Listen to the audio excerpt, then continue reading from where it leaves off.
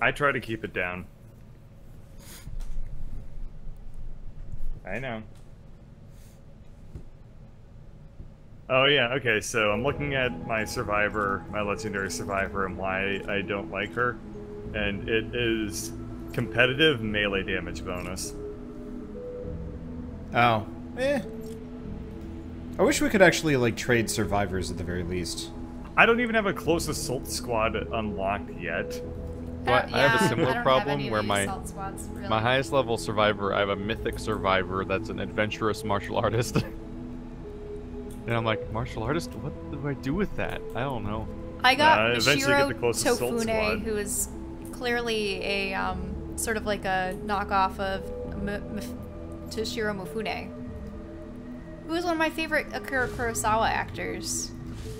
In the bio for the Survivor, they even have a little spiel about how no one thought that he would be a good actor because he was just too gruff and not handsome enough for the role. But he played the sort of like boisterous samurai very well. He was in The Seven Samurai as oh, which one's our favorite, Carl? Remember Are we how? ready to record? Yeah, I'm ready to go whenever. I've started streaming.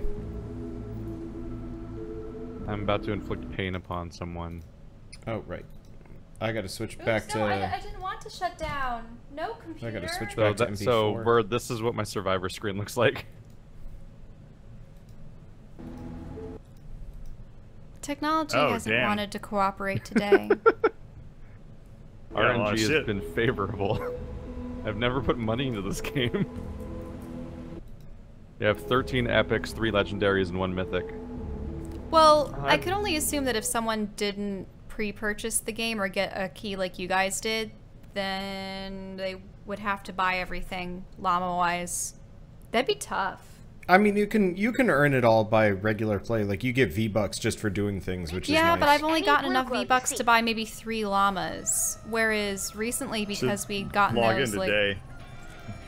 Yeah, you'll see 1 billion llamas when you next log in, and also. Oh, well, I logged in. she already when- got that. I Yeah, already got yeah. the 14 llama, like, deluge. I let her know. But also, if you're filling in your collection book stuff, you'll also get tons of llamas through that too. Yep, And yep, then all I've the been daily working on quests that. and stuff like that. Not daily quests, though. I don't do those. Are we ready to start then, everyone? Yep, I'm good to go. Bird? I'm starting. Yep. 3, 2, 1, go. Okay. Alright, so before this podcast we were discussing noise gating solutions.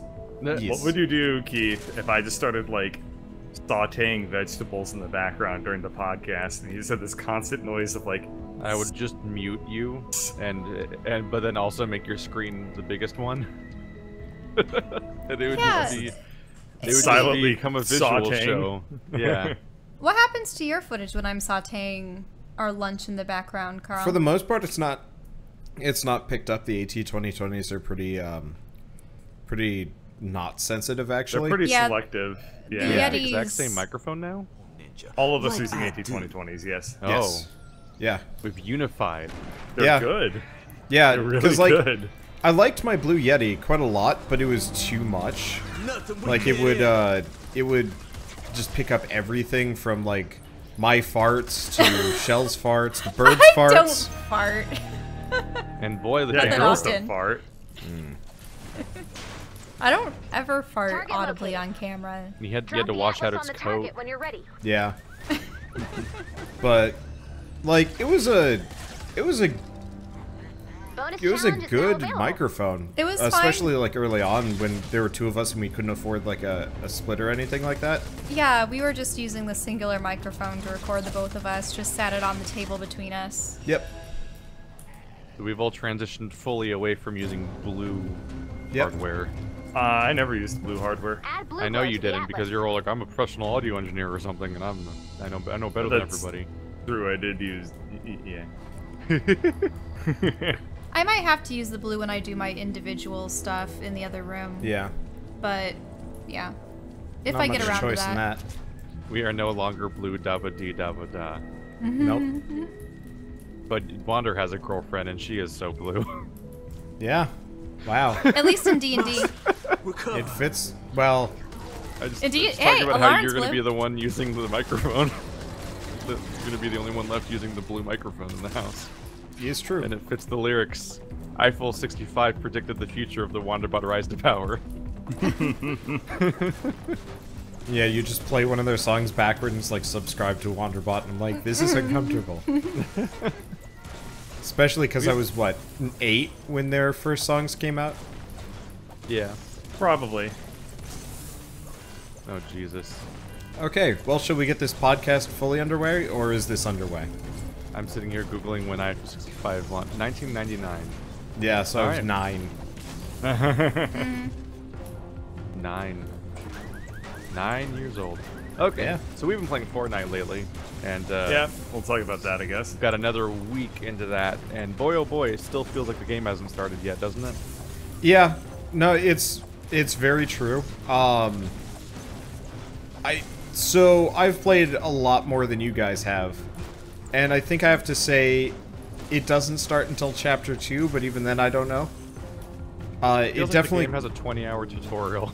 Yeah, it definitely does. It's kind of one of those where it's like slowly introducing you to mission types, and honestly, like they really could pace it better, because like a lot of them are just like a lot of the quests that you have to go through are just like go and how to describe it? I guess They it's get you like super heavily because they'll literally be like, you cannot continue forward with the story until you complete this next mission that we've decided on specifically, and this next mission is loot 1 chest somewhere. I'm like, I've Yeah. 10 chests already, but it only counts now. And I'm like, okay, I'll do an entire mission just to see if I find 1 chest. And it's like, why am I doing this? Like, why are these the missions? You can't progress until you loot chests, but they won't check if you've done it before, which is rough. For me, it's just the game's called Fortnite, which means, of course, implies that the game's about, you know, building forts. And Yeah. so far, we haven't played a single mission really where it was really necessary to do more than build a wall yeah. and then just shoot everybody. Yeah. So the mission where you really need to build walls and traps and stuff are maybe the storm shield defenses, because I've done a couple of those and they get a little bit hectic if you're not prepared for them. Like I ran out of ammo on one, and I'm like, well, I guess I gotta rely on traps, and oh boy, I don't have any. Also, we've So been that 4-man became- squatting a lot of things, so Yeah, it you probably definitely makes need more it traps easier. if you're Point of the alone. game, though. Right. Yeah. Like if you play the game solo, the game will automatically try to force you into 4-man squads with random people. Yeah. That's supposed to be the way it's played. For me, just the moment I learned about storm shield defenses, where you have a persistent base, I've just started refusing to place traps anywhere besides those missions because I know they disappear the moment the mission's over and you're throwing away your resources. Whereas Right, at I least haven't if placed put a it trap down just in a single play session outside of the fort ones. the tutorial and stuff like that. I've actually been placing a lot of traps because as you progress through the game, you pick up tons of like random miscellaneous garbage traps that aren't any good, but also like tons of kind of B-list materials. I've just been recycling all those. Well, so here's the problem. I have so many planks of wood that I actively need to make traps, or I have to just throw away the planks of wood. Because this game does kind of that frustrating thing where you've got that like inventory limit, you have no place to like store stuff. So I've got 500 planks of wood in my inventory, and I don't quite want to get rid of them because I might need them. But they count against my inventory limit, so I'm like at 80 out of 100. You gotta scramble for all those inventory upgrades you can find like inside of your Yeah. character sheet and stuff like that. And apparently your storm shield has inventory, but I haven't really found It does. where that is. Yeah, or how it works. when you talk to the saved my console, you life. get like Thanks. you get an inventory, but it only has 5 slots in it, so it's not exactly reliable for And- storage either. Yeah, well, you can increase that as you go a little bit, I think. But even then, like, the idea then is you have to slowly load into a mission for just to store something in your storm shield, then load back out of it, which seems a bit much. Yeah, In general, like, there's like it feels like a 5-minute delay between me thinking I'm going to play Fortnite and then me playing Fortnite because of because there's always so much management too. Yeah. There's not even just the management, but like loading the Epic launcher, which takes a weirdly long time to load up and log in. Then Or I've it had screams launch that you on the need a game. disc. I've had no such issues with that. It's pretty much like instant transference straight into the game. For me, when I launch Epic, it takes forever. Then I try launching Fortnite, and it very, very slowly loads and says it's logging me in. But then I hit the go button on the title screen, and then it says it's logging me in again, apparently, which also takes a long time.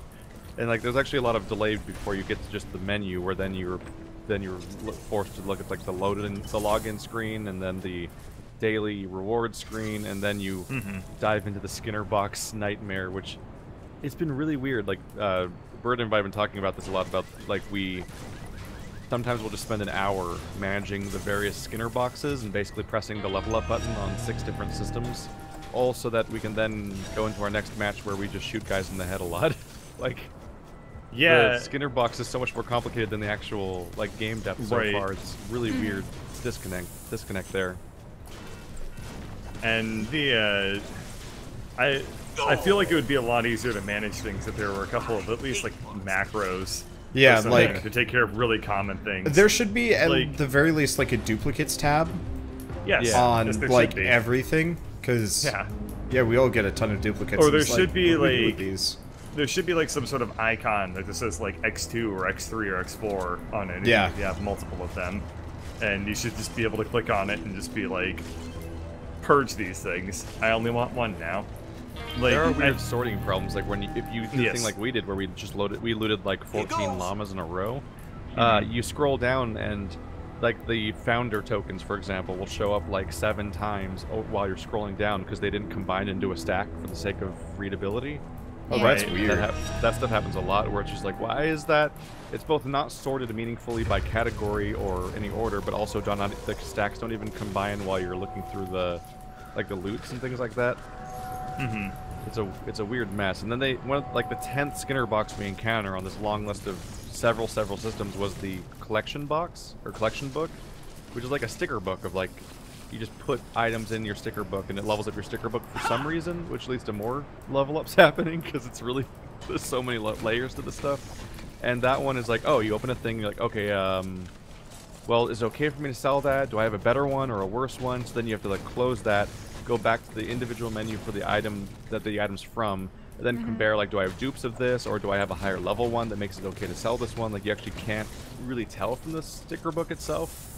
And so there's a lot of like unnecessary back and forth, and for what amounts to being like the 10th layer of Skinner boxing that happens in the launcher. And I'm like, why is this so convoluted? It's such a level of convolution for what amounts to like how high your health and shields meters are going to be.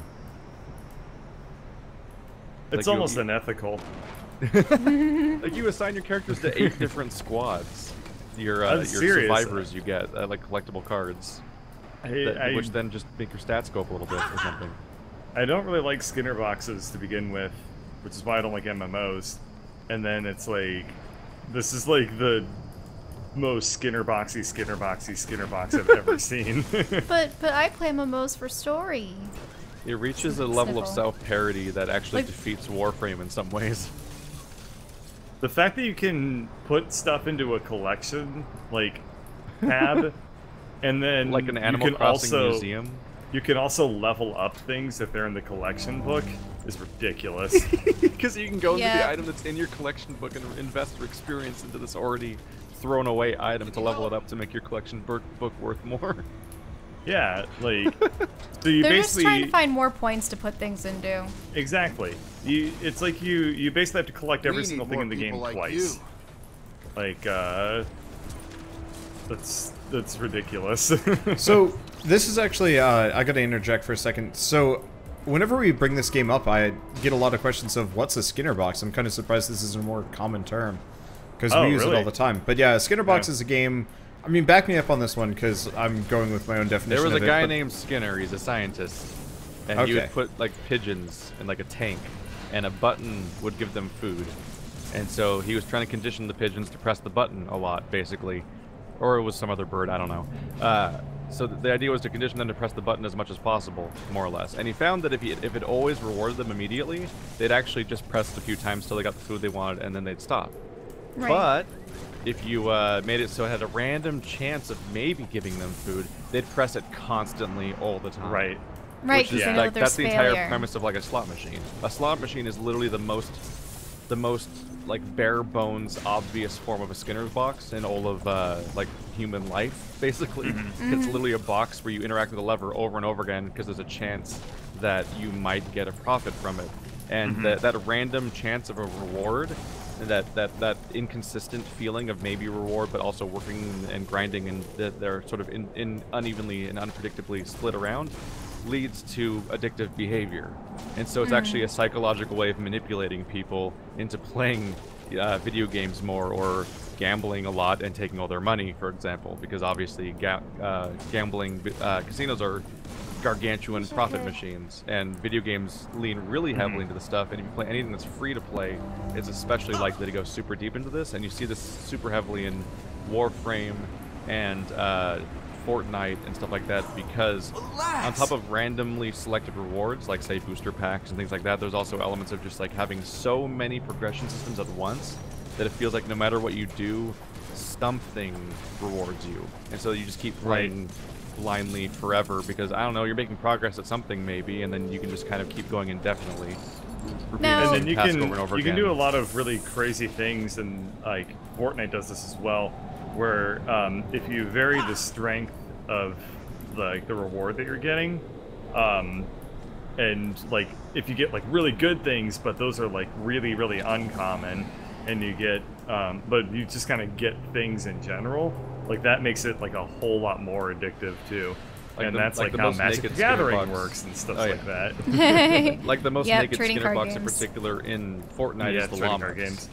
Yep. Yeah, Because you hit a llama and you don't know what's going to be in it, but sometimes you hit a llama and it turns silver, and sometimes it turns gold, which has already happened twice for me. Yep, I've had that. And then I got all the super loot, and now Wander wants the super loot, so he's playing even more, even right now during the podcast. It's true.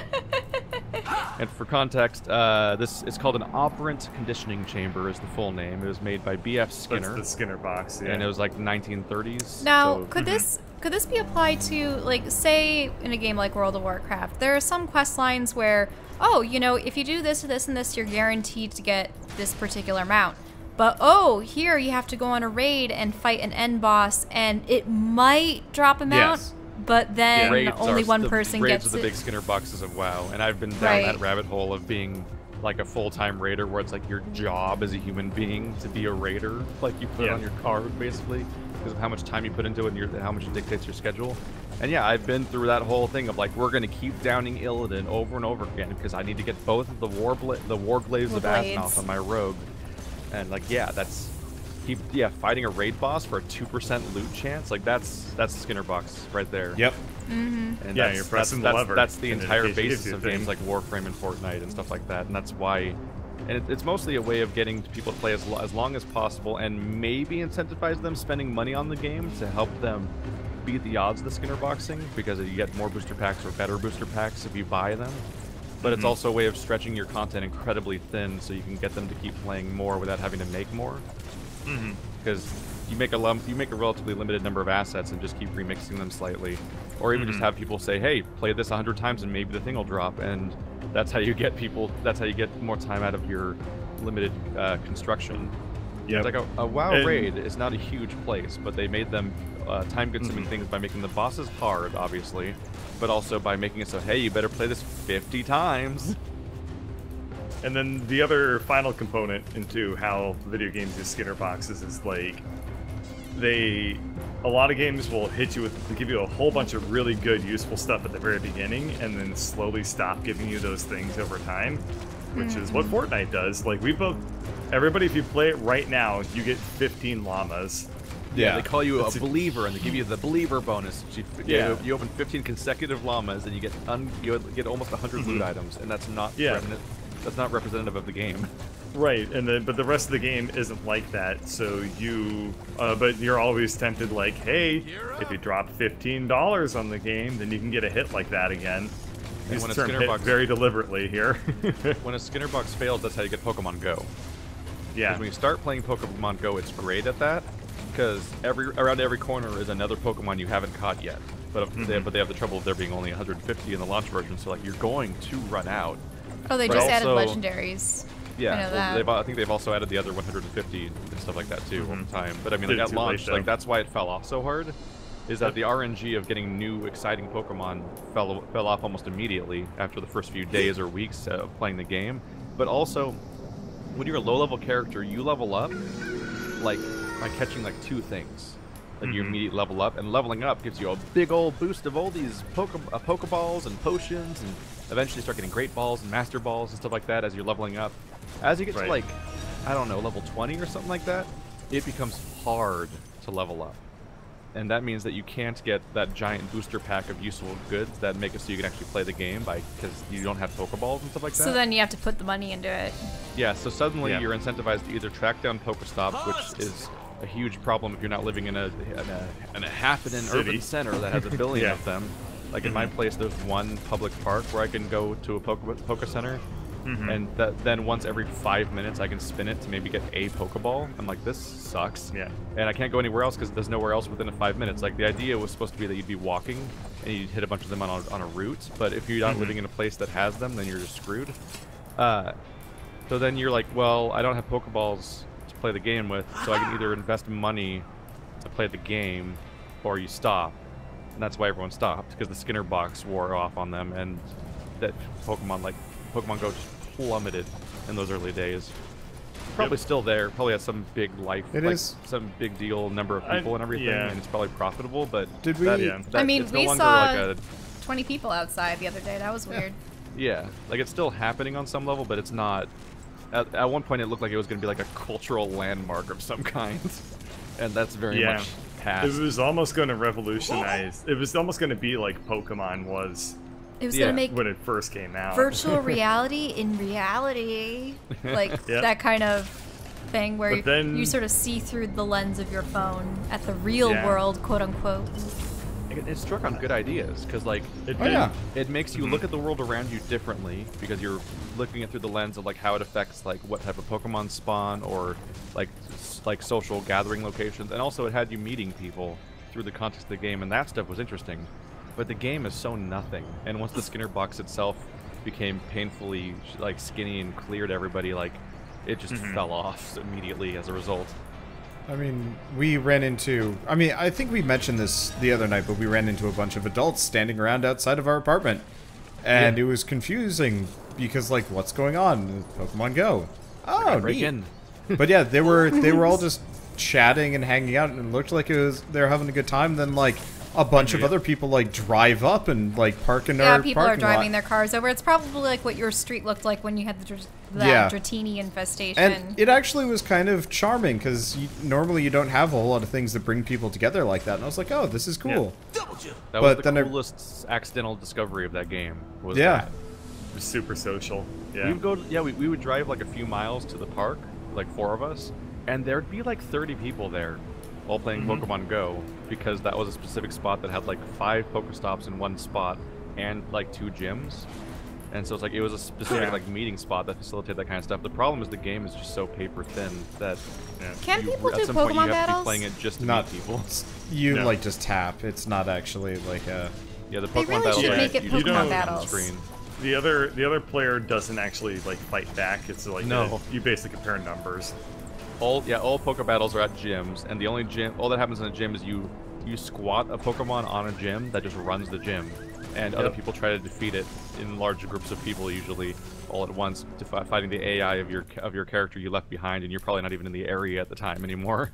Yeah, it's as asynchronous as it could get. I do remember. It would have been cool if it worked like the real game. Yeah.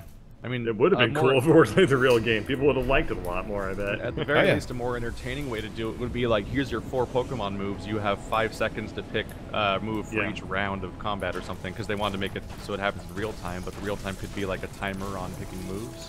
As opposed to tap, tap, tap, tap, tap, tap, tap, tap, tap, you have 1 move. You have 1 move for tapping, 1 move where you hold it for a second, and your tougher, like, solar beam style thing comes out for whatever character you have.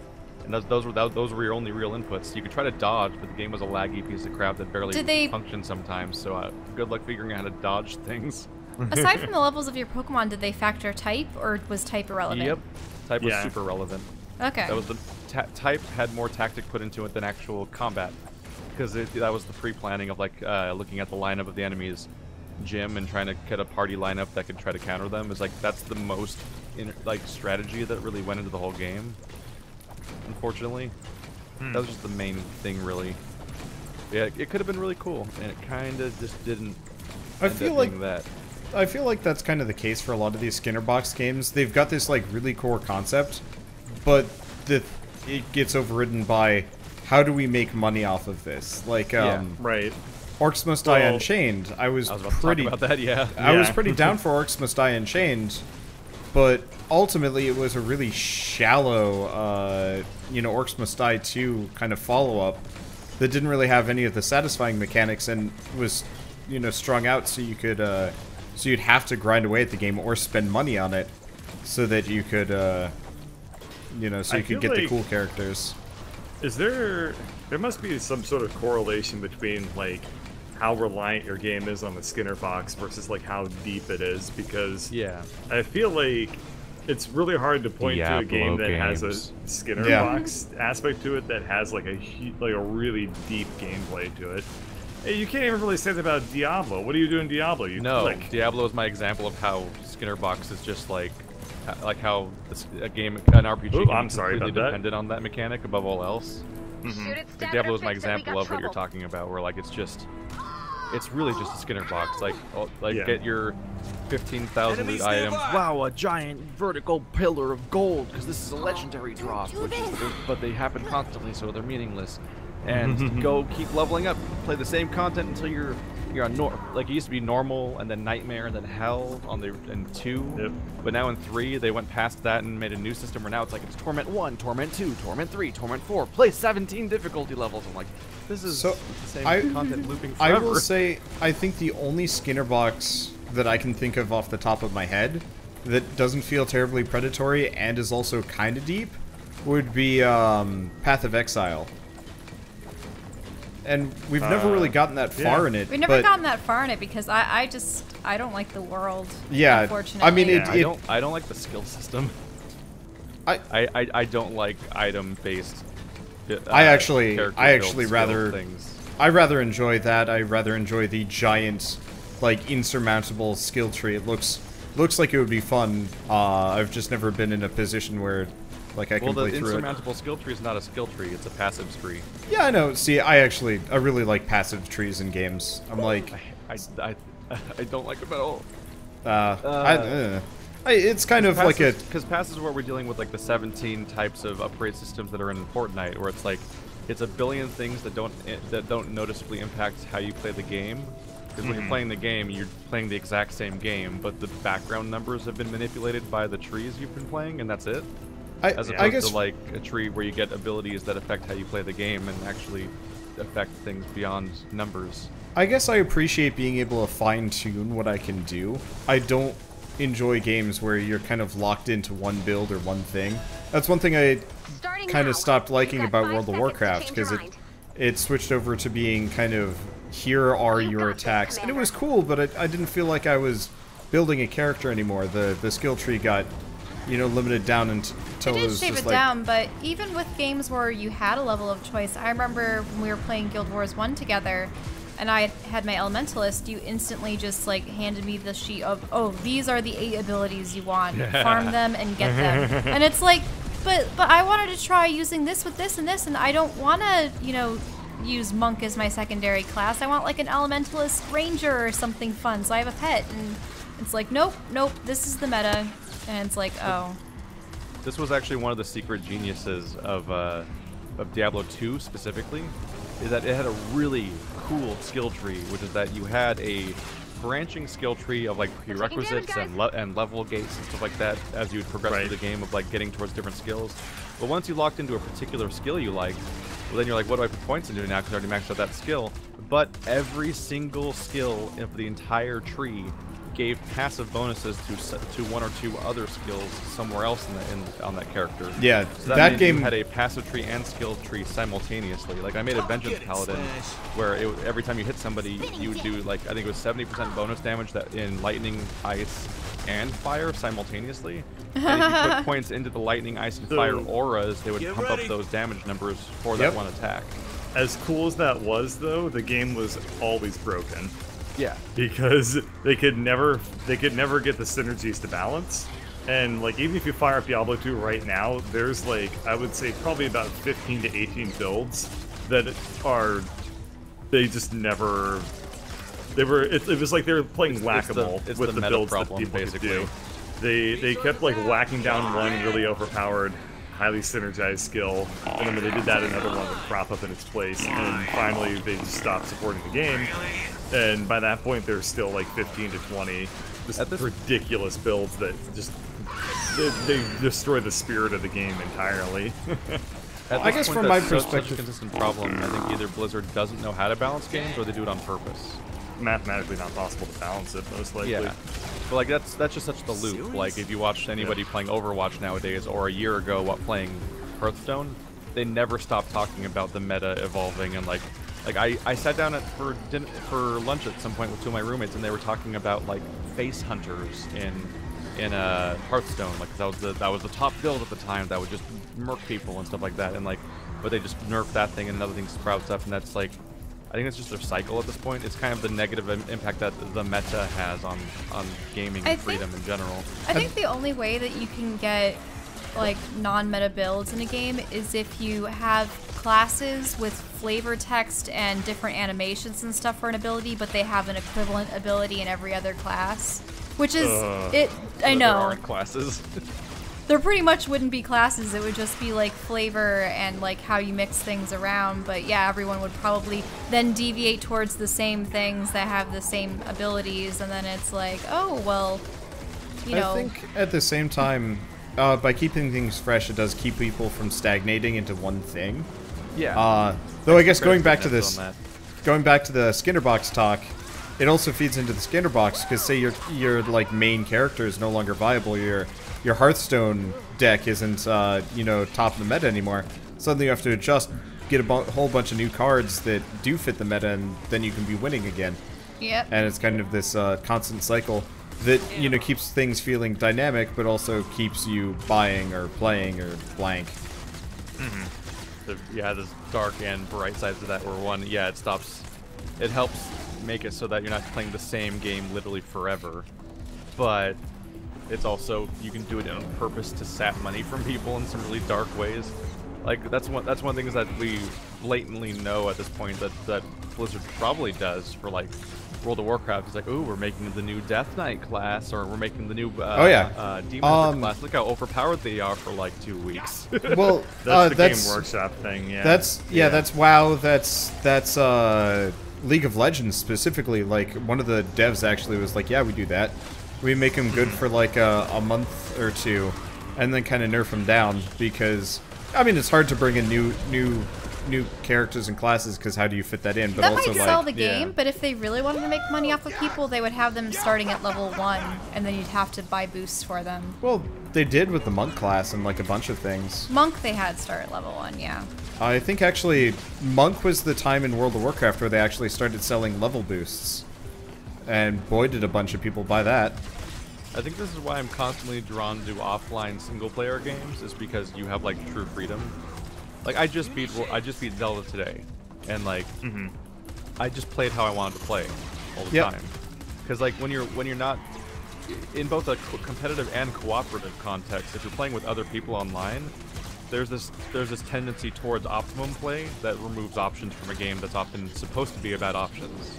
And it's like it could become a less positive experience. Like people play Dark Souls so many ways, but people like a game like Hearthstone. If you're trying to win, like there's such a specific list of optimum plays for like a Hearthstone or a StarCraft that like at some point people have names for all of those specific strategies because they're so familiar. Yeah, that's unfortunate. Well, I bet it doesn't help that with the internet and like live media and stuff, you get a lot of people that are actively like touting builds and stuff as opposed to they have whole sites dedicated for like spell builds and whatnot. Yeah, and I mean it's just the accessibility of the internet. I've been playing Albion Online for better or worse, and the game has kind of an equipment-based skill system. Not exactly like Path of Exile, but So, like, if you have, like, a pair of metal boots on, they give you, like, certain movement skills. And armor, you know, a helmet gives you energy regeneration and healing, a couple other things. And so I've been, like, actively trying to figure out what I want to do in the game. Because there's so many options available to me. And I actually noticed somebody, specifically left a comment on, like, one of the first videos being like, okay, so you want to do this, this, and this. And then 10 episodes later, his answer has changed so drastically, and he's like, why are you using my old build? You should have moved on to the new meta. And I'm like, this game's been out for 2 weeks. The new meta? Yeah, they haven't even patched it. It's just people have discovered this works better. And I'm like, just tootling around being like, do I want to use bows, or do I want to use axes? Do I even like this game? I don't know. Do you know what another thing is, too? Oh. Sorry. I've been down the dark side of that too, because I was a rogue class leader for a WoW raiding guild, so I was the one crushing people's dreams and being like, no, this is the attack rotation you use, and these are the gears you use, and you need to use damage over time because it's actually better than the big number damage that catches your eyes. Yeah. You need dots. That was the contradiction of rogues, was like, oh, by the way, all the bleeds and poisons are actually where the DPS comes from. It's all, at least during Burning Crusade raiding, it was all about using. I think it's still that way. Garrotes, ruptures, deadly poison, and slice and dice. Because making your character attack faster was better than doing finishers that actually did damage and stuff like that. And I'm glad I never arrived at a point where I have like skills from old video games memorized. It's so not drop the worth name it. of them. World of Warcraft taught me so many words and how to pronounce them about ruining people's bodies. Yes. like I learned garrote and eviscerate and stuff like that. Like, me and my friends all used to call it Evis Crate because we had never seen it before. We were like innocent children that didn't know about ripping people apart. Oh, eviscerate. But now I know that thanks to Blizzard. I learned garrote from watching an old documentary on the druids of like the old Celtic traditions and the peat mummies. They do a lot of garroting. Yeah. And then they, you know, throw them in tar pits, and then the tar pit mummies get found later on, and they have, like, clear evidence that they were garroted. Yeah. So, before we move away from the Skinner box topic too much, I would like to say, like, as... I think I said this when we were first starting Fortnite, but, like, as a kid who is not allowed to buy games, for the most part, because I already had enough, Skinner boxes were kind of my jam, because... Yeah, of course. Yeah. I actually had something to do. Like... You would be so psyched if you as a kid was growing up now when those games that are Skinner boxes are also free now. Yeah, exactly. Yeah, man. You could just give a kid a clicker game and just be like, I'll see you in 8 years. There's a whole generation of kids now that exclusively play free games that are Skinner boxes, and then they watch Let's Plays to see other games, basically. Yeah. Yeah. Because they just don't have money. Because no one has money, because the world's fucked. Yay! I spent, like, I want to say 3-4 years playing RuneScape just because... I simply, like, between my parents and, like, what money I had, because I wasn't old enough to, like, hold a job, and I had bought Tales of Symphonia, I think when I was in, like, 6th grade or something like that, and it wasn't until 8th grade that my mother sat down and was like, okay, you can finally buy a new game, and I'm like, thank God. You know, just been playing the same stuff for years. I'm, like, over-dramatizing it. It wasn't that bad, but, like... For me, like, right now, I churn through games, like, 4 games a week or something like that, which, I mean, admittedly, I'm kind of an outlier because I do this for a living. Yeah. But, like, when it comes... to tiny indie games. Yeah, when it comes down to it, like, as a kid, I just didn't have that luxury, so it was either go play an old game that I've already beaten or have no interest in beating, or play a Skinner box that actually provides... endless content, even if it's kind of slow and ultimately mindless. It was a nice escape from replaying something that I had no interest in again. What you needed was a younger brother that's a huge pain in the ass whenever he's not entertained. I had a younger brother. I had a younger brother that was perfectly happy replaying those games forever. It made it worse. It made it so much worse. I love my brother, but, like, it was impossible for me to get new games. Because he just play the old ones, and I'd be like, no, my brother and I we had a bad tendency to just start games from scratch over and over again, just for some reason we just didn't like load ever, and like by default the best game ever was Symphony of the Night.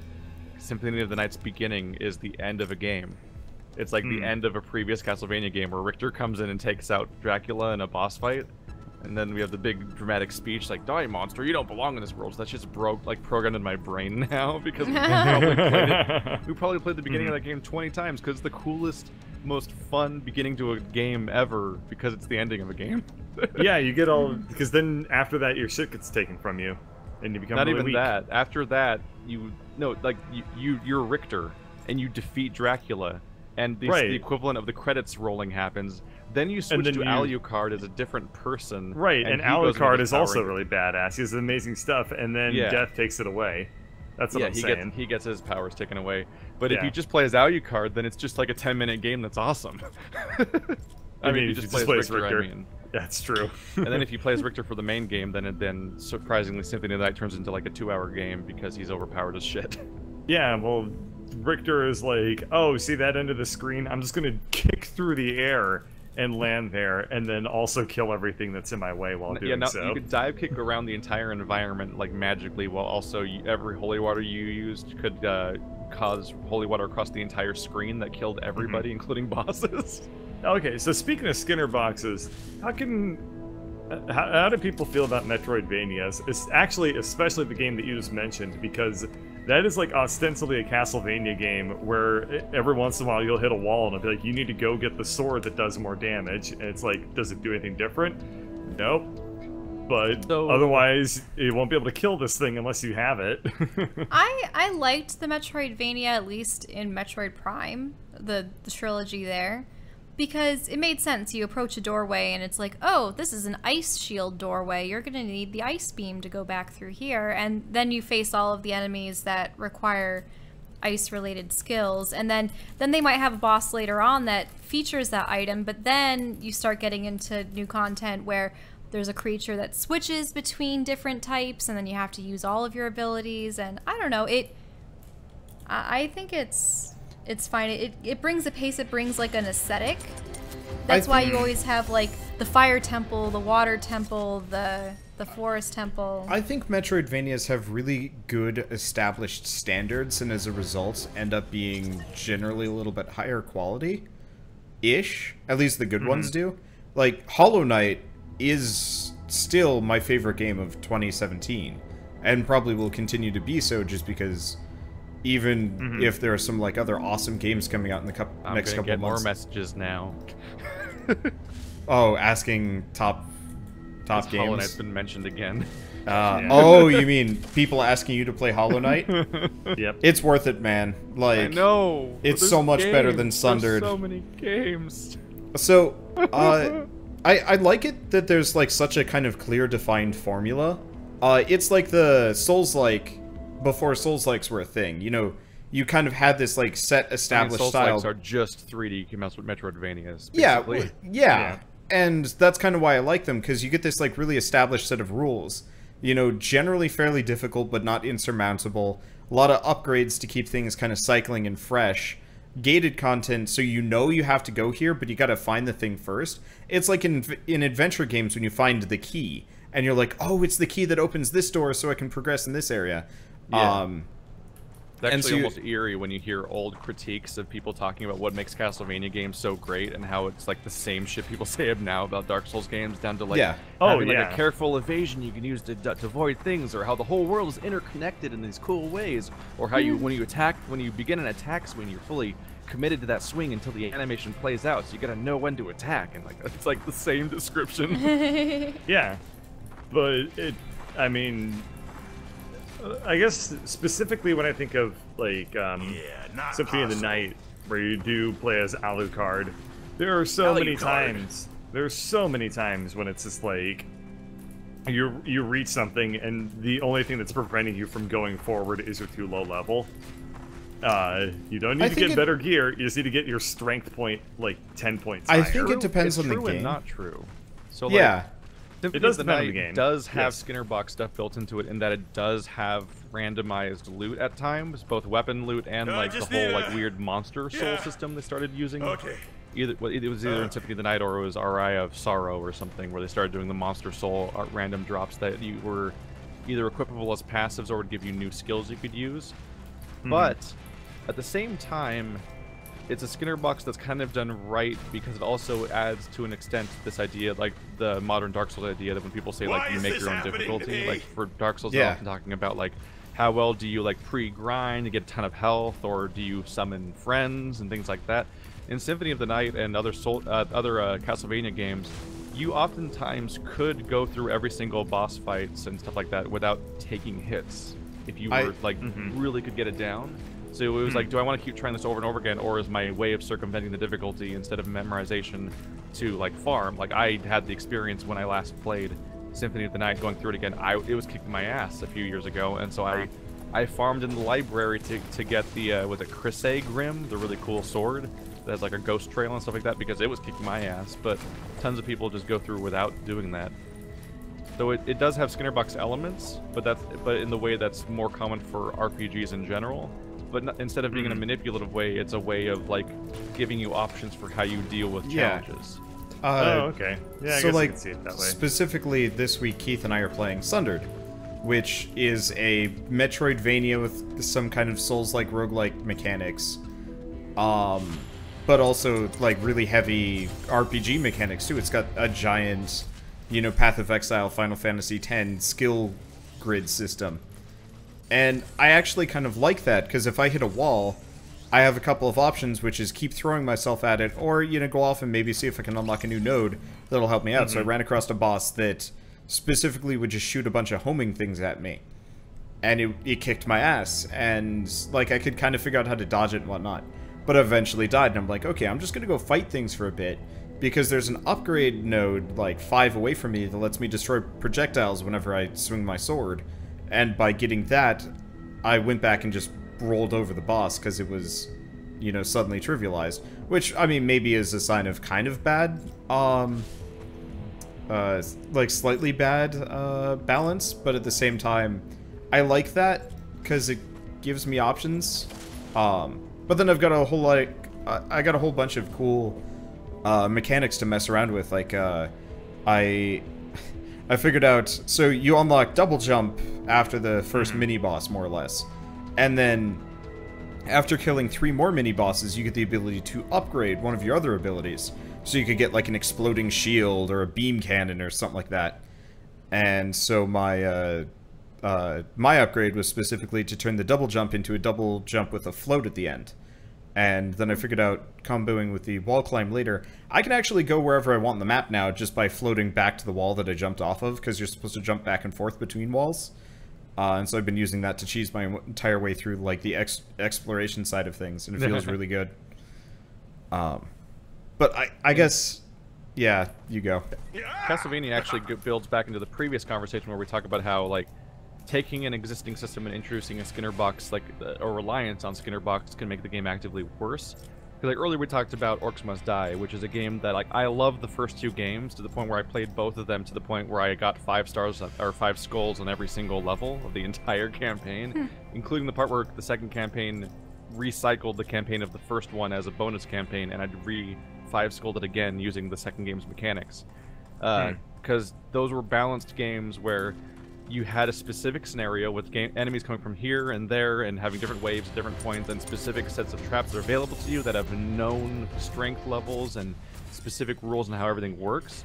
And so it was like a puzzle to solve, and that was a cool gameplay thing to figure out. But we played Orcs Must Die Unchained, and it was a Skinner box, so everything can get powerful over time, so everything sucks at the beginning, and if you don't beat something, it might be because you just need to grind for hundreds of hours, as opposed to thinking of a better solution to the problem. And, like, a similar dilution happened with Castlevania, because Castlevania Symphony of the Night was the first Metroidvania that they made in the Castlevania series. Before then, they were literally, like, go left to right and fight stuff. And at most, I think Castlevania 3 had branching storylines, but like, where you could take different paths like it's a Metal Slug game, but it wasn't a single map. Branching. So Symphony of the Night was the first Metroidvania, and they made like 20 Castlevania Metroidvanias or something ridiculous like that, if you take into account all of the freaking, like, DS games and Game Boy Advance games and stuff. But then in 2010, around the time that they were killing Castlevania and making it a 3D action God of War game with Shadows of whatever it's called, in 2010 they made Castlevania Harmony of Despair.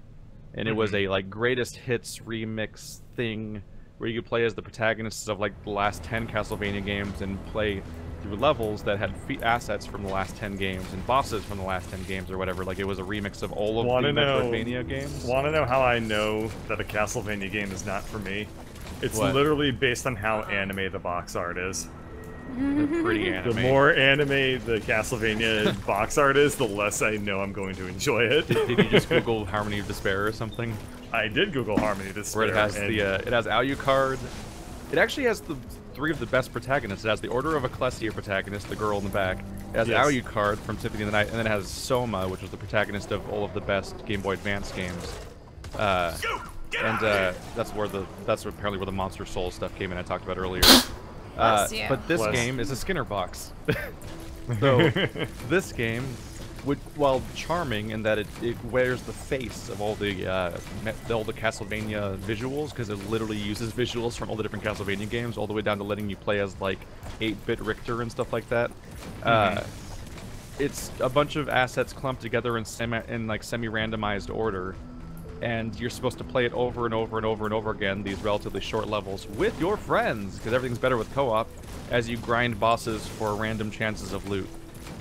And the exact same experiences that happened with Fortnite with us happened with me when I was playing it with my friends 7 years ago, which is that, like, I didn't even understand the loot tables yet, and I came in for one round and I got a super great sword that nobody else had been able to get yet, that they were actively farming for, and everyone's all jealous of my sword, so now they're gonna go play that same level 10 more times, and, like, that was the Skinner Bucks. And, like, it is a fun game, but it is such, like, not the reason why people care about Castlevania, and it doesn't have the legs, because, like, it doesn't even have, like, each level you beat in, like, 20 minutes or something like that, and there was, like, a total of, like, 5 of them at launch, and I think they added 3 more via DLC over time, so it's, like, at most, it's, like, in the ballpark of, like, 4 hours of content that they expect you to play for, like, dozens or hundreds of hours, and that's the horrifying reality of Skinner Box. Like, if Orcs Must Die Unchained was just a campaign I could play through, I probably would have played through it twice already and tried to get 5 skulls and everything. But I can't I would have play been through down. it because I have to grind to unlock the right to play these watered-down ass levels that aren't really that good to begin with. Yeah. And this is why Skinner keep Box doing sucks. it over and over and over again. It sucks. My other grump with Unchained specifically, I don't know They if never I said fucking this. paid us. Yeah, well, there's that. I should send them that angry email. Yeah. Yeah, we were Wander was picked up to do sponsored content for Unchained, and they never paid him. Yeah, they're like, Oh, okay, boy. give us your address so we can send you the check, and I had. And then they're like, okay, cool. We need you to promote this on Twitter some more. And I was like, I'll put up some vapid tweets, I guess, but, like, I don't have a Twitter audience. Vapid tweets. Dude. You didn't say vapid. No, I didn't. Like, I was trying to, like, be campy. Like, do you guys ever watch, like, YouTubers sponsored content? For any It's reason? painful. Yeah, it's awful. You mean when JonTron lost his soul? Yeah, well, that. I mean, we had our Like, short half his stint with content Loot Crate became for a commercials. while. Yeah, I was looking at his channel. He hasn't put out a video in, like, months. No. But, like... That's okay. I Been over like to 7 watch Funhouse, but they've been doing more sponsored content lately. I mean, they've always kind of done sponsored content, but, like, it Yeah. feels, like, extra prevalent now. I don't know exactly if half their stuff is sponsored, but it's just, like, I don't know. It's hard to watch, like, a YouTuber do sponsored content, because it's just, like, the flavor changes. You suddenly go from, like, restaurant quality ramen to, like, It also depends instant. on where in the video it is, too. Because I've seen some people where they have it as, like, a tail thing at the very end, and that's not too intrusive. Well, yeah. But when it's, like, at the very beginning or midway through, or they just happen to be drinking a Monster, and they're like, oh, look, I'm having Monster.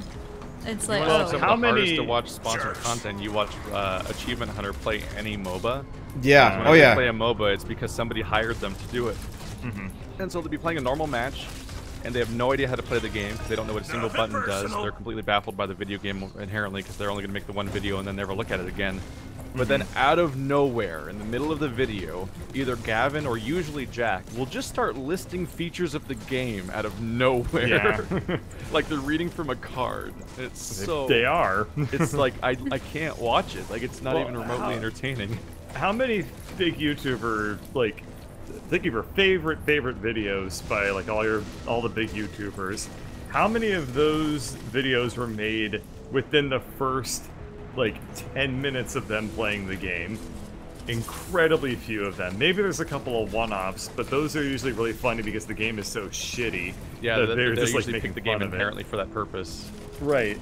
But if it's a good game, invariably the gold is going to come like a little bit later in the series when they're more comfortable with it. Like one of my favorite videos ever was my Let's Try with Andrew of The Secret of the Magic Crystals. Yeah, well that game sucks. But we knew what we were doing there. like why we picked that. Yeah, but like every other, like one of my favorite videos is usually from like episode, not 1, that's for sure. So they're like put in this situation where they have to, they have to like reach that gold because that's what they're getting paid to do. Be funny, just do it, just be funny. It's like that level of like, yeah, this is gonna be great within like in a tutorial for a video game, and it's it's not possible, and then they force it, and it's really painful. It's impossible to watch, in my opinion. Like the Game Grumps, what is this? Could have never happened in part 1 of Sonic 06. Yep. No. It had to be a slow devolution over the course of a campaign of like, I can't. Admittedly, we like depth here. We like stumbled upon Slow Force within, I want to say like couple seconds. That was magic. We had owned the game for like a year before we did that, though. But yeah, it's strange. That was like just an inherently strange bug, though. Yeah, it was such a good one. Oh my god. Okay, so I want to talk. Can I talk about Sundered seeing as bugs? Yeah. Okay, sure. For it. So I've been playing Sundered, and it's a new game, and it's kind of buggy. So specifically, it gives you the cannon. Have you found the cannon yet, Keith, or no? I've only beaten the first mid-boss. Okay, so you get a cannon later on. I played it for 2 hours, days before it came out, and not yet since, because it hasn't been necessary for the schedule. Understandable. So have you played 20 hours yet already? I just assume. I put in 9. Holy shit. I streamed it for... So, because I stream content, it was one of those where it's like, I kind of have to stream this. Yeah. Well, I have to stream like a bunch of this, otherwise nobody's going to want to watch it. So, the night before it came out, and then the night after, I specifically just streamed a ton of it. And, I mean, it's fun. But, so I got the cannon, and it, like, kind of, whenever you get an ability, the character, like, you lose control of them for a second, and they run off to, like, show you how a thing is done. So, I've got this cannon now, and it has the character run over and open a switch by firing the cannon into it. And it's like, okay, cool. So that's how it works. The thing is, while you're doing this, like, little tutorial bit, it actually kind of unloads assets so no enemies can spawn to bother you. And, like, nothing can, quote-unquote, happen while this is going on. So, apparently, it bugged out, so it actually, nothing ever loaded past that point. Including the rest of the level, any enemies, or, anything. So, like, I destroyed a crate, and all of the shards, the money in the game, went flying upwards at high speeds, and I'm like, this is concerning, and I, like, go destroy some more things, and it just continues to break harder. Up until I kind of leave the general area, at which point I'm just met with a black void. This is actually on my Twitter right now. Here, I'm gonna go get this screenshot so I can at least throw it in the podcast chat, and it can show into the podcast for this. But effectively, what ended up happening is I just leaped off and just to see what was out there, and you fall forever. And at first it's like this black void, and then it's green void. And then I found out you could do some, like, crazy stuff, but, like, trying to roll and move and stuff like that. Mm-hmm. I'm just gonna toss a ton in so you guys can see this journey. Apparently it's not in order because Discord is kind of weird and garbage. But, like... What the hell? That's Wander in a green void, apparently. Yeah, it's me in a green void, but if I'd fire the cannon, I'd, like, fling off into the sunset and all sorts of weird shit like that. Yeah, it was super satisfying. This, it really is just the interface of Sundered and then just a dark green screen. With his character standing in it or falling in it. Yeah, falling perpetually. But it was kind of fun to watch and interact with and stuff. So I tweeted to the developers, and I'm like, help. you know, what do, and they're like, I blame Large Crate. I like it when developers actually respond. Like, on what Twitter, did you it's satisfying. Wait, was Yeah. it a large crate? Yeah, so Large Crate was the thing. There's a dead HP bar at the top, and Large Crate is the Was the object that Yeah. perpetually on the top of the screen is like the last defeated enemy. yeah. And I don't know, that was really charming. And the that world. That was really charming. I liked that. I think it bugged out had- about something else the other day, but I don't remember. I had a pretty similar experience recently because I was wrapping up Morrowind, and I beat the Blood Moon expansion, and you get the Ring of Herstein, which if you put it on, turns you into a werewolf just whenever you want, basically. Huh. And you'll stay as a werewolf for the next 6 hours, at which point you will wake up naked somewhere. I did it when I was doing a dungeon dive where my goal was to go get an item and that was it, and so I knew that no one was going to be down there that would freak out about seeing me as a werewolf. Other logistic questions arise about how like a cat person turns into a werewolf in the first place, but Oh, you're playing Kaji? Okay. My character has maxed out strength, maxed out speed, maxed out agility, and like 100, 100, 100 all the way across the board. And the werewolf, I think, just increases your stats even more. And so when I turned into werewolf mode, I was moving impossibly fast. Like agonizingly, unplayably fast. And if I started jumping around in these caverns, it looked like those videos you would see of people like skating, like those speed runs of Half-Life 1 where it looks like they're like skiing, Yeah. like it's tribes. I could do that in Morrowind at that point. But the game's not ready for it, so if you collide with the ceiling in certain locations, there isn't really hitboxes set up, so you'll just leave the level. Yeah, Yeah, So, for whatever reason, they did Yeah. not test being able to move at max speed in Morrowind or Well, they also- in Oblivion. Yeah, So they I didn't fell get their out of the hitboxes environments. right at all. I So would the fall out of the environments and landed on the water level. And I'm just doing this adorable dog paddle outside the level in the infinite void of water, trying to swim back into the inbounds to try to find a way into the environment again. Do you remember that, dog like... paddle for your dumb werewolf form? It's great. You remember the starting town? If you go, like, I want to say a little bit to the southeast, there's like along the coast or something like that, there's almost immediately like a cave with bandits in it. And I think that's like where I got a greatsword, maybe? It's been years, so I only have like half the memories for this. But I remember walking into that cave and immediately slipping through the ground and descending into waterland. And having to start over because I hadn't saved yet. Because I just started the game. That was my intro to Morrowind. Oh no. It was Nice. It was great, but it was also painful-ish. I think one of my favorite Oblivion cheats/glitches was I got really good at jumping with the character way before I actually did any arena stuff with the character. This is like my 5th or 6th character. So my character was really good at jumping. I entered the arena for the first time on them, which is something you're supposed to do at like level 1. It's a good way to like teach yourself how to play the game, basically.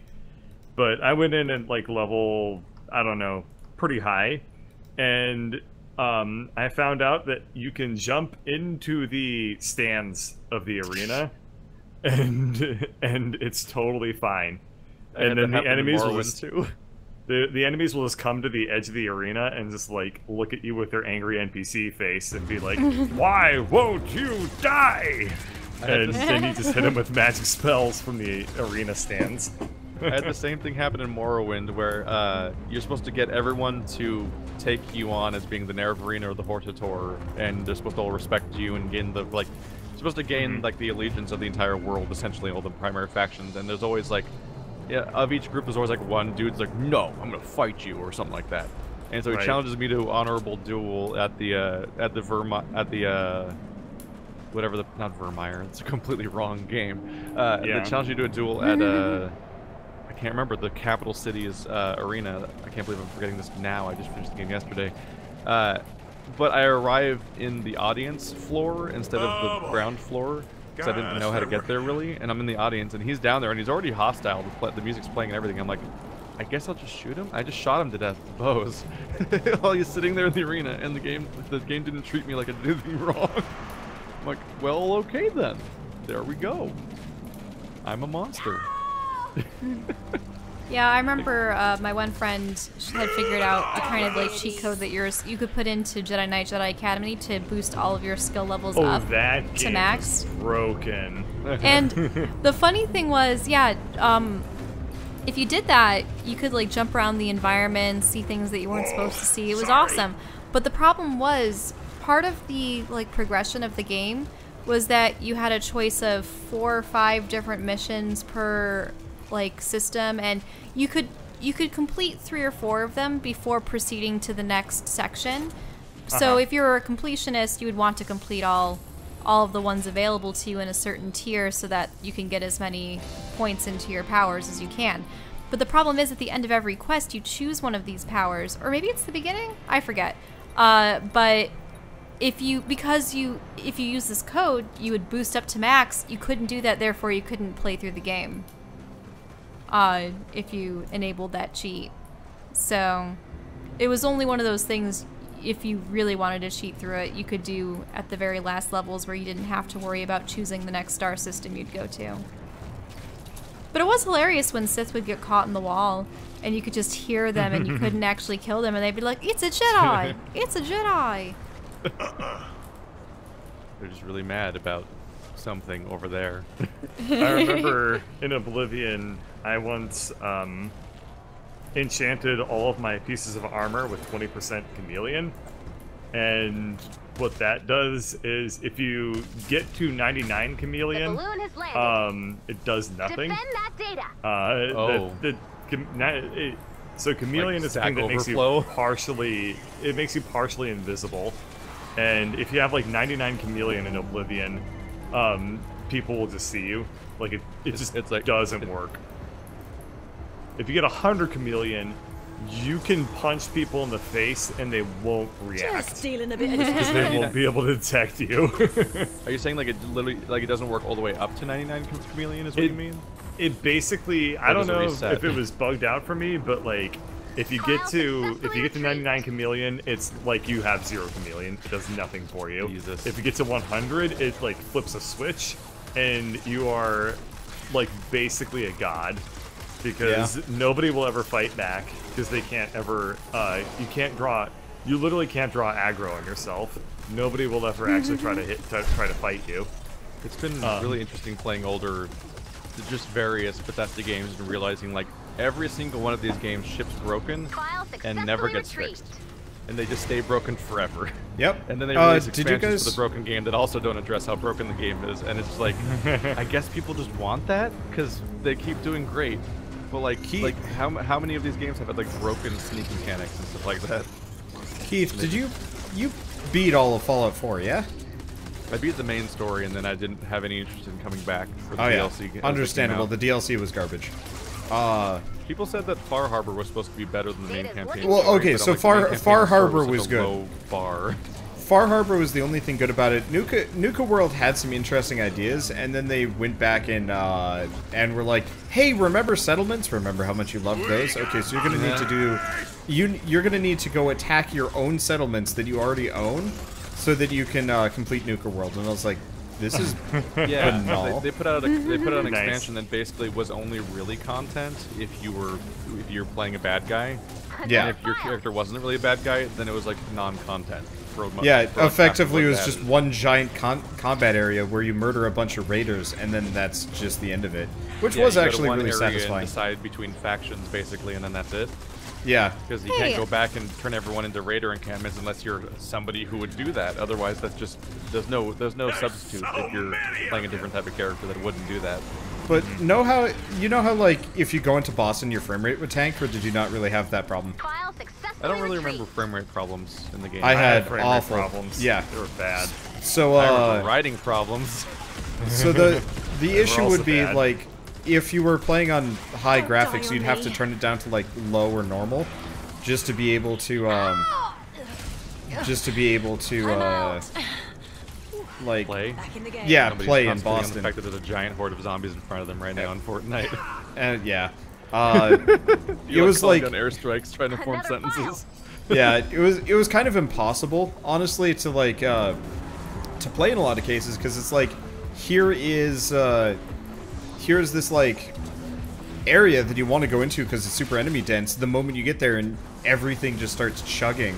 Like I was trying to do a live stream one day, and people are like, "Go to Boston." I'm like, okay. I get to Boston and the game goes down to 5 FPS, and I'm like, this is what happens when I haven't tested my mods in Boston yet. Because, like, I had one that changed everything into this really nice winter wonderland, which was really cool. But there was no, like, there's no patches, there's no addressing just how awful. Yes? So, did you mention something about how you had to fight your own bases, the ones that you had spent time building? Yeah, so the DLC Nuka World was the last DLC. Okay. For it was the last DLC for Fallout 4, and the point is, like, you know, there have been these raider factions this entire game, and so the base part of the game, the entire point of it is you're supposed to be, you know, building the Commonwealth back up and, like, building towns and kind of making the place livable again. Nuka World is like, hey, you know all those raiders? Well, you can be their boss now. And so the prequel to me playing Nuka World was my pseudo challenge called King of the Wasteland, where I decided to take every single settlement and build it up. And, like, I will admit I kind of gave up because it was such a tall task that I only really built up the important ones.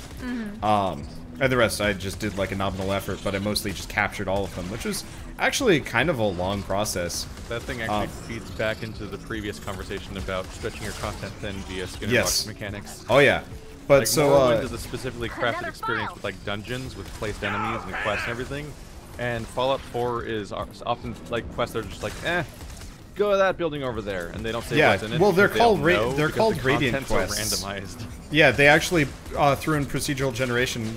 And, like, we're hyping it up as Radiant quests and, like, which is why endless Fallout content. 4 was so boring. Yeah, it was. Every building was like, will this one have machines, or will it have zombies, or will it have raiders in it? Who knows? Yeah, but the whole, like, Well, build-up for my thing? question... Well, I understand. So you had to face your own bases, Well, right? yeah. So, to progress in Nuka World, you actually have to go attack several settlements and destroy them, and replace them with raiders, who then attack your other settlements. Which is infuriating if you already own all of them. There's no, like, oh, you mean you already own these places, like, we probably should, like, force you to go after your own base. Yeah. No, it's just like, go wipe them off the map, or you can't progress Nuka World and all. And it's like, you mean nobody thought that somebody would have every single settlement already? Like, that somehow did not cross somebody's mind at Bethesda. It probably did, yeah. It came and they up just and their didn't give a decision shit. was, oh well. Fuck it. Yeah. Well, if you that decide to speaks to turn a Raider, larger- then you're terrible, right? Well, in any case, though... That speaks to a larger writing problem that all of Fallout 4 has, which is, as you progress through the story, it asks you to take charge of an entire faction at some point, be it the Watchmen, the Railroad, Minutemen, the not the Brotherhood Watchmen. of Steel, yeah, Minutemen, or the I don't know, the underground scientist people, and in this case now Institute, Nuka World. So they give you like 5 different factions, but guess what? If you become their leader, you secretly become their lackey, because you can't actually lead them in any meaningful way. All you can do is exactly do the thing they tell you to do.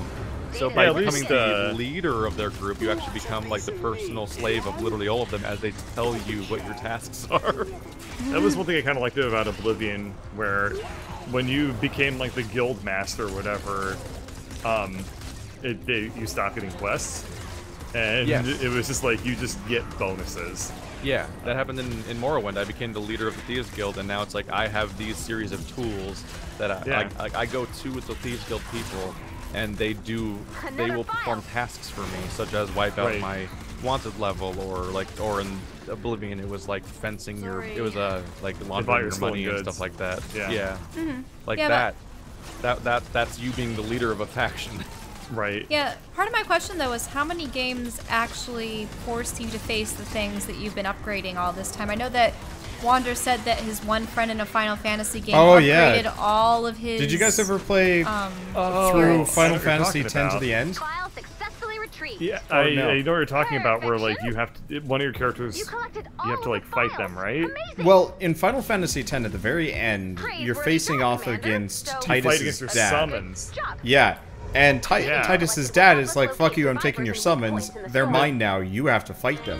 And my friend has managed to make it through the entire game, relying entirely on his summons. He barely used the main characters. Have hired Yojimbo back there. Yeah, and so he specifically like refused to level up anybody. He just kind of kept the main cast weak because the summons were so badass, which is totally understandable. He just wanted to be the ultimate summoner, like, right? The rest of the character, I mean, the party was cool and they had some great attacks, but like, let's be honest, Ifrit, you know, blows them all out of the water. Summoning is cool. Yeah, summoning is cool. So he got to the very end of the game. I was sleeping over at his place. I was playing Final Fantasy Tactics on the couch, and I hear "son of a bitch" and then the sound of a controller destroying itself against a wall. And I look over as the very first summon that you ever get in the game, the Ifrit, the bird. No, the bird thing, whatever its name is. Yeah. She starts off with the bird. Is it like Sylph or something? I don't remember. I believe that's what happens, but I think you had to face off against that one first. Yeah, and you had to fight them in the order. It was like max level. Yeah, Valifor. It was like max level or something insane like that. And so as a result, it one-shot the entire party. Yeah. Well. And he couldn't beat the game. He couldn't beat the game. He would have either had to sit around and grind, and I don't know why. He could have grinded. I think he could have actually fought stuff. You're locked in at that point in the game. There are some things you fight, but you can never like leave that zone. Yeah. If I remember correctly. I think it was one of those where right, he couldn't get enough healing items to keep himself there to grind because you know normally you can go back and like buy healing items or rest somewhere. I think. I forgot about Valifor. No, but at that point in the game, you can't leave that you can't go back to any towns. Yeah. Valifor's the weird bird that has boobs. Yeah. Why does a bird have boobs? They're not it was always... That was really uncomfortable as a 13-year-old. Anyway. Yeah, and aren't there other games where, like, let's go say... I don't know if it was in a BioWare game, where you have a member of your party for a long time, but then they turn on you and you have to fight them, so depending on whether or not they were one of your favorites... There are a number of BioWare games where if certain neutral-ish characters in your party don't become friends enough with you, they'll turn on you at some point and you'll fight them, like Zevran. Prey lets you become best buddies with turrets, and then maybe they can turn on you over time because you stop being recognized as human if you make certain decisions, and you're fortified, carefully placed in mechanical and encampments you've put around will start shooting you. Like there's a number of games that do interesting stuff with that mechanic usually. But hopefully you're subverting something in some interesting way and not just mindlessly doing it, because otherwise it's not interesting. Like, Final Fantasy X sets the idea up because you're trying to figure out, like, the last summon, and then you find out the dark secret of the last summon, and Unalesca and all these other things, and then over time you're like, I shouldn't be entirely buying into the system, and then the game's like, you really shouldn't have been buying into the system! When the ending happens and they take all your summons away and fight you with them. Yep. But so he played through the game a second time and never used his summons except for when he was absolutely required to. And so I was sleeping over at his final boss. I was sleeping over at his house again, and he just wrecked him with like a max level Titus or something ridiculous like that, because he also got the limit break sword, bunch of other stuff. So like when it finally came time to fight, really likes Final Fantasy X. He really liked Final Fantasy X. Final Fantasy X. And then the next morning was his birthday, so he had gotten Final Fantasy X too. And then he turned into a tidal wave. He never saw him again. Well, actually, I think he played a grand total of the first, like, kind of mountain level against, effectively, Team Rocket. And then he shut it off, handed me the game, and he said, "This is yours now." And I was like, what am I supposed to do with this? And then I bought a PS2 and beat it twice. I really liked X2. I liked... Also known as Final Fantasy Charlie's Angels. Yeah. X2 made me feel weird. I could never play it because I was like, my parents are gonna like come by and be like, "What you playing, son?" And I'm. But you're playing female characters all the time now. Well, he grew into the role. The trick is that 2 games later, they just made X2 again called 13. Yeah. That was a game where everyone had a specific class, and you'd switch between classes as being the main tactic of how you played fights. And like that was the same system. That was the dress sphere system from 10 too. You reused in 13. where like most of the game wasn't picking skills, but actually just auto battling, while having while making configurations of squads. Like this is the one where that person goes to tank mode and those people do DPS. And this is the one where we all hunker down. Oh yeah, you could like program them. Yeah, it was awesome. You pre-program configurations of classes so they'd all switch simultaneously into configurations. Apparently, you can do that in the.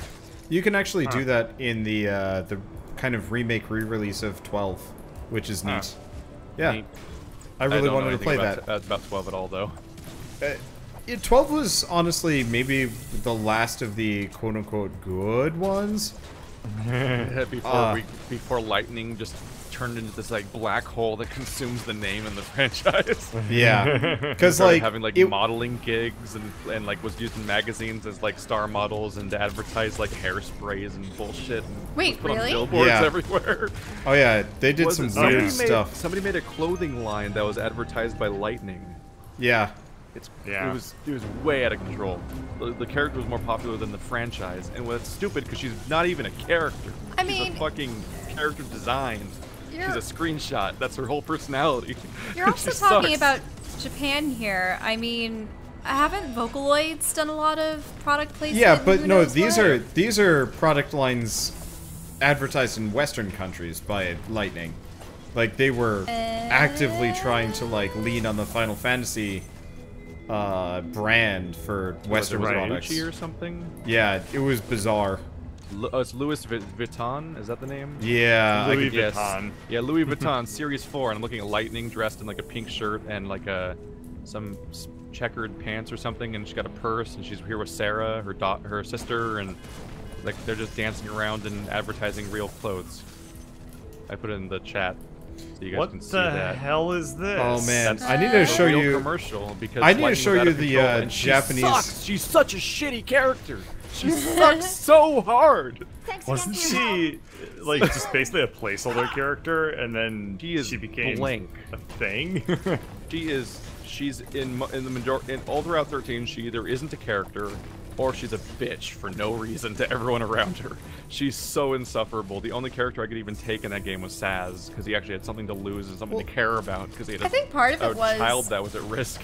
Most of the female characters that they had before were sort of like the young, beautiful, wistful one, or the bubbly, like, kind of people. So they couldn't make them good, so they made them have no personality. Yeah. Well, I thought they were trying to go for the whole, like, you know, oh, she's gonna be badass or something. No, she has but then nothing. it comes off as, It's like they didn't finish writing her, and then they were like, oh shit, like, we were supposed to cut her from the game. Oh no. Spoilers time. So by the time you actually make it to the sequels, the third game, she actively like has no personality because of actual plot. Yeah. Wait, it was part of the plot? Yeah, it's part of the plot that like character of a trilogy, but in the second game she's gone because she's in Valhalla for the entire game, so you play as her almost carbon copy sister instead, and they're trying to hype up her absence. Then in the third game she comes back and she's a super deity trying to save the world and shepherd people into a different existence while having no personality because it was deleted from her so she could serve her purpose. She's her purpose to sell Louis Vuitton bags. But the secret was she never had a personality because she's one of the most boring characters conceived by a JRPG in the history of video games. And she's also the most popular JRPG protagonist in the history of video games. Hooray! Yep. We suck. Everyone sucks. You did this. You all did this. Huh? It's your fault. You sound like John Oliver right now. He does. So, let's talk about games we like. Final Fantasy 13 made me mad. Let's talk about games we like, Keith. It's the opposite of how I felt about Final Fantasy 12, which is a gloriously what about stupid. questions, I mean, too? 10-2. 10-2, I mean. 10-2 No. It's not question time. It's not question time yet? Let's do like one 15, more like 20 minutes. Seriously, Yeah. 10-2 is the most beautifully stupid game ever. It opens at a concert. What the fuck? I didn't have that many video games growing up. Sniffle. So Ari, a topic from a long time ago.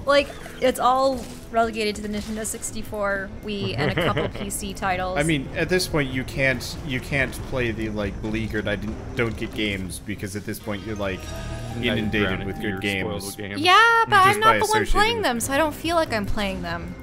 you get to experience the good parts without any of the stress or difficulty. No, that's true. Like Pyre.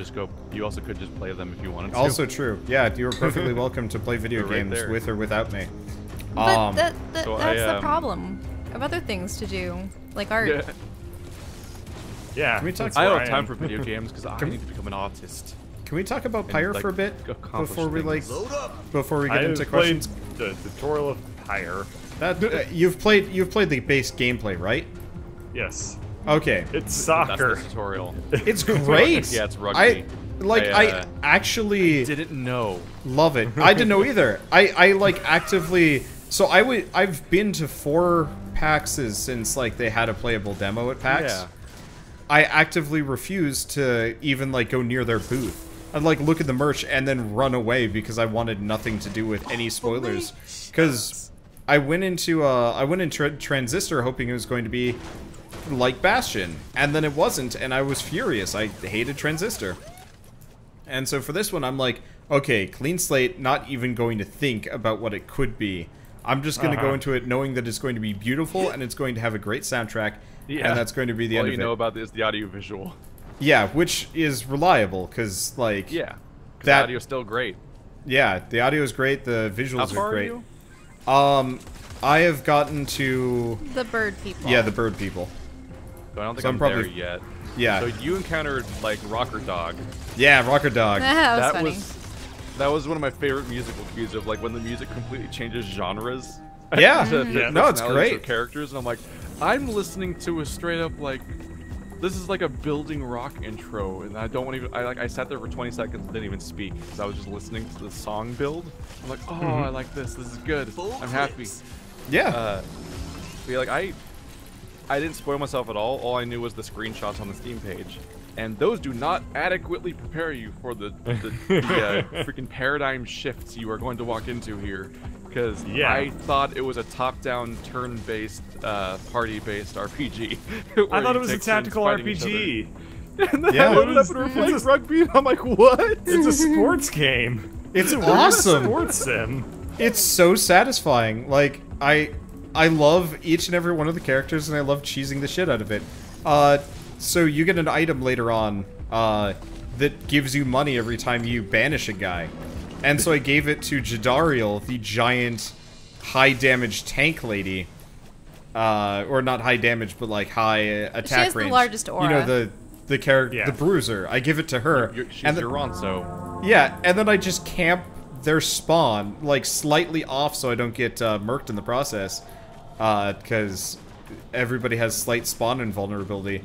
But apart from that, I am just there to farm people for money. For a little while before I actually play. Yeah, there's like an upper limit on it that you can upgrade, which is super satisfying. So I'm just like, I'm just going to act it like, you know, you come across these people that are like talking about how they hate you or like why you need to lose or like various things, and I'm just like, I'm gonna farm you for money. And at this point, Jadariel probably hates us though. It's great. Oh yeah. Because we've never actually gone with any of her rational decisions. As far as I can tell, there's no, like, actual limitations. It's just like, well, okay, you just didn't go with her option. She gets a minor debuff. So this Move is on. worth telling Bird about what's cool about Pyre is that the game doesn't game over. So if you lose, you canonically lose, and the story moves forward with that loss being part of the story. We haven't encountered that yet, but to play the I game don't on want a higher difficulty if you're not having trouble is that if you want, you can go to a higher difficulty and increase the chance of losing, so that the story can branch differently. And you'll actually, because you meet the people, you meet all these different people before the actual match starts. You might even like see somewhere you're like, I want to lose against them. Kind of like how like with it's like almost like Papers, Please, where you're making, like you're incentivized to make money to save your family. And that's why you're doing the job in Papers, Please. But then there's other circumstances that come up of like human trafficking and all these other weird things going on in that game where you're like, maybe I want to let this person through and not that person, even though that person's papers are good or bad and so on. Like it subverts the primary incentive structure in a cool way. Yeah, because you're trying to get out of the purgatory. It might actually be. I might do the Bastion thing where I play through Pyre a second time around just to see what changes. I think I'm going to play it a second time on the highest difficulty and just see when I canonically lose. Because I think first playthrough without ever losing, because I'm destroying it on normal. Yeah, it gets a little bit more complicated. Like the enemies definitely get smarter. I've had them like, they're starting to like pass around me. I suck at passing, so like that is something that actively. But you've like, only ever screws had me them up. douse your flame like 2 or 3 Yeah, times. I'm never in danger of losing, but it is getting there where like by the end of this, I might actively be like. Well, actually, in also trouble. It's very much a new skill set to learn. It's like Yeah. NBA Jam. But so because of the whole like you can't lose thing, We I'm finally actually. got our NBA Jam visual novel. We did, we did, and it's great. But like because of the whole you can't game over thing, it actually is like driving me a little bit nuts because it's one of those where I just want to see what happens where I win every single one of them, and then I will more than gladly like go back and just shit around and fail all the time just to see what the kind of bad results are. Yeah. that would But be terrible though, because I'm just because- imagining our comrades being like, "Oh no, we're losing our chance at getting out of here." Yeah, but Also, like, what is it? Do you have to defeat every single one to get out? Or I have no idea. How Kind does of it not work? clear. Yeah. Like when you start the game up, they show you the constellation, and it seems to be implied that you're going to each of the stars in the constellation, like the location they match up with. But there's only like 7, and the game supposedly is like not that short. I forgot how. Do you I have forgot what I saw. rematches, or like what's gonna go Apparently, on? it's 18 hours long, according to one of my fans. So Let's see, Pyre. How long to beat puts it at 10 hours long so far, whereas Okay. like Bastion and Transistor were like 5 hours long. And so I was like, if this game's gonna be as fat, like I thought, it was starting to feel like maybe the game would be as long as Bastion was because it was implying that there might be only 7 rounds, but there must be either those stars don't have a 1-to-1 correlation, or you finish that and something They else have happens. been so far though. yeah, they have been so far. Like there are, I believe, 8 battles total in the entire game. Because we've been fighting under the corpses of the Titans that Yeah, were defeated by the each battle scribes, corresponds so- with one of the scribes, so on and so forth. I think maybe the 18 hours has more to do with the like replaying through things. But I don't know. I guess No, I'm the issue here is that like the way that how long to beat goes is you specifically say it took me this long to beat the main story, or it took me this long to do main story plus more stuff I also did, or True. completionist and stuff like that. The main story tier for just beating the story is 10 hours, okay. according I don't to know. the metrics so far. It's like I think it just has more that happens. Well, I think the it game also might not just be only 8 rounds long. It's like I got Well- through like 4 rounds in like 2 hours. it gets Maybe they get longer. longer. Yeah. Yeah, it actually gets a fair bit longer as you progress. There's more like story because there's more and stuff in story between. talking, couple of like mini gamesy things, which is I don't know. I've found the entire experience You acquire to be more very characters, satisfying. and then they have their own little things to go yeah. on. Okay. But specifically, I got a really mean-spirited comment earlier today. Really? Yeah, calling me Never. like a supergiant apologist, fanboy, and that the Pyre is, one of the worst games they've ever seen. And I'm like, excuse me, I hated Transistor. It was it's one of my biggest disappointments next to No Man's Sky. I think I'm a fairly reliable source for liking or not liking a Supergiant game. Don't you like how people have to subvert the reason why they disagree with you? It always has to be because you're corrupt in some way. Yeah. Oh yeah. I had someone Yeah. say because I liked the ending of Prey and thought it was actually like one of the coolest endings of that kind of story I've ever seen. So Yeah. Like, be honest. This was a total cop out. I'm like, be honest. What? when has anyone had to tell me to be honest about something? Yeah, I get in trouble when You I'm tend to, honest you tend to here. hide your thoughts, Keith. Yeah, It's I'm true. really secretive about my opinions of things, is what I am. God, we have to spoiler cast Prey. We cannot talk about it during a normal podcast, but we have to get around to how cool some of that shit is. Because, Yeah. that's a really cool idea for an ending that we will not hint at all right now in the middle of the podcast. Do they have a sequel in the works that could actually use that, or nah? I mean, Bethesda would probably make them. Well, regardless. I mean, the ending would imply that there probably will be a sequel. So. I mean, this was supposedly a sequel reimagining of Prey to begin with, which didn't need a sequel. So Now Bethesda build doesn't give a defenses shit. around If the they have any outlet name when you're recognition, ready. they're It gonna doesn't- cash it in.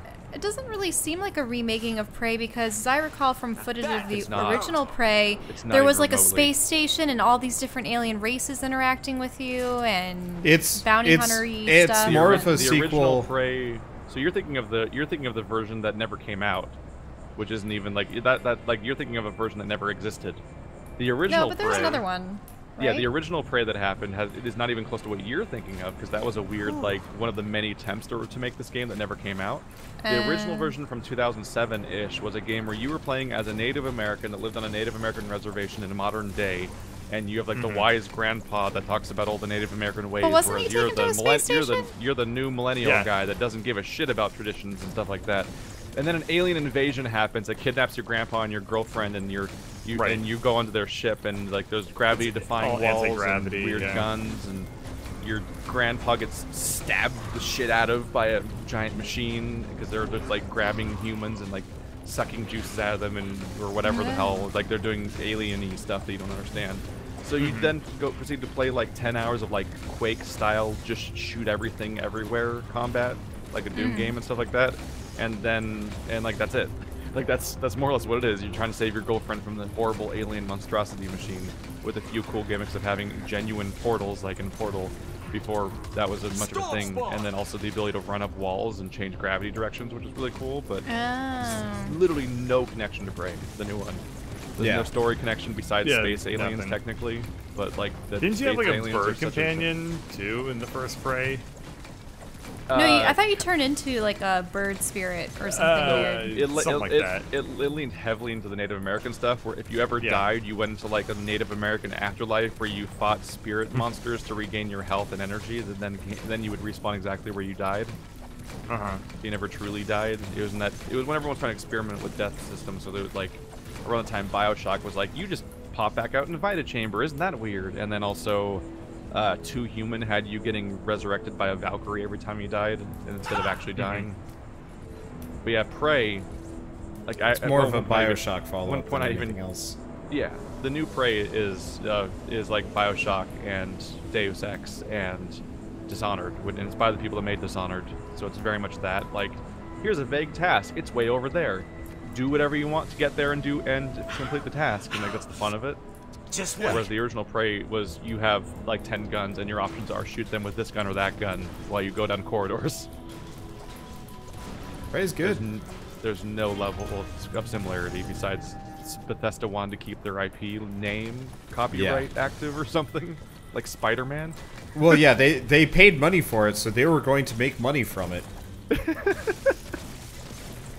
And then they sued Prey for the Gods. No one wanted a sequel to Prey. Then they sued Prey for the Gods. Well, like, I think the thing is, it had enough, like, residual hype that by, like, leaning on the name and the IP, they were able to kind of, like, gain some extra interest when they really didn't need to, because, like, they could have just pulled a Horizon Zero Dawn, made a completely new IP, and had it be fantastic. Yeah. But they kept hinting at making a Prey 2 for, like, 5 years. And so they're like, this is Prey 2 now. It's just called Prey. Are you confused yet?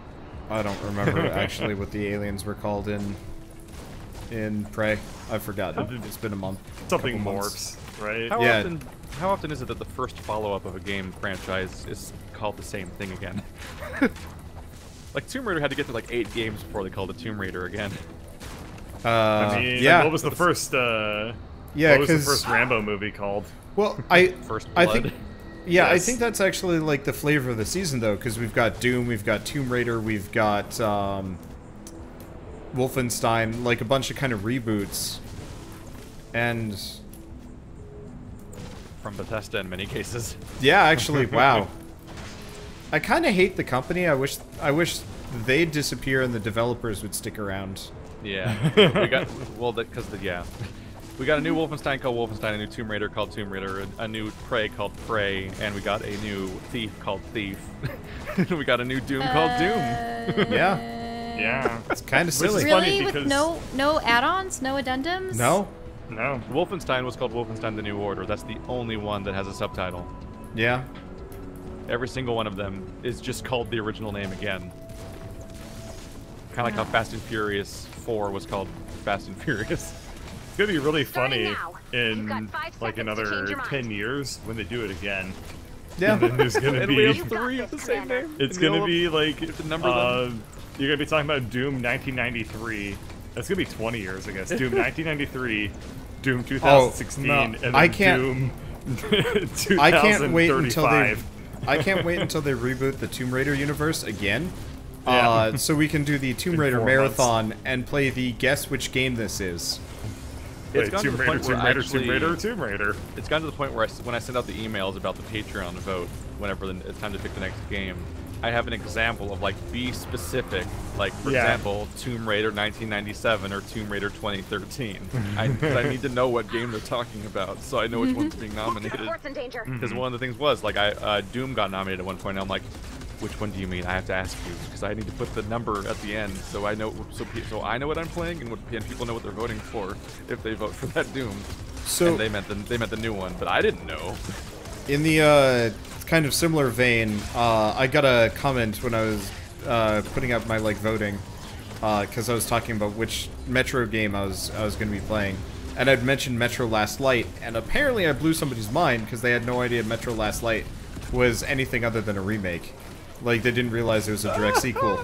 Are you playing Metro Last Light? I There's will. Metro 2033, I'll be starting Metro it this week. 2034 Last Light, but then there's also simultaneously remakes of both of those games that came out not long Yeah. after. So it's hard to tell if you're talking about a sequel or a remake when you discuss that franchise now. I'm very curious to see how Metro Last Light Redux is because Metro Redux was pretty good. Metro Last Light, they have a lot of things they could probably improve upon, we'll say. So we'll see if they took those opportunities when they did it in the Redux version. I'm Do you hoping guys so. do you guys prefer titles where they have an added like extra title, or do you Yeah, like it, it's or easier. do you, Absolutely. or do you prefer 1, 2, 3? If it's Oh. both, it's perfect. I prefer both if possible. So it'd be Yeah, like but then Metroid that Prime, gets what Metroid you- Prime 2 echoes Metroid Prime 3 Corruption. Yeah. Like that kind of deal where they have Well, an that's extra part of title it. and the number. Yeah, Subtitles help you subtitles are remember nice. what a game is, but if you stop having a number, then you can't tell what order stuff happens in. Exactly. Like, at this point, there's so many Castlevanias, and admittedly they went past the numbering system, but like, back when they were still kind of side-scrolling Metroidvanias as opposed to kind of the more recent third-person action games, having those subtitles are super important because at this point, everybody knows Castlevania Symphony of the Night, not only because it's amazing, but also that's a damn good, like, But subtitle. I couldn't tell you what number that Yeah, was it in the is. series. Yeah, but... 5? No. Well, here's a fun 6. challenge for you. Let's say Bird, 5. because he's less likely to know what these things mean. Yep. So here are the names of 3 games. Zero Escape, Virtue's Last Reward. That's one game. Another game's called 9 Hours, 9 Persons, 9 Doors. Another game is called Zero Time Dilemma. What order does he play them in? Second, first, third. Second, first, third. So you're saying 999 and then Virtue's Last Getting Reward and reports that then your Zero fort is Time uninvited Dilemma? guests. Yeah. Go 86 them. That is correct. I knew that entirely because that is the most common order that people will shuffle 3 things into. God damn it. Yeah. And you probably figured that like the thing called last is probably not actually last because that's Yes. the trick. But yeah, like what the fuck is up with the naming of that scheme? The naming That's of a, that scheme. that's a single continuous trilogy. And that's like an ongoing thing. It's like some games that happens. Other games you have the Final Fantasy problem where they just call it numbers and nothing else. And you're like, yeah, I remember what 4 was, sure. But then other games like Assassin's Creed, they drop the number eventually and they just call them subtitles, and you don't know. I hate the fact that the Final Fantasy MMOs Count are as numbers. Yeah. Oh, Yeah. because you don't But, consider like, them Crystal part of the main Chronicles, isn't there franchise. something for some reason? Yeah, Crystal Chronicles, there's like a billion off-brand Final Fantasies, because there's the Final Fantasy Yeah. Tactics, there's the Dissidia series, There's the which sequels apparently to the the other new Final Dissidia looks Fantasies. good. Yeah, there's the... Well, I like the Dash 2s, because that makes sense. Does Final Fantasy then XI then even they ruin exist it. anymore? Considering it was that MMO that came out before this new MMO 14. Here's the problem is that that's how messed up their naming scheme is. Lightning Returns Final Fantasy 13 is not called Final Fantasy 13-3. Really? That's It's dumb. called it Lightning called? Returns Final Fantasy 13, which makes it look like it's just the subtitle of the Final Fantasy 13 game, but it's not. Yeah. And then you have the problem of Half-Life 1, Half-Life 2, Half-Life 2 Episode 1, Half-Life 2 Episode 2, where I fell for that. I started Half-Life 2 with Episode 1 because it's called Episode 1. Right. I actually did the same thing. First expansion to Half-Life 2. I'm like, what? I went from Half-Life 1 to Half-Life 2 Episode 1, and it was the most confusing thing ever, because already there's like this weird time gap, but then suddenly Gordon Freeman is actually like in the world doing stuff, and I'm like, wait, how did we get from he's like out that? In the woods and shit, and it makes no no idea sense. what's Well, no, you're on a train. You're escaping from the facility at the end of Half-Life. at the end of Half-Life 2. They were gonna blow you up, but then they didn't blow you up, and you're like, why am I getting saved from getting blowed up? Why are the Vortigaunts helping me? It's because like the tower exploded, and then G-Man freezes time and teleports you somewhere else or something. Yeah, to a train at the base of the tower. One starts. Yeah. Also, it totally defeats the purpose of the subversion of mechanics if you start there, because the whole point of the game starts you off with a supercharged mega gravity gun that breaks all the rules of the first version of Half-Life 2, because you can use it on people and just pick up people and throw them at people, and that's not supposed to happen. But I thought that was just how the gravity guns worked, and I'm like, and so when it took it away from me, I thought it was like Alucard, where they drain your powers and you're gonna get them back later, but that doesn't happen because it's normally not like that. Whoops. Yeah, naming schemes are totally screwed. Good luck trying to piece together like the order in which to play, like the order in which to watch Marvel movies like 10 years from now, or the order in which to play Assassin's Creed games. It's well, I mean, if you read the comics, you're already like screwed trying to like keep track of where the chronology is, because they've got numbers, but then anytime they do one of those like big crossover events, you have to then pick up like a random episode of like X-Men, for example, if you want to understand what the hell's going on, because they or like if you go back, you'd have to watch all these movies and the Avengers movies, and then figure out where they sync up with the television show Agents of S.H.I.E.L.D. And isn't there another one called Defenders? Spider-Man or that's franchise. And you're just like 1, 2, and 3. What the fuck? Yeah. How am I gonna figure this out? And then, by the way, these movies are not going to help you out, because the only movies in the entirety... I think the only movies in the entirety of the Avengers chronology so far that features numbers to tell you what order they are in are Iron Man and Guardians of the Galaxy. Right. Yes. All the other sequels are subtitles. Yeah, Captain America, Civil War, Winter Soldier, Thor, the Ragnarok. Dark World, and Ragnarok. Dark, And then even the Avengers movies don't have numbers. Age of Cybertron, or Age of Ultron, I mean. Ultron. Stuff like that. And that's all they give you. Like, that's all you... What? Like, you have to look at the spreadsheet to figure out what order to watch and play things in now, because we don't have numbers. We can't figure these things out anymore. It's scary. By scary, I mean completely inconsequential. Yeah. Not actually important. Well, is it time for questions? Do we have any? There's one for me, apparently. I don't remember if I asked this one already. So I'm going to just ask you again, I guess. If not. Darkrius asks Bird, what is your best advice for a beginning software developer that desires to learn as much as possible of logic and languages? Practice makes perfect, I know, but I'm curious on your insight on the craft. Oh, man. I'm trying to remember what I did. So... Suck up to Jeff Bezos as much as possible. Get a job at Amazon. Pretend you do work. Go to concerts. Pretend you do work. Pretend you do work and go to concerts. Oh, too true. Too true. Anyway, I'm used to the office experience of pretending to do work. So, what I did pretty early on was I got really good at mathematics, which actually helped a lot, because if you really get into computer science and you get into programming, a lot of it becomes this like number theory type of stuff that you do, and that really kind of separates out like the true cream of the crop, in my opinion. But that isn't really practical, so I'm trying to remember like what I did that like helped out the most practically. And I guess what I did was mostly just like I just tried to learn as much as I could. So I tried to learn a whole variety of programming languages pretty much right away. And then I picked the one that I thought was the most fun, and then just got really good at that one. So I kind of went really wide at first, and then I was like, I'm going to become really good at Java, for example. Or I did a lot of work in C, too, when I was like starting out. And then it was from that I just learned a lot of like algorithms and data structures, and I would just implement them in my favorite languages. So I would learn like, how do you make a linked list in C? How do you make it in Java? And then I was like, okay, I've kind of got the good grasp on that. How do I make a tree in C? How do I traverse a tree and stuff like that? So I did a lot of very pure computer sciencey stuff.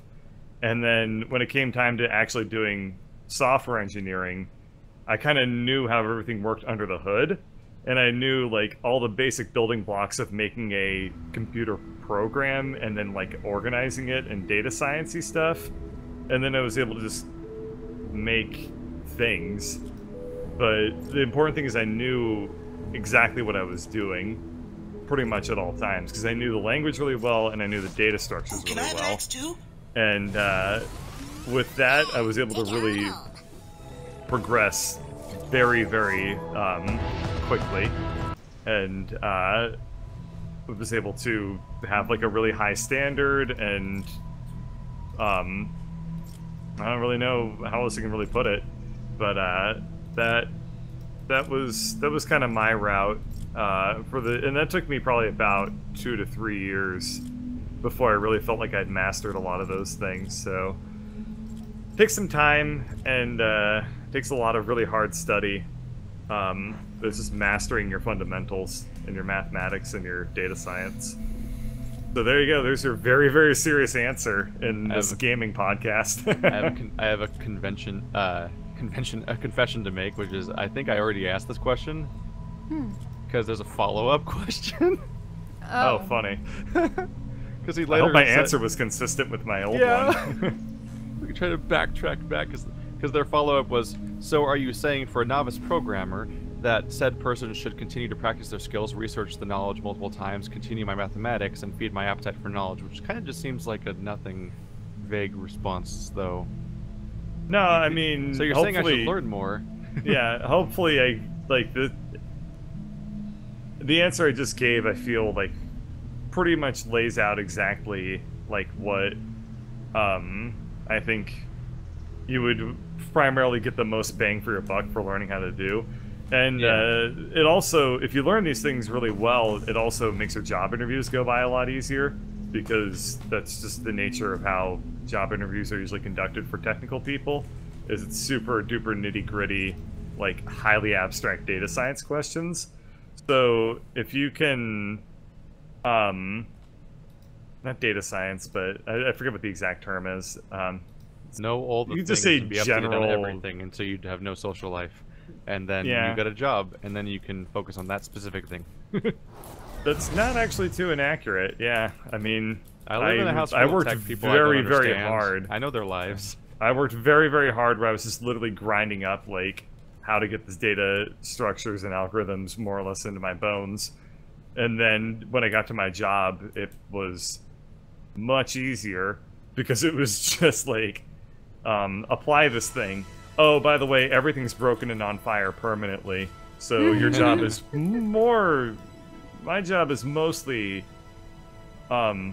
operational stuff and fixing bugs and putting out fires, way more than it is about programming. And it's also about having fun and talking to people and going to symphony orchestra concerts. Yeah, there's a very, very serious bird career advice in the middle of the podcast. So there you go. Serious answers are fun, though. I've been doing a lot of those in the Q&A series lately, where I did a whole thing about my childhood, basically, that people were empathizing with, and it's like, yay, I'm kind of helping a few people, maybe. Yeah. Sometimes real answers are necessary. OmniNegro wants to know if anyone has opinions about Enderall, which I had to look up is apparently a total conversion mod for Skyrim, so I don't have an opinion, because I just had to look up what it meant.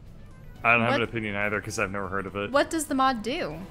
It's a total conversion, which means that they use the engine and some assets, but they like remake a game within it, basically. Yeah. So it's like as if you loaded up Skyrim, but instead of Skyrim, you got a different continent, basically, with its own content inside of it. Well, one So it's thing called that I wonder Enderal, with the Shards of Order, and I just found that out. one thing that I wonder though is with all of these mods for Skyrim and Fallout and things, like, are these condoned by the companies that make them, or are they things that people rip? That's a whole new that's a can question. of worms there. Because if they're it making varies their a own lot. game with it, then what? So it varies a lot. A lot of them require the base game in order to play. That's often is usually the case in Skyrim. So Bethesda often embraces it as a thing that adds value to their product that they don't have to put effort into, basically. And so, like, and actually that's kind of what they're criticized for, is that lately they've been trying to monetize more and more how to make money off of other people's mods for their games by trying to, like, make the mods paid so they get a big cut of the money and stuff like that. And people see it as kind of gross, because, like, earlier we talked about the idea of, like, how Bethesda games ship broken and incomplete and weird, and they often just never fix them. But And then so, like, their the fans idea fix that them? yeah, they're like, mods will fix our games and stuff like that, and add all the stuff that people actually makes them like them. And it's like it feels lazy that they rely on mods and the community to basically fix their games or add more interesting content to them. And now they're trying to monetize that part as opposed to just making it be like a beautiful part of the community. I'm just wondering what would happen if someone took the assets for a game, crafted a new game, and it actually was better than the game that it originally derived So from. oftentimes that's how you get It gets fan sued games. to oblivion. Yeah, that's every Nintendo fan game. Is Yeah. when somebody tries to make a game based on Pokemon or based on every other part of Nintendo, basically the Metroid Prime attempted game and stuff like that, and then they get a cease and desist to shut it down, or they're gonna get sued. Yeah, so there's some really fantastic Mega So how do Man. these mods exist then? Well, mods are kind of condoned. So this is a Skyrim mod. So Also, the thing- Nintendo's anti-mod generally too. Yeah. Although you have to jump through extra hoops to mod console games to begin with. Yeah, so Nintendo is very much anti-mod because they're so protective of their IP. They, for a long time, were even going after, like, Let's Plays, for example.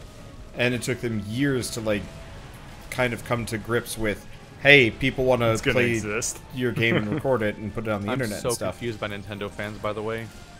Like, why aren't there more Stardew Valleys? Yeah, You put all that effort into make an entire game. I know. Just don't use their IP. Like, You can use the entire game minus the IP and make $1 billion. Like, boom.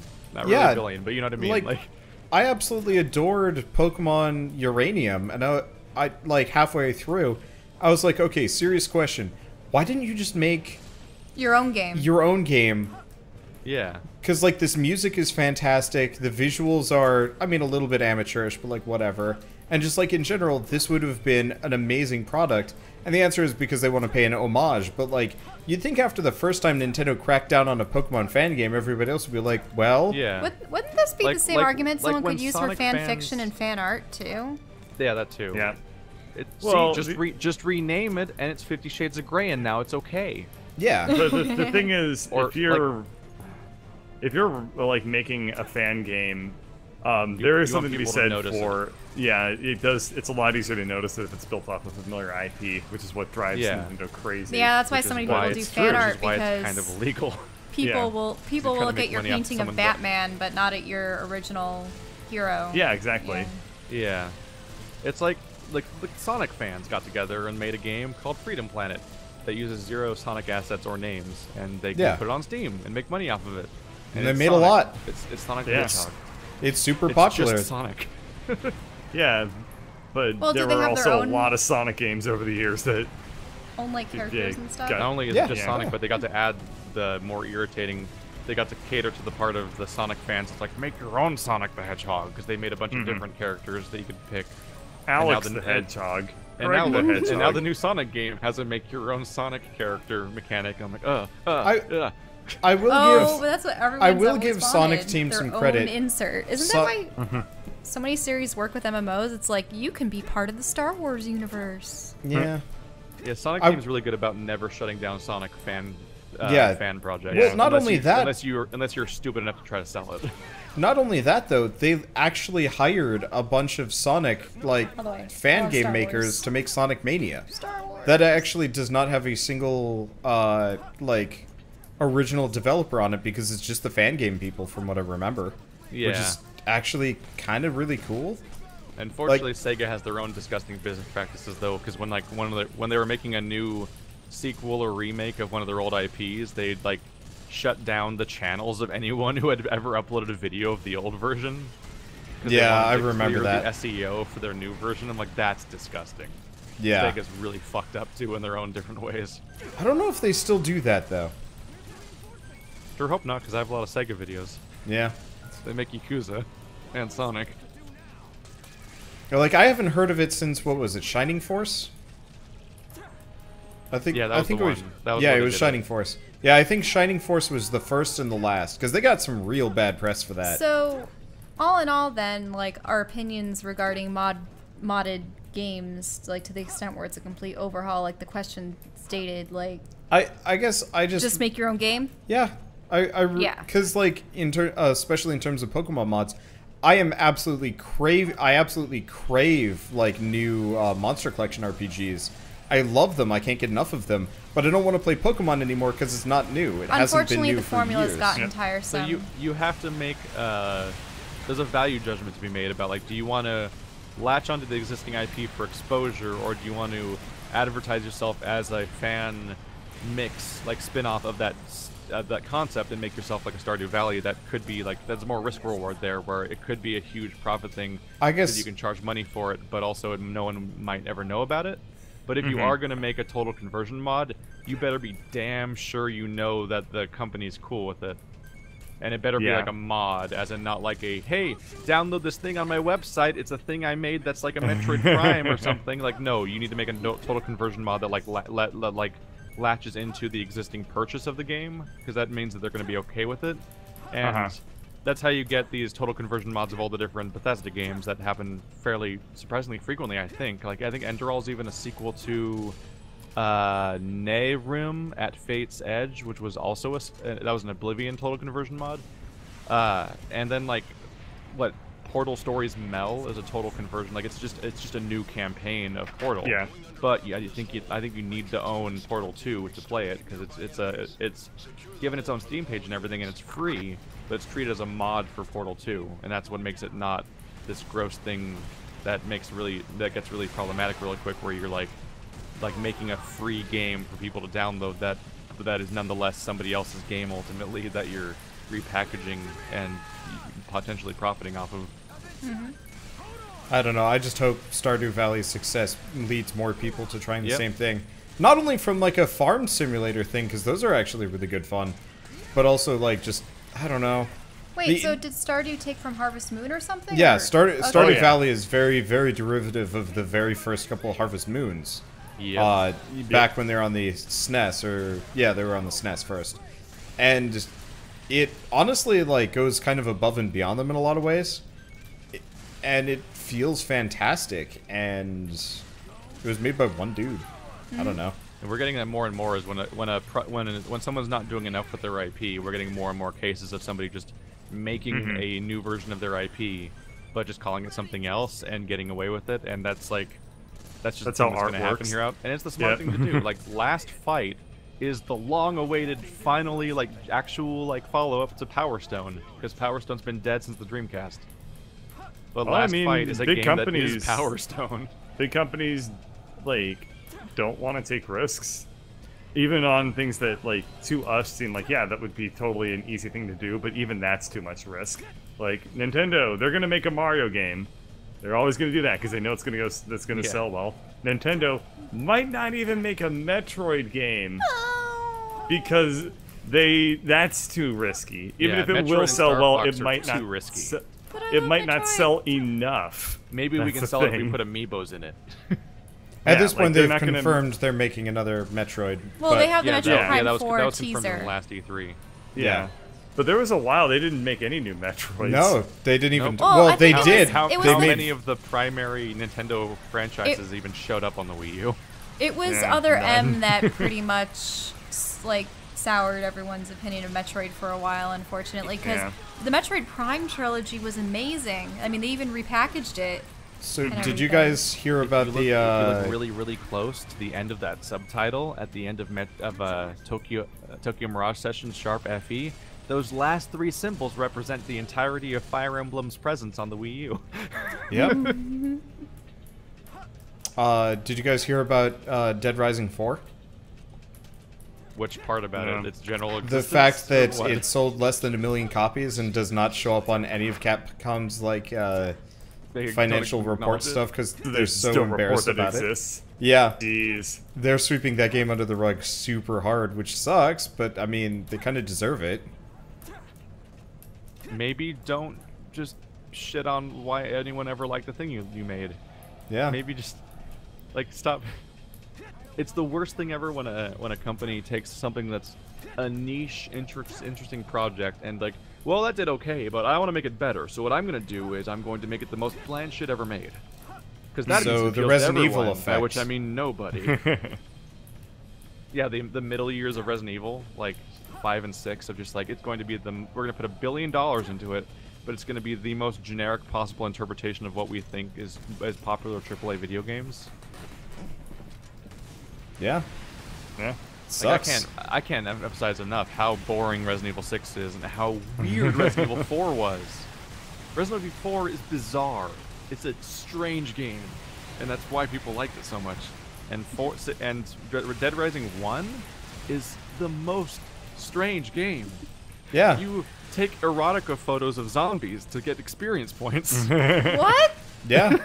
You don't get experience from killing things. You get experience from all you gotta do to taking make photos? a game good Yeah.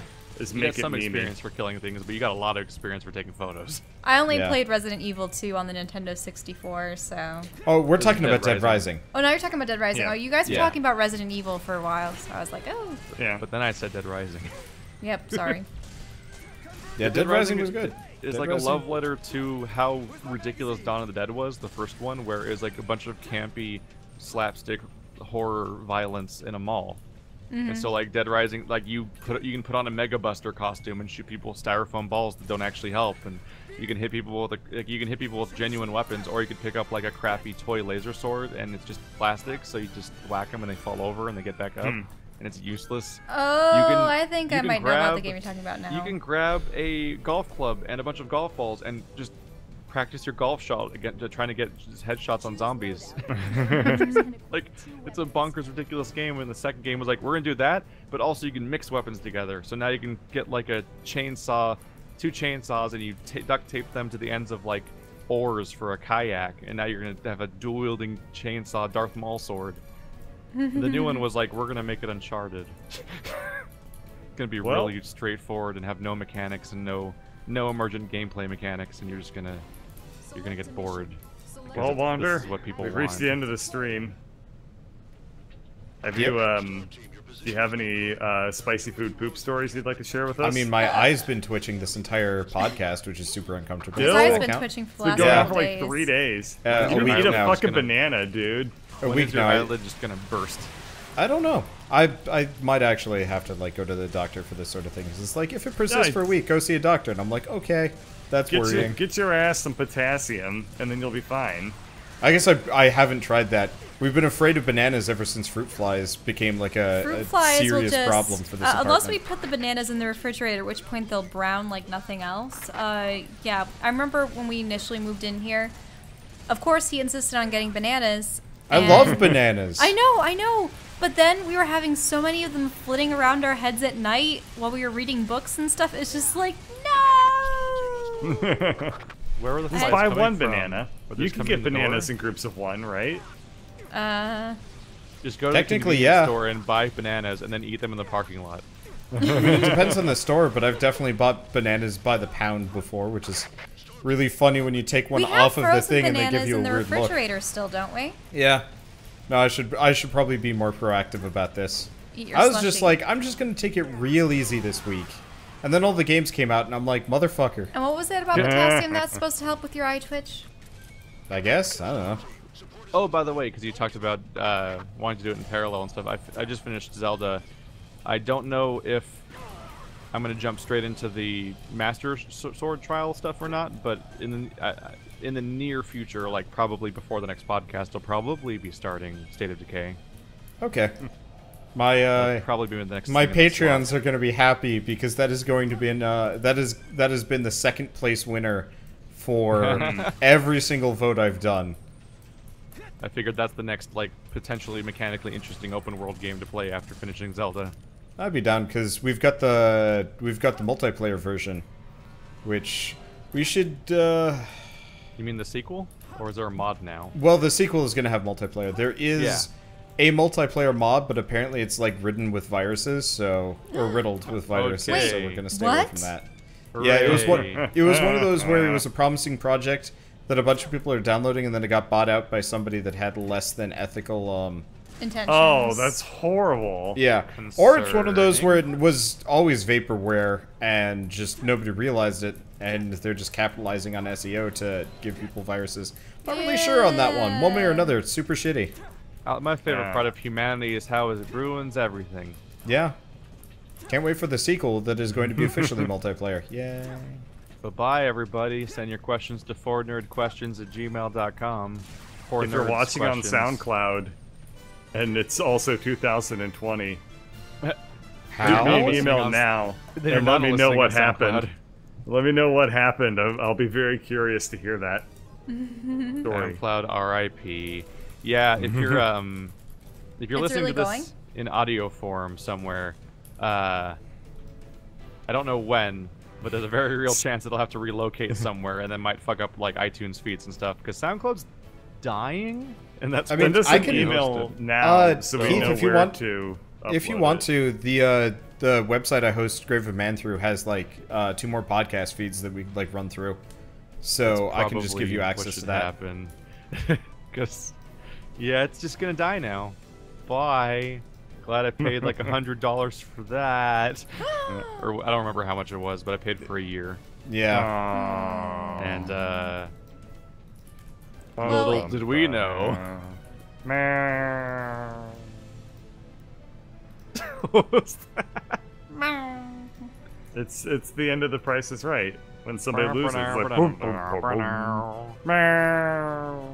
Oh, the bum bum ba-dum. Yeah. That's exactly what it just did. How do you bum bum bum meow? I didn't like, hear the beginning part properly. I did it twice. It's fine. It's fine. I like how Everything's mad fine. Bird is about this. It's fine, Bird. We're talking about Dead Rising now. No, we're talking about EDF.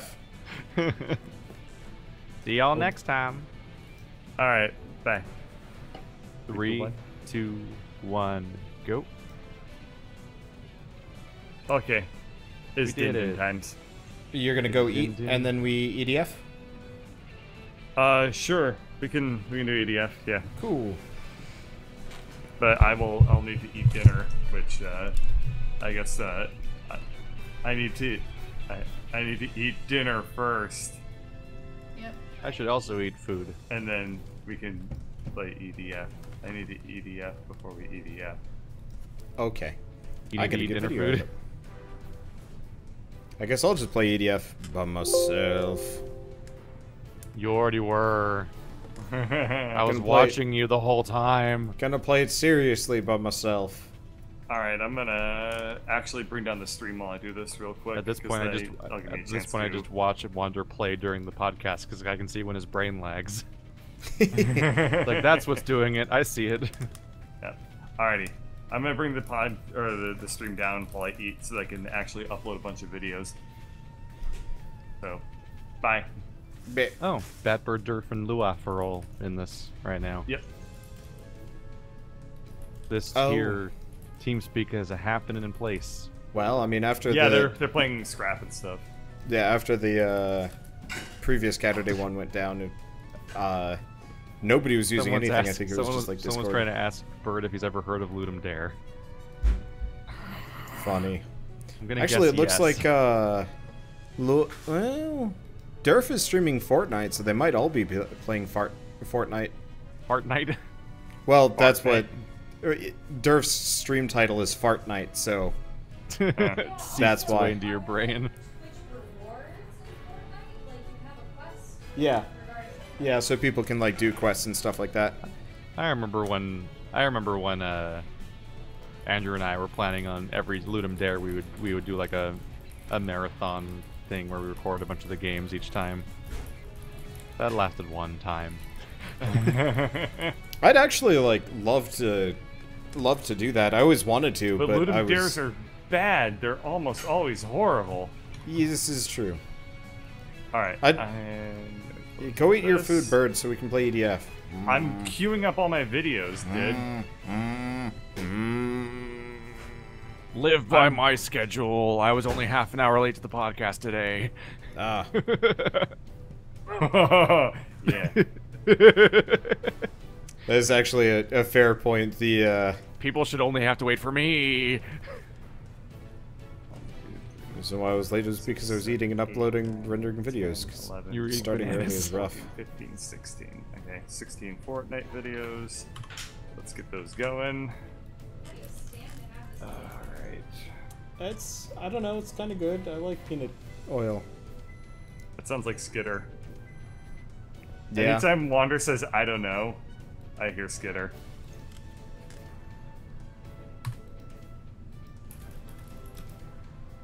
At least you hear the voice of someone you love. Oh, I don't love Skitter. Oh. But Greg does. Greg loves Skitter the way that Greg would like a small dog. Or a sandwich. Yeah. Okay, what am I Holy doing? shit, I forgot the villain of Legends of Tomorrow is called Vandal Savage. What is that name? That is quite the name. That's not That's okay. quite the stupid name. Okay. Drop that video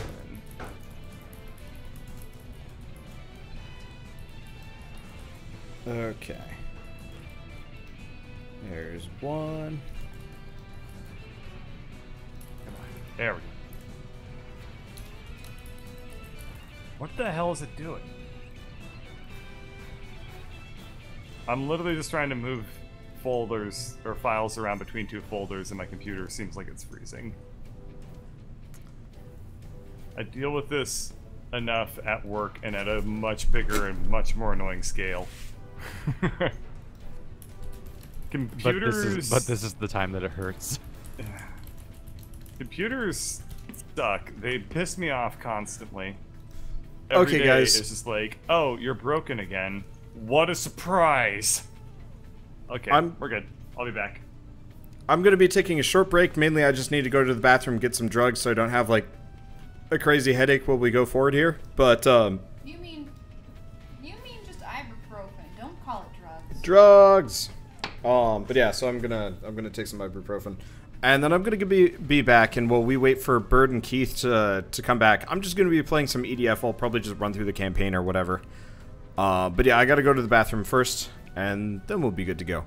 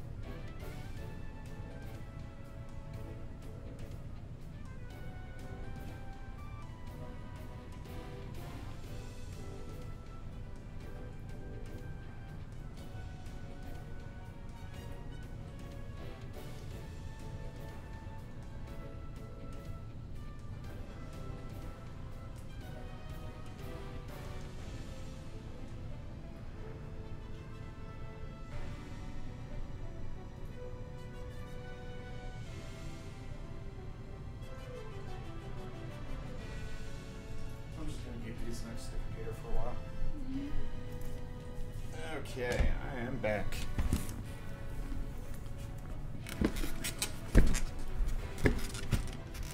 Sorry for the creaky chair. I should probably replace it. It's super loud.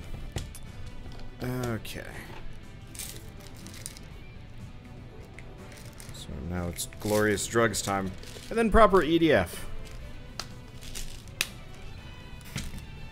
Come on.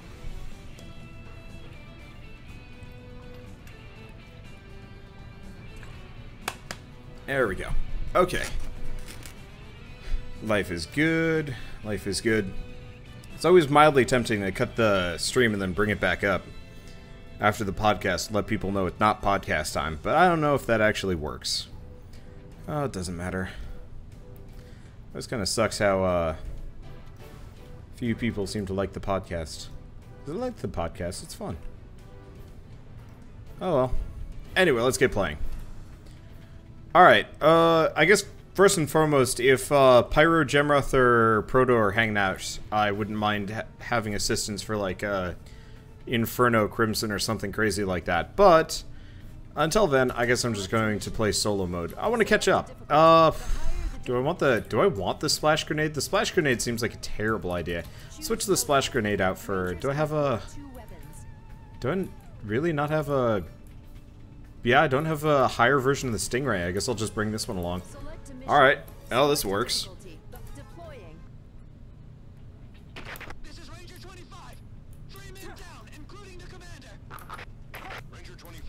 Now, is this the one where I kill the ant queens? I have no idea.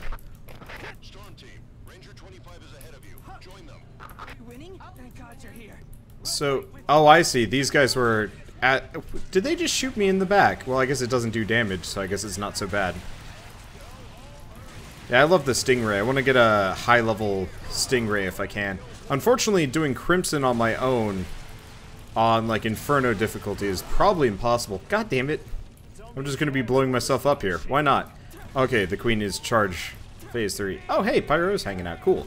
So we might actually run some Inferno-ish. Okay. Let's see what we got over here. We haven't actually really been playing a whole lot of EDF lately because of Fortnite, which is, I mean, really good fun, but also, I don't know.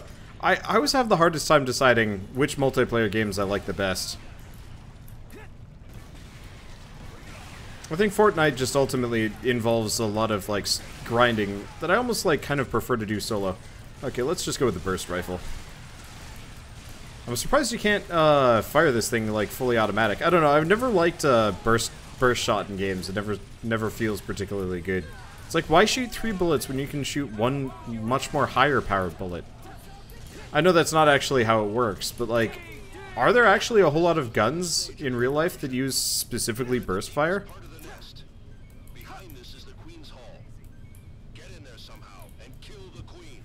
Yeah, okay, this is the Queen Nest one. Which is probably a good reason why I didn't, I'm glad I didn't run these on hard. I was considering it, I was like, maybe I can do this on hard, but I remember this mission specifically murdered us real handily otherwise.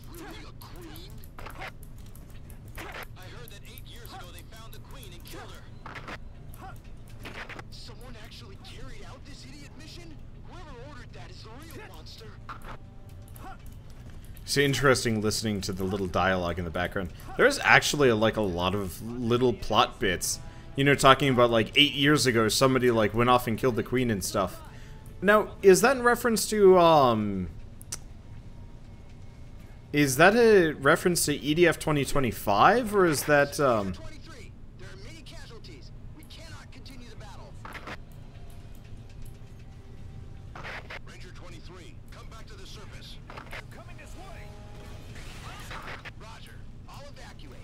Because, like, there's very clearly, like, some kind of chronology here. I don't know what it is. Whoops. Huh. So the M16 apparently can be fired in burst mode.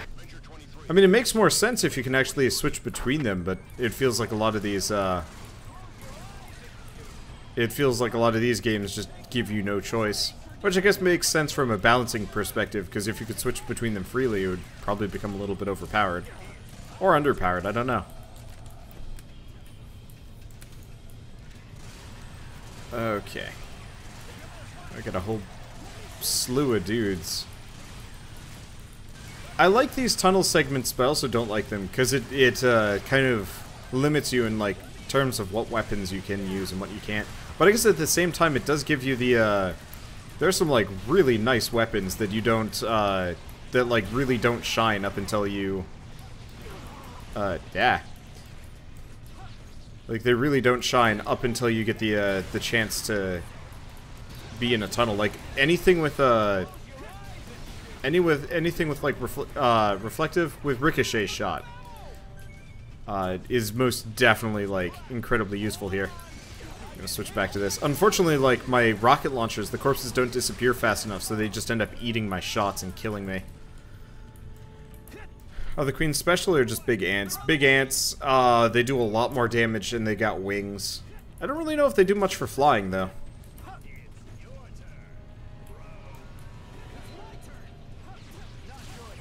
What are they saying to each other? I just heard, like, it's your turn, bro. And then somebody else, like, exuberantly says in the background, it's my turn. And I'm like, what?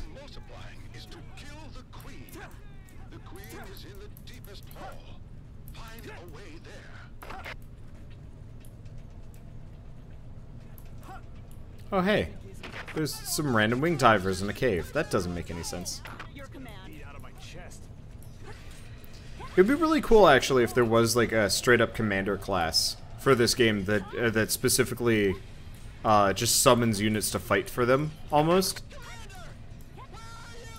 Like, it would be super cool, in my opinion, if, like, there was actually a class. It's kind of like the Ranger, but you only get one gun, and then you get 3 other sub-guns to summon reinforcements, and your entire point is just getting, like, a platoon of dudes to follow you around. That would actually be, like, really cool. Also, that freaking lightning move is great. I should, actually, Pyro, if you're hanging out, I don't know how long it's gonna be until Bird and Keith are ready. But if you want to pop on for a bit and help me farm some wing diver stuff, I'd actually be 100% down with that. I'm gonna switch to the rocket launcher, despite friendly fire. Because, yeah, I'd like to do the fencer, but it seems like the wing diver has some, better tactical advantages.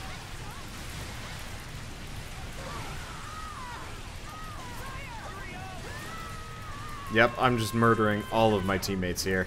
If you hear them screaming, that's because I shot them. That was confusing. Third-person camera stuff is weird.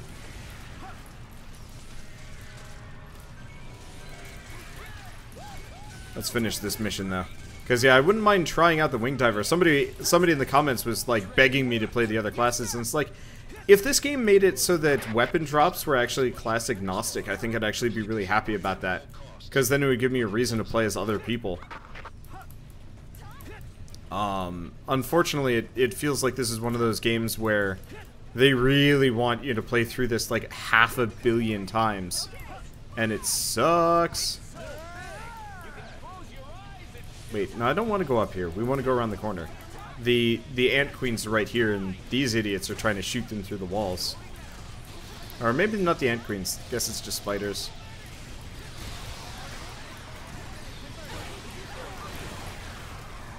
Thank you for explosives. Though they are the best. I want to get some of the, like, really high-end Inferno rocket launchers. I can only imagine they're amazing. Like, some max level nonsense would be the best. I don't even know if I'm hitting anything at this point. No, I killed him. Okay. News to me. There we go. Yeah, I've noticed.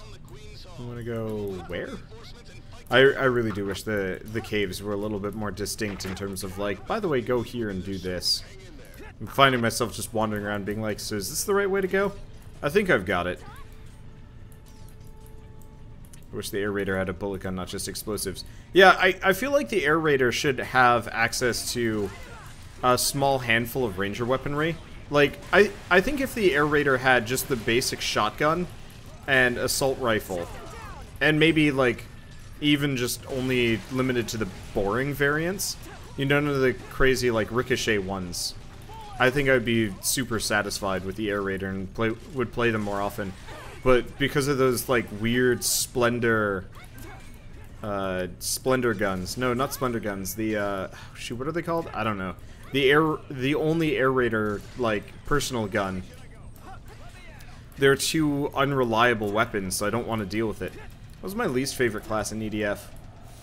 I mean, honestly, probably air raider. I feel like it's a class that desperately needs some adjustments.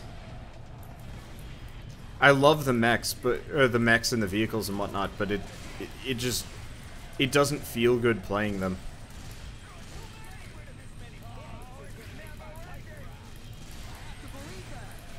Given like a game or two, I bet they'll be amazing. Like, I'll definitely try the air raider out. Oh, he's directly below me. I will definitely try air raider first and foremost in EDF 5, but my bet is it's still going to feel kind of awkward. I'll still give it a go because, like, I want it to work.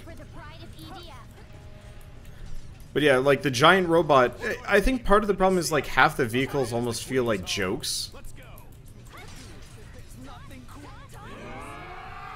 Like, I really like the idea of the Blam, but the Blam is just so inefficient that it's just like, I don't know.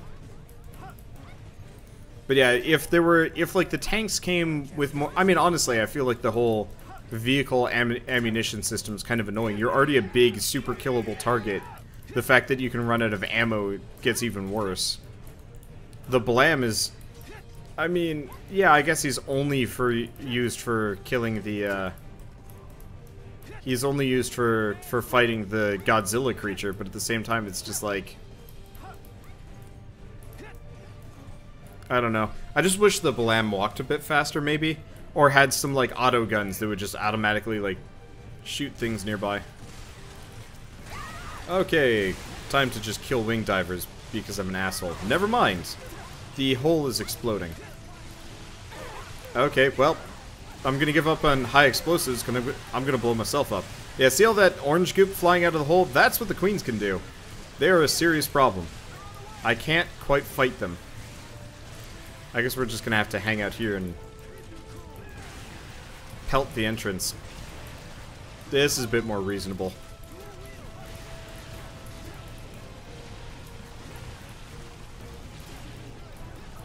It'd actually be really cool if the air raider automatically generated points.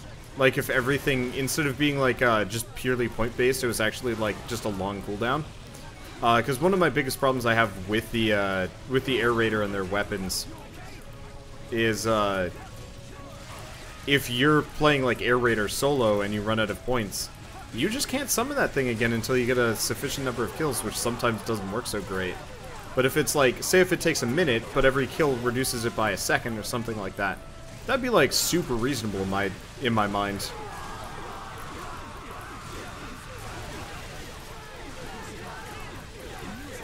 Listening to these guys, like, sound effect is hilarious. Yeah, that would be the Ant Queen right there. Well, there's one dead. Where's the other one? I don't know. Actually, I think they both died. Huh. Didn't realize I was shooting both of them. Well, alright. No, there's another gun back here, but I guess it probably doesn't matter. Yeah, where's the other two? There were only 2 queens in that mission. Okay, so let's go multiplayer. This is the lobby. Here you can join rooms with other players. You can also Let's see, so we want to create a room, and the only thing we got to do is turn off chat. I really should remember these settings.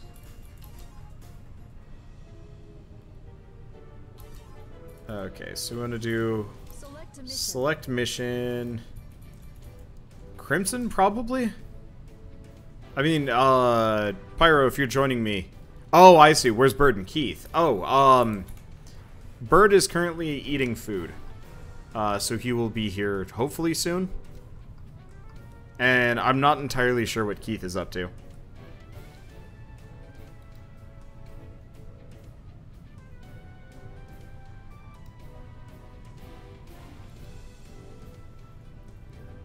Let's see. But yeah, if any of you guys have EDF and want to join me for this, I don't know how long we're going to be playing it necessarily. But, oops. Change room setting. Select a difficulty. But it won't be too long. Okay, so we want to do class equipment. I was going to do wing diver. I don't really have a whole lot of experience with the wing diver, but we do actually have some stuff. We've got, oh, cannot be reloaded during a mission. 30 diffuse plasma balls horizontally. That sounds interesting. Heaven's Gate.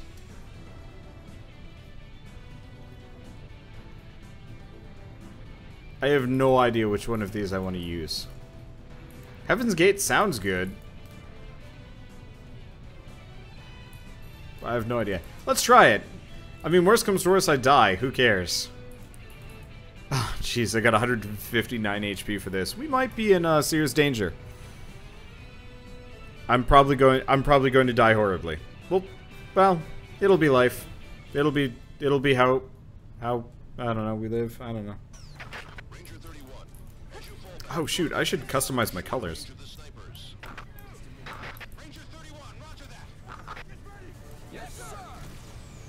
This is Strategic Command Headquarters. Large numbers of giant insects are approaching. All units prepare to attack. Ranger 31, the enemies will soon be in sniper range. Hurry!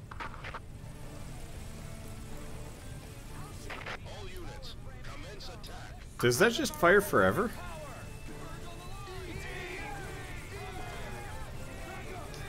That is kind of a ridiculous gun. Both of these are actually pretty ridiculous. Like, I don't think this is actually a good gun. Maybe. I can't tell. I can't tell if this is good or not. I mean, it seems like I'm actually killing ants here. This might be one of my... Okay, we should probably leave. Like now. Holy shit. I have no jetpack because I'm out of juice. Oh, I'm dead. I forgot. Well, it's reloading. I'm boned. I can't fly.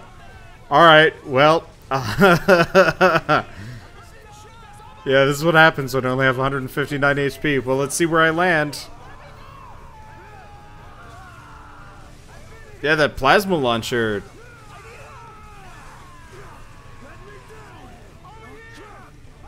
That plasma launcher is great. Holy shit, they have, like, bullet tits. I didn't really realize that until now. What's with the dumb wheel? Like, it's high heel wheel things?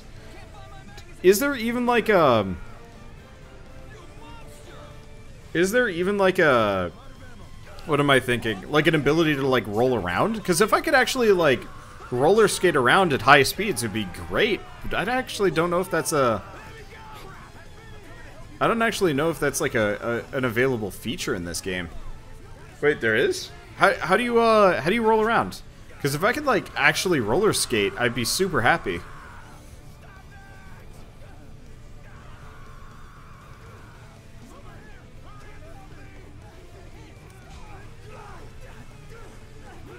There's a bunch of these. Did we just not kill them all? You move around on them. Not really. You kind of just totter. Like it's... I feel like the wing diver horizontal walking... Yeah, you walk on the ground. Like, we just... Oh yeah, we do have laser ponytails. That is weird. But yeah, I don't know. It would be so cool if we could, like, rollerblade. Like, Jet Set Radio Earth Defense Force would be an amazing combination.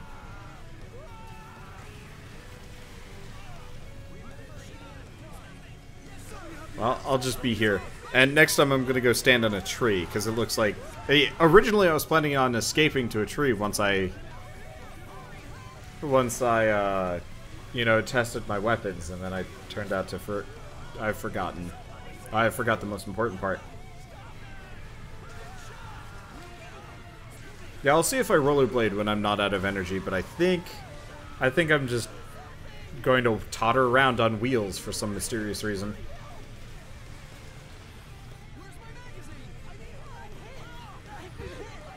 Where are my hands? You know, it kind of looks like we're just face palming here.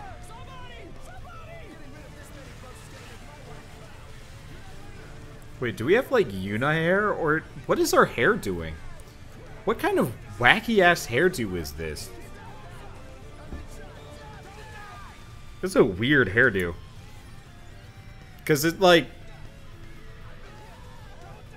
specifically is, like, swept away from the neck. That's odd. I don't get it.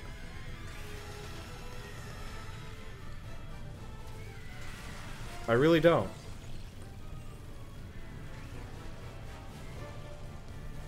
Unfortunately, this is a bit of a slow grind mission. Because we have to wait for Pyro to kill everything, and every enemy, I believe, has like a 1.7 HP multiplier, or something kind of silly like that. Or is it a, No, it's actually, it's better if you've got 2 people. Like, weirdly enough, if you're playing solo online, this game's actually really hard. Pyro, pick me up. Pyro, come help. Or not, maybe this is bad time. We will wait. I will wait patiently. Staring at this kind of wildly unreasonable outfit. I would totally watch an EDF anime, now that I'm thinking about it. Like, an EDF anime would be magic. Probably terrible, but, like, still magic. Especially if they did it, like, super, like, weirdly jingoistic and ridiculous. Maybe every single episode is a different character because everyone dies.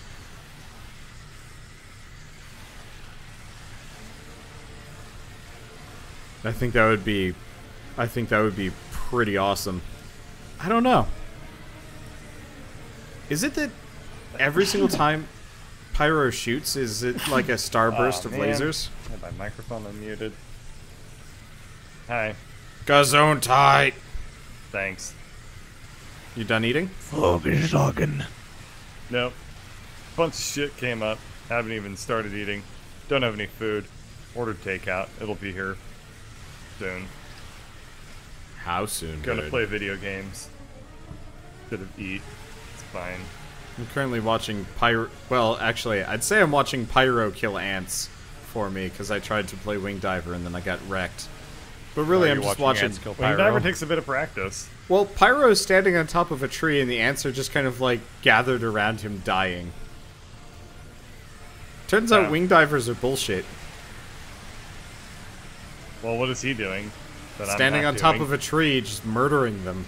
They're releasing the Dark Souls soundtrack as a trilogy of vinyl records.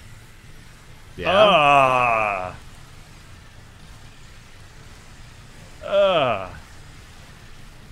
There's something endlessly and inherently funny about the idea of video game soundtracks on vinyl.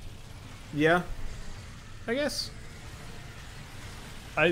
It's just... hipster. And someone already drew a parody of Dream Daddy where they're all cats. Yeah. Dream Kitty.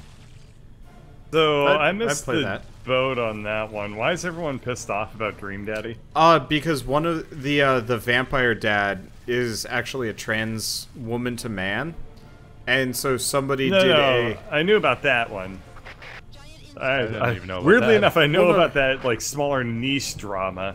But I mean, like, why were people pissed off before that? Oh, I thought that... mad about it. I thought that was it, actually. That's what everybody's been yelling at, because somebody did, like, a fan art of them gender bended, and everybody's like, you can't do that, she's a trans. And it's like, what? I didn't know anyone was mad about Dream Daddy. I've only heard of people being mad about Dream Daddy. Which is hilarious, because, like... the most inoffensive game. Yeah, it's, like, super charming. Yeah. It's basically just a joke idea from Game Grumps. Yeah. God, their office tour is ridiculous. Yeah, I'm ready to go. I will be ready in like a minute or two. Yeah, Bert, have you seen the Game Grumps office tour? That episode went up like 4 or 5 days ago, right? No, I didn't watch it because I was like, that seems like the stupidest fucking thing I've ever heard of, and then I didn't watch it. Their office is ridiculous. Yeah. It's some hot bullshit how much work went into their office like now. Gary. Well, I mean, it's the small company basically at this point, like 20, 25 people. I imagine it's what Amazon looks like. Amazon is fairly trendy for an office, I'll tell you that much, I guess. My building sucks. My old building was amazing, but like my current building sucks. My old building had a golf course in it. My new building doesn't have shit. I toured the Google offices, and it felt like I was walking through IKEA. Yeah. That's it. The wall decorations are a little hokey in a lot of these places. I actually know somebody, and a friend of mine, Max, that I mention it occasionally, actually works at the Google offices in California now. I have a friend who works for the Google office up in something. It starts with an R. It's nearby here. Everyone I know works tech jobs I can't explain to my parents. Oh, what's your friend Michael up to? And he's like, well, he's currently working on the quantum duo fibrillator. So we had to get in contact with the CIA. Yeah. Like, yeah, I make video game videos for the internet that are free but make me money. And I found out recently that my CIA, that when I get my top secret clearance, my CIA bonus is going to be worth twice as much as what I thought it would be. Which is really great news, but it also is coupled with the fact that, like, apparently today, by the way? stepping up. EDF. Yeah. Okey-dokey. Apparently the company is stepping up its, like, CIA contract, like, workload substantially now. So basically, like, that will become my job. Will be babysitting, like, shit for the government. The entire CIA. Yeah. No. Not. CIA is a pretty big operation.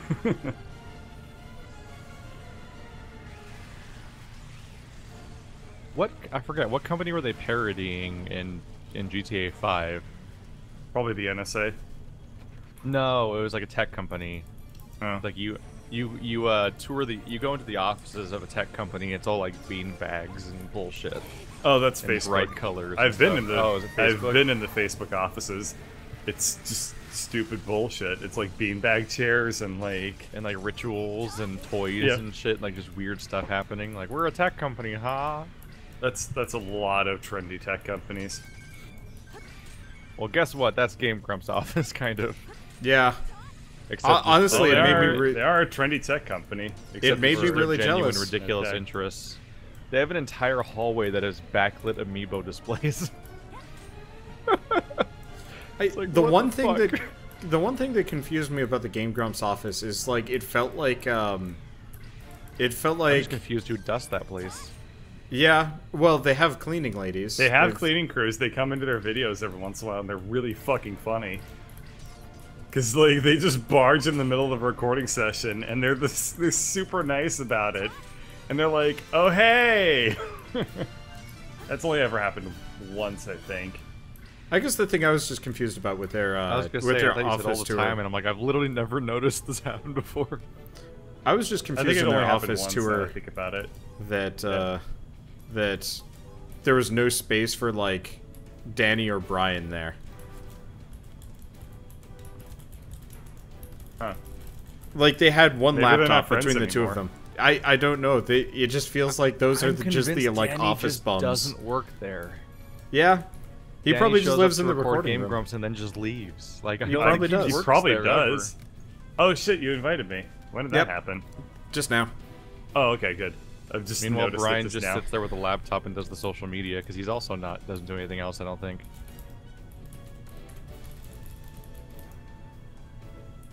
If I ever own an office, it's gonna be like stupid trendy bullshit all over the place. Are you kidding me? It's gonna be ridiculous. Also, all So these be different like- people run different. Everyone has different offices and stuff, and then like the people working on Dream Daddy are 3 people sitting at a random table in the middle of a room. Now my office is gonna be like it's gonna be Bruce Lee themed. So you're gonna walk in and it's gonna get punched in the face right away, but you gotta dodge it. Yeah, face Or you punch. can get punched in the face. It's fine. Change room Anyway, settings difficult. and Bonus then there'll points. be posters of Bruce Lee, and then the desks will be shaped like Bruce Lee, and then the desktop backgrounds will be Bruce Lee. Gamify your office energy. Ah. I said all your favorite words. Air Raiders can All your favorite words. I am still 200 points below my armor limit. I am 45 points above it choose loadout. because we played through on a higher difficulty. Weapons.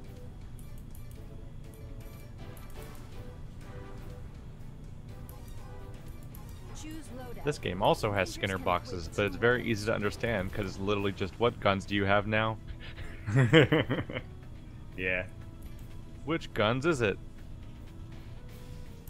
Because you can't even call the armor a Skinner box, it's just a linear grind. Yeah. Of a number literally just getting higher every time you pick up a thing. Yeah. It's like coins in Mario, except it's your health. Deploying. Okay. Let's play the game. Yeah. Stop. Don't let them drag you down. So what food did you order, Bird? What are you eating? I ordered Szechuan something. I don't remember. It's Chinese food. Szechuan? So, Amazon Prime Now restaurant orders apparently added a new feature where you can reorder stuff that you like. So Oh. I just opened up the website and it was like, you want this shit again? I was like, yes. And it was like, good. And then I left the website and it was the best. It was the best ordering experience of my life because I know I'm gonna like it, and it took 1 second. This is why Jeff Bezos is rich. One of my goals is to have an income where I can just have takeout forever. I enjoy cooking. I've gotten Keith, really I don't- good at it lately. You're going suck. to be like a monster humanoid by the time like we finally get to see each other face Takeout doesn't face have to be face again. unhealthy. I mean, It just has to be expensive because it's not the same thing as buying a whole bunch of food and slowly preparing it at a reasonable I expense. feel like if I ever Dude. live close to you, for any reason, our first series is going to be Wanderbot and Shell teach Keith how to adult. No, I don't need to adult. I just need to get I- morbidly rich so I can have a personal chef. You need to get That's like the morbidly one thing rich I so you want. can become morbidly obese. I get it. I see how it is. No, I'm terrified of actually getting fat Yeah. Yeah? How come?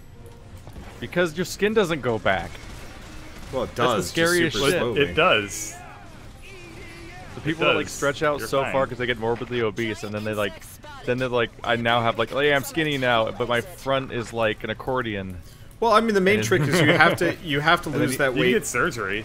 Yeah, you can't that's get not surgery, great but, either. Like, yeah, that's not an I don't option want to hit most that people kind of want. rock bottom ever. No. I've been comfortably riding the borderline of overweight, and that's it. let's not fucking over-exaggerate what territory I go in here. Like, I Yeah. cross the line from normal weight to overweight, which is a surprisingly low bar. Oh no, it's pretty easy to go to overweight. I'm Yeah. like Yeah, it's probably super super I've easy at never my been, points. and I've never been past overweight. There's a whole bunch of other scary colors after that. Yeah. And I don't. And There's I've never been two. there. Yeah, that's too many. They're all scary. Okay. They're So bad I'm for a- you. I think in terms of BMI, I think I'm like a point or two below overweight. Ah. And it's like if I gain 5 pounds, I'm there. I'm like, what the Yep. fuck? Doesn't make any sense. There's Yeah, like oh, yeah. literally less pounds than there are points before I'm overweight. I also need feel I like need to commit, BMI is some like- sort of alchemy between myself and Andrew. BMI is also like the He's the dangerously least underweight. Oh yeah. Yeah, no, BMI is stupid. It's used to measure populations, not individuals. Well, yeah. Shell likes to be like, okay, so you need to lose like 40 pounds to be in like the healthy range of BMI. I'm like, that makes no sense. That's slightly terrifying. Yeah, that's pretty weird. Yeah, and like Andrew and I are about the same height. I'm a few inches taller, but I'm twice the weight because he is skeleton man. And I'm like, well, how I mean, he smokes, does that which happen? is like, he smokes a lot too. Well, which, smoking, yes, does a yeah, lot. smoking cuts your appetite. Appetite. Yeah. Is that some kind of dinosaur? It's actually a genuine like efficiency loss when we're recording, because it's like, hey, we recorded like an hour smoke break, record another hour smoke break. I'm like, how is there so many smoke breaks in this day? It's actually like alarming how often. Well, we, like, go I mean, out. and it's a big time loss because he specifically doesn't smoke in his house ever, which is a good practice, but also means that he doesn't smoke while recording ever. When so, like, we have to, die like, from stop. lung cancer is a man's actual goal, he is going to progress towards that. 25% of his life Captain Anime, is a smoke Keith, break. Keith, look at these things. You see these things? Yeah. What things am I looking at? These things are fucking awesome. Have you ever Yeah. seen these things in real life? They're the coolest thing I've ever seen. They are. Like the mega. Have you ever frames? destroyed You them just before? blew one up. It's cool. Man. There's more for now. You know how much like one of these things costs? They're like millions of Lots. dollars to make. They're Oh, so yeah. awesome. They use them for people who don't know. Those like big crane things that Wander is currently blowing up. Those are used to load super freighters, and regular freighters too. I would imagine, but they're used What to big load crane like things? yeah. They basically like you put like $2 trillion worth shit, of there's goods more. underneath them, and then they put them on a boat. And what was really funny is somebody explained to me how those get shipped across the world, because they basically get made in one spot in China. They put them, they load them up onto a super freighter, and then like ship them across the world, and then take them off the They're super all freighter dead. so they can load super freighters. Super freight. The super freight. Anyway, they're awesome, and Wander just blew up like Every single one millions of dollars worth of shit. Every single one of them. It's one of those bizarre. At the same time, I don't think they would just disintegrate like that because they're like No. eggs, basically. No, my It's like the- grenades it's would like the probably equivalent do of, like, jack having a shit to them. It's like Yeah. when you see a video of like a boat transporting boats. Yeah. It's a Those super freaking freighter that boats are the transports best. Super freighter loaders. It's a boat that takes boats to other places. Remind- like, they can go be boats. Remind me when EDF 5 comes out so I can name myself Captain Collateral Damage instead of Captain Anime. Captain Collateral. That's a good one. Anyway, what were we talking about? Oh, Yes. getting fat. What were we talking about before getting fat? There was something funny I wanted to That's say. pretty much where we started. Yeah. Something funny I wanted to say, Something though. it was something about ordering takeout. Oh. Jeff, Oh, yeah, Jeff yeah. Bezos. Okay, so Jeff Bezos is the richest man in the world right now who got his money not by, like, skimming government or, like, owning oil. I think I think Bill Gates actually just finally passed him again. Oh, Somehow. Woman at maybe. this point, is that Oprah, or is it Yeah. Big Hit? No, I there's don't that. know. Isn't there that lady in Australia that's rich as fuck who should not be because she's a terrible person? Because that's how money works, is moral. So anyway, as a joke, I decided I was going to email Jeff Bezos. So I sent him an email with a link to that article, and and underneath that it just said "You're welcome." And I'm looking forward to getting my inevitable response or not. Or your new job, where you go find another one. Narrators can equip 2 weapons. I didn't actually do that, but it would be. I thought about it, and then I was like, Which is almost as good as doing things, which is why a lot of people don't accomplish stuff. I think if I waste even like 30 seconds of Jeff Bezos' time, that's like what, $75,000 of lost productivity. Oh hey, it's this guy.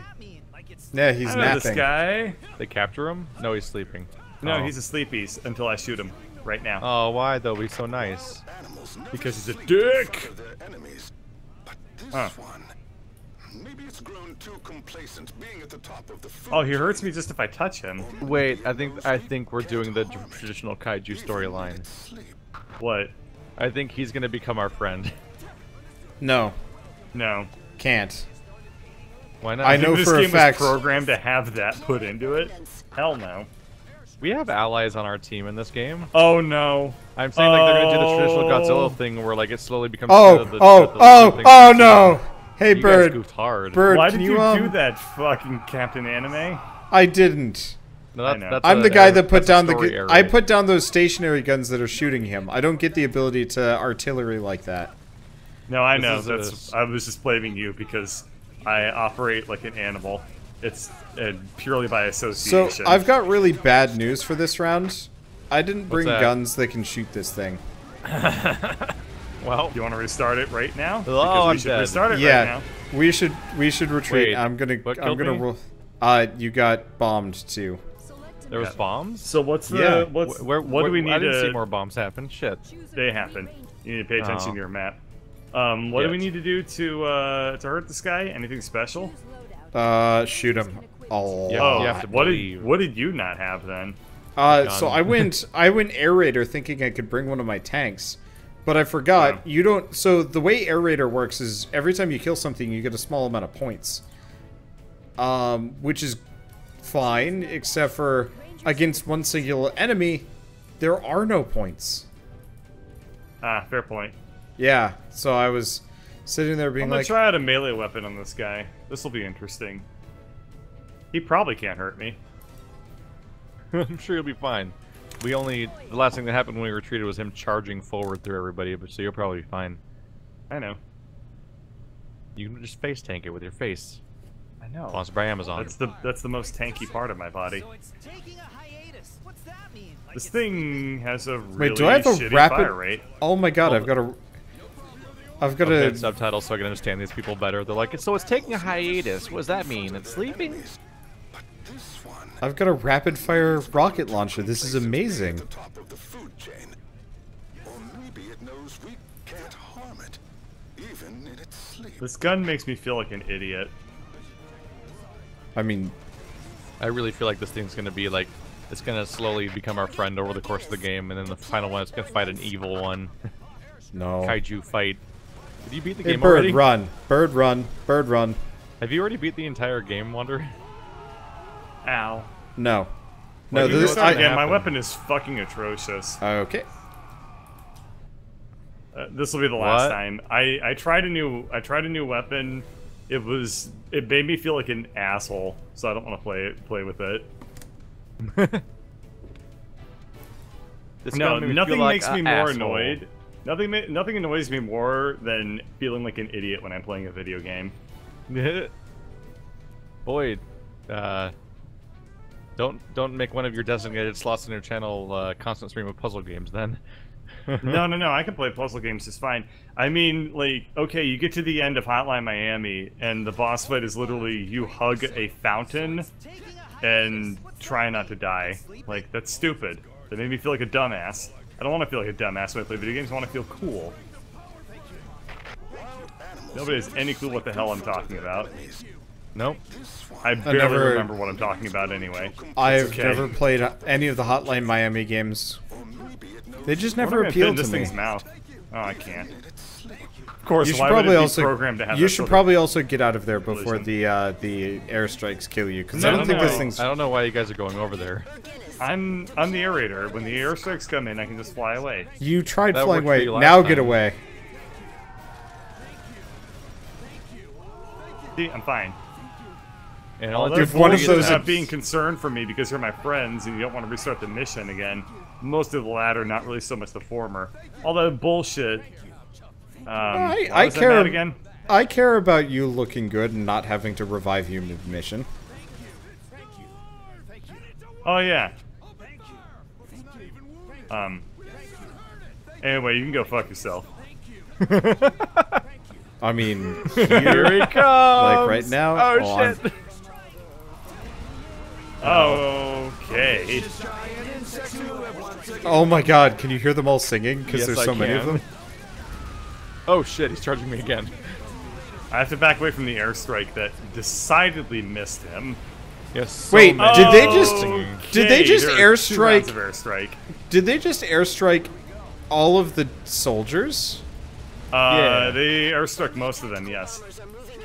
Listen, they've got to save our Mother Earth from alien attack.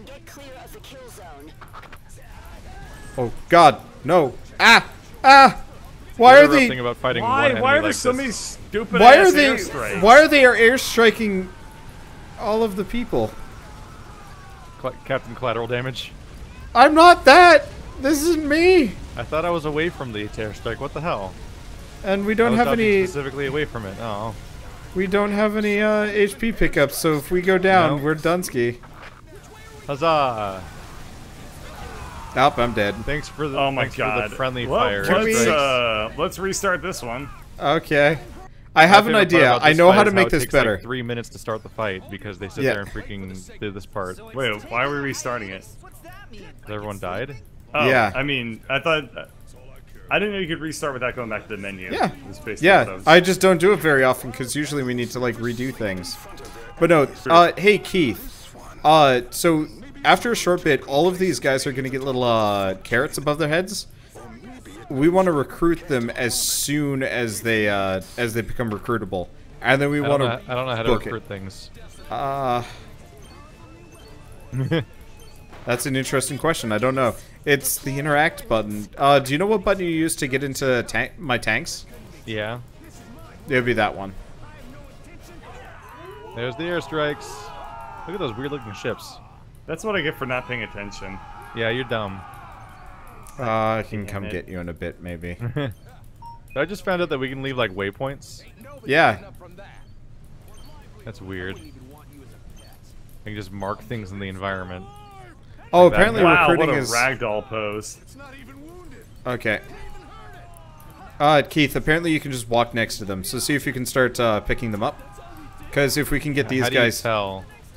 How do you tell they're on your team? they'll follow you around. Motherfucker. Well, one way or another, I gotta leave because if I'm here, he's just gonna keep running me over and I'm gonna die instantly. Hello, Burb. Hello, Savior. Stop being L never dead. mind. Well, I it forgot didn't I matter. pressed They the all button. they're all dying anyway. Donker. Oh, bad news. Oh, Jeebles. I lived. Yeah, that was interesting. Ah, shit, he seems to be locked onto me. I'm gonna No, die. he's definitely trying to kill me, which is fine. Oh, an airstrike, great. Thanks for that, world. Fuck this mission. Wow. This mission is ass. The most dangerous thing is ourselves.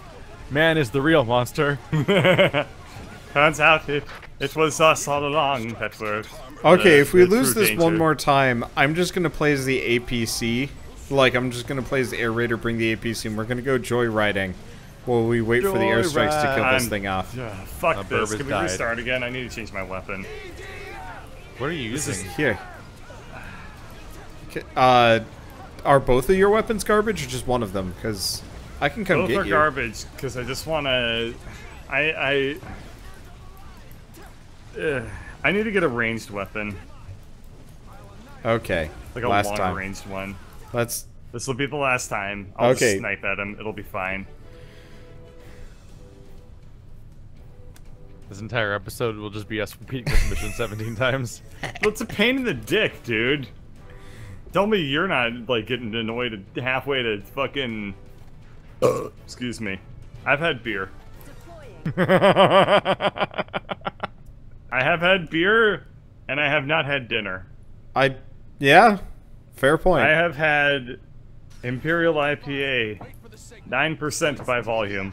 So though I have one beer, it is actually more like 2 beer. Anyway. Oh, So if you okay. See, this is what I wanted. Look at this. Look at this. I have had badass. water and sass. Look at this badass thing compared to what I was using before. Yeah, I've had chocolate milk and stroganoff like 6 hours ago. I am starving. What is stroganoff? You've never had beef stroganoff? Yeah. Oh, I assumed it was a drink when you said stroganoff. Oh yeah, I guess it does kind of sound like Smirnoff.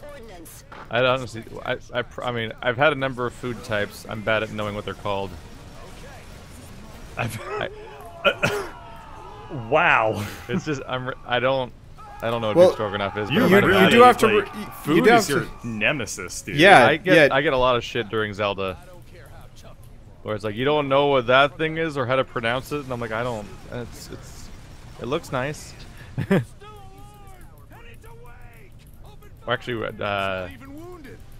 Odin Sphere was way worse actually, because it's like food porn in the game, and I'm like I don't know what any of these things are, but they seem nice.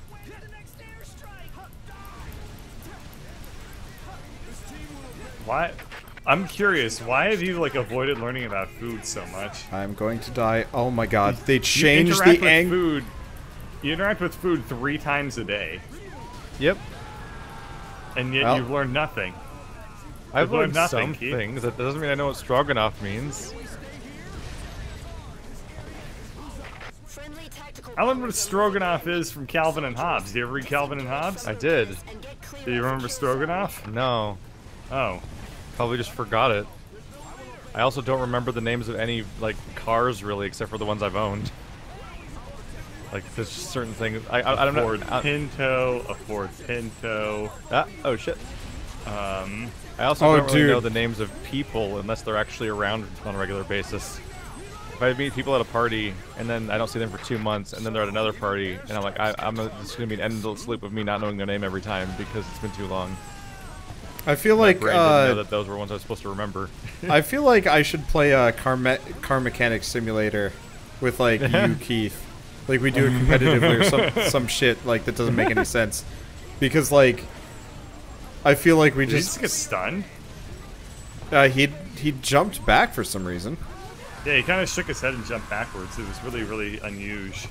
He might have just been clearing distance so he could then immediately jump directly at me, which caught me entirely by surprise because I had turned around because I'm trying to recruit all the NPCs, even though I'm not entirely sure if that's Just go up to them and be like, "Wololo." Dude, I wololoed all of them and then they got completely smushed and I felt bad because I am the reason they are now dead.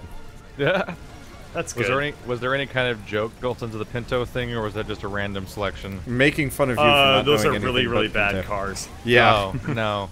If you like, if you like, I was gonna say the Reliant Robin, but then the joke moved on.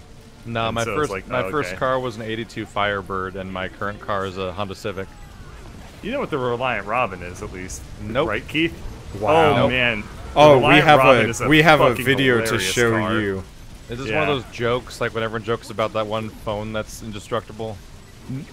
No. The Nokia or Well, whatever. No, it would it's be the the exact Is opposite. it the I think opposite? actually Is it- oh, it's like a really shitty, like... It's like one of the a shittiest non-functioning- cars I've ever seen. It's one of the I- shittiest things. Is it I've the ever car seen. where if it got re-ended it exploded? no, No, that's the Pinto. That is the Oh. Pinto. I know that reference. I just don't no, know. no, What it's called. okay. I didn't know what it was called. We want to tell you about the.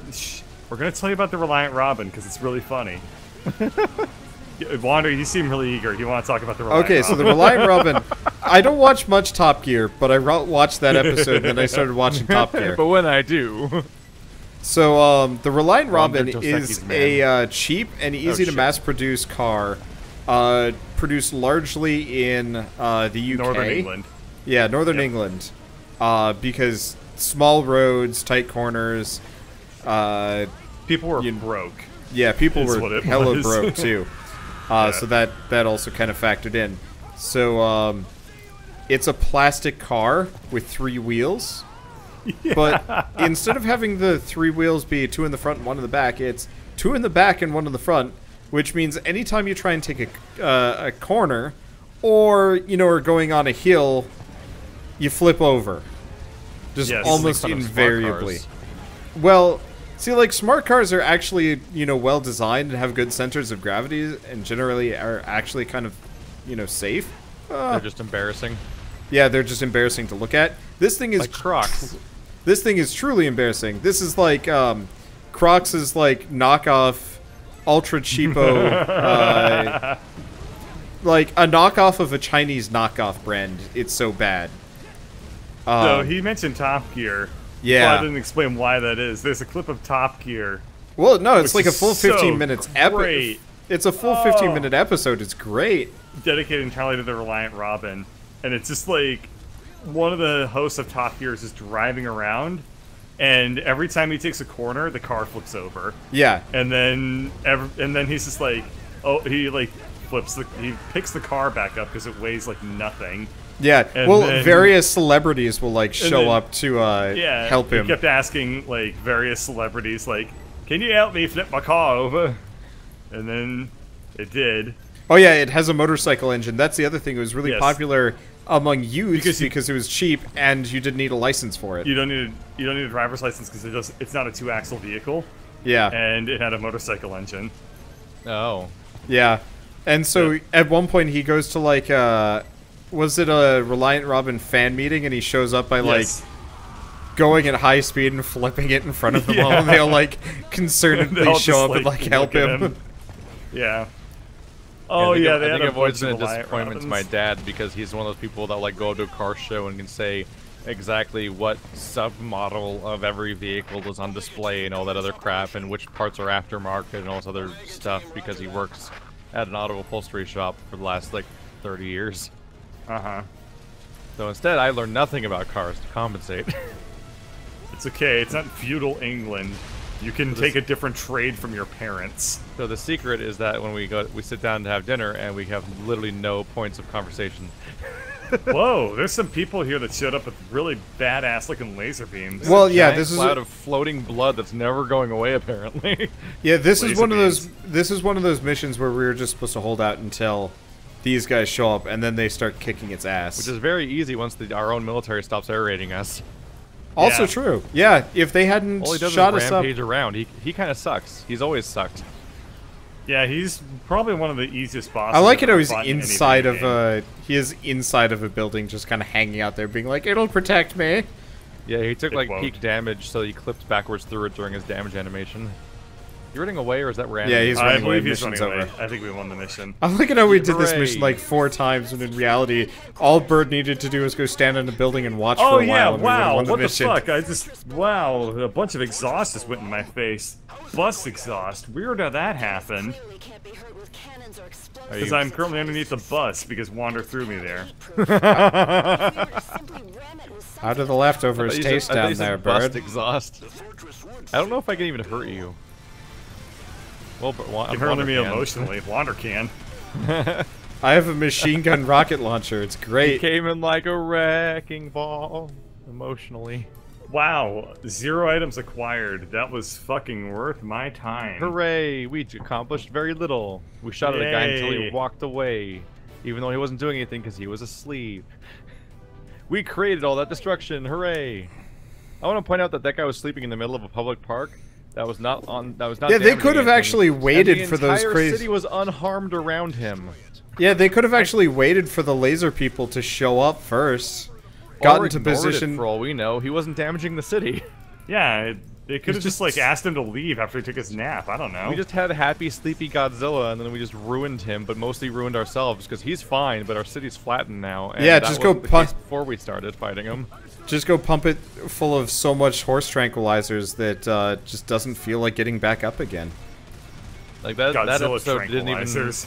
That episode didn't even do a good job at confirming that that dinosaur thing was even like dangerous or even like hostile. It's like we It just seems attacked to it like- until it fought us. It just likes to prance. I'm going into the hole now. Shit. There was a game people played in my elementary school where they would watch cars driving by and try to identify the make and model of the car. And I always thought that was really impressive. And now I wonder as an adult, were they just bullshitting? Yeah. And the answer was, Yeah. of That's course a they were. 1975 Bugatti. yeah, of course they were just making shit up the entire time. It's a Pinto. It's a Pinto. Was anybody gonna call them out on it? Yeah. I don't understand why you think that people were driving That's by a in Pinto, 1970s and that's a cars. Mustang, and that's a Colt. Why are these all like classic muscle cars that we're identifying? I'm not like 900 years old. Is that I was in middle school being like, oh, there's the Edison mobile. Is Colt also a car? No. Okay. So I knew guys in middle school and high school that would do that specifically with like celebrity women and stuff like that. I'm like, why do you care so much? I don't get I it. mean, you did that with Pokemon, so they'll pretend you're better than they What, are. like trying to name them or something? Nah, I was. I mean, Pokemon was earlier- dead to me by the time I In our hit Dark middle Souls school. 3 playthrough, we tried to name porn stars for a bit. That was a thing that happened. How many did we come up with again? It was like 2. I don't know, but we insisted on talking about famous porn stars for a bit there, and then talked about the IMDb of porn, which apparently is just IMDb. Oh yeah. I edited that not too long ago. I Still was working wondering through why that. that was on your mind. I'm about done with editing the main playthrough, but then DLC has to start. Good thing the DLC isn't really super long or anything. Yeah, but we took a long time. I know. Because it was 3 of us. And then after I'll that's have to, done, for Dark Eater, I'll just have to look at specific attempts that I choose and be like, those are the ones I'll edit. And then the rest of it, I'll just be like, here's a giant mega video from one of our perspectives. That's the unabridged version of this nightmare day we had. That day sucked. Because I don't want to lose all that footage. I hated that. Wasn't that like really 2 funny. days, actually? Yes. It took like 3 days or 2 days. Our at 2 least. days of struggle is really funny. But It's I can't true. edit. I can't edit like a 15-part thing about one boss fight. in I mean, you multiple could, perspectives. but nobody Yeah. would watch it. I bet people would watch it. People love to watch us suffer. I could totally do this shit all day, every day, if it was like my job. But Sadly, It's like- it It doesn't is. pay the bills fully. it's like no, it's more like a hobby I do that's related to my job, the multiple perspective stuff. Oh yeah. I'm not yeah. like an achievement hunter editor that's just hired to do that all the time. No, no. I see what you're saying. I gotta go make things.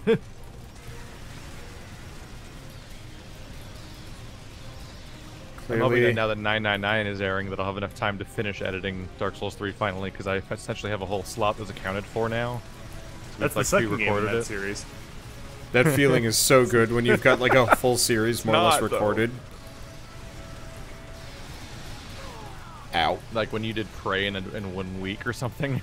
I mean, I do that with like most games. Like I Yeah. streamed like 2 nights of Yonder, and then that's been it. I've got to actually Jealous record a little bit more of it. I can't marathon like that. I did that with Sundered. I've got 9 hours of footage, so that's like, you know, what, 15 to 20 episodes somewhere in there. That game gets hard as shit though, and It's not also like very green. yes. I got to the I think I'm at the very end of the game, like the last zone. There's only 3.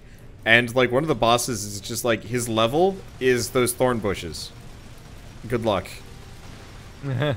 Huh. Yeah. The boss isn't hard, but hitting the boss is incredibly difficult.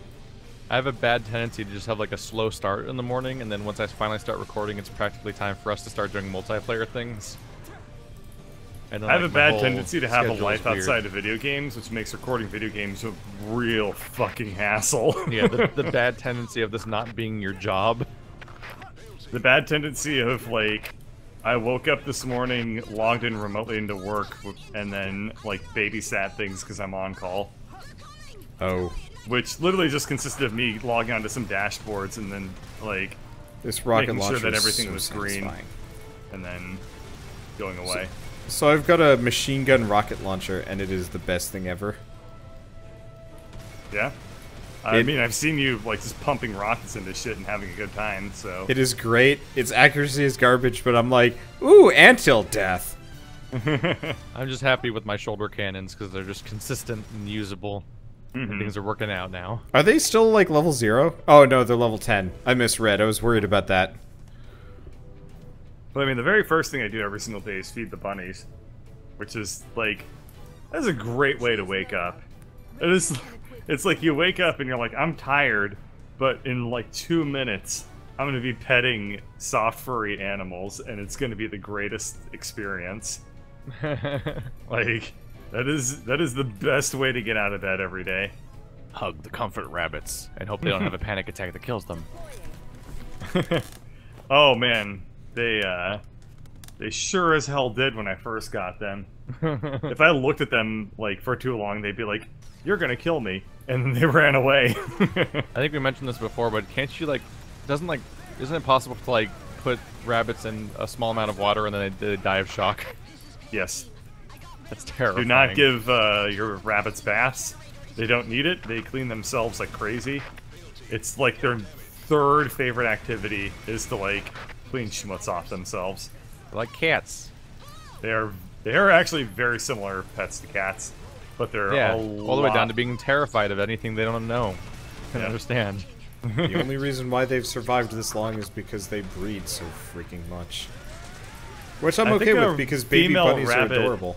Yeah, I mean, think that's a basically female the premise rabbit of being a can- rodent. They're not a rodent. Oh, they're shoot, you're mammals. right. Yep. They But have a they're distant close. relation to rodents. They They're close split off. in that they make up Yeah. for life by quantity. Well, I think that rabbits share like a really long ago like evolutionary ancestor with rodents, but that thing was also not a rodent. It became the rodents. Yeah. So they were an animal. They were like, just a regular old mammal, and then they became like a rodent. They just split off Yeah. at different points, like the chicken. Wait, and the what is T-Rex. going on? Oh no! Yes. Oh no! Oh, those are like Oh. bees or What something. the fuck are those? Bees! Oh no, are they mosquitoes? Bees! Oh, man. I Oh, brought thank the God wrong they're gun bees. for this. I brought my grenade launcher. I'm just I happy have they're- homing I'm weapons just- and sniper rifles. I brought exactly the right gun for this. I'm just happy they're not giant mosquitoes. Yeah, don't no, I'm like okay with bees that. all that much. Giant mosquitoes like- are really creepy though. Yeah. Bees just want to hurt you. Mosquitoes want to drink your insides.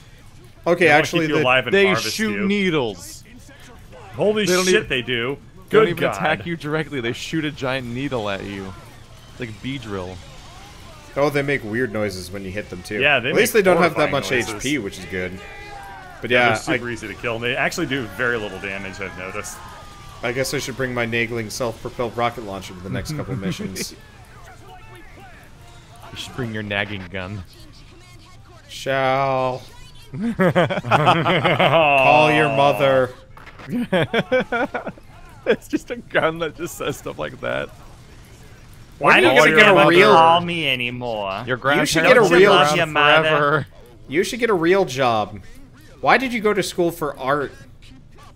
You should go back to school for nursing. You know you can pay your taxes early. Have you talked to your cousin lately? He's become a doctor now. You should talk to him and see if you can become one.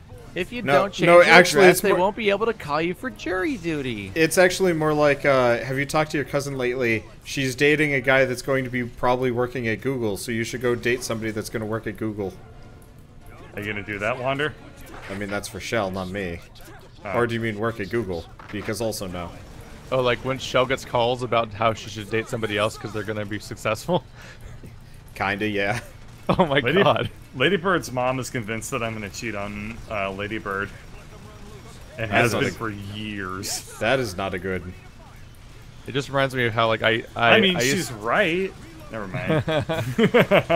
so I used to carpool with a Chinese girl that was raised to go to college to meet a man. Oh, Yep. She was just supposed to go to No. college because it'd make her a better a candidate lot for a of man. people get their degree. Well, yeah, in, it's called an MRS. MRS degree. That's what the slang was. No, That's the sl- I couldn't it's remember it, legitimately but yeah. a thing. Yeah, no, I've met people that, like, got MRSs. Yeah. Really? Yeah. I know Fucking- somebody it's called who MRS. she said that she was going to school to become a mom. It's Yep. like, oh.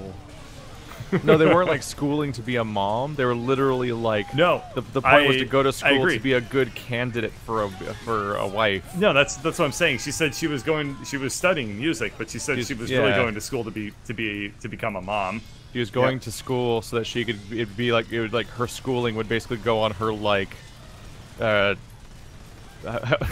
can't think of the right word. Dating profile. No, what do you call it when you the job application thing? Her Resume. resume. She's like Yeah. it's like going and getting a degree was going to be along her like wife resume to make her a Yeah, good wife. I know at Really least gross. 3 or 4 people that did that. Yeah.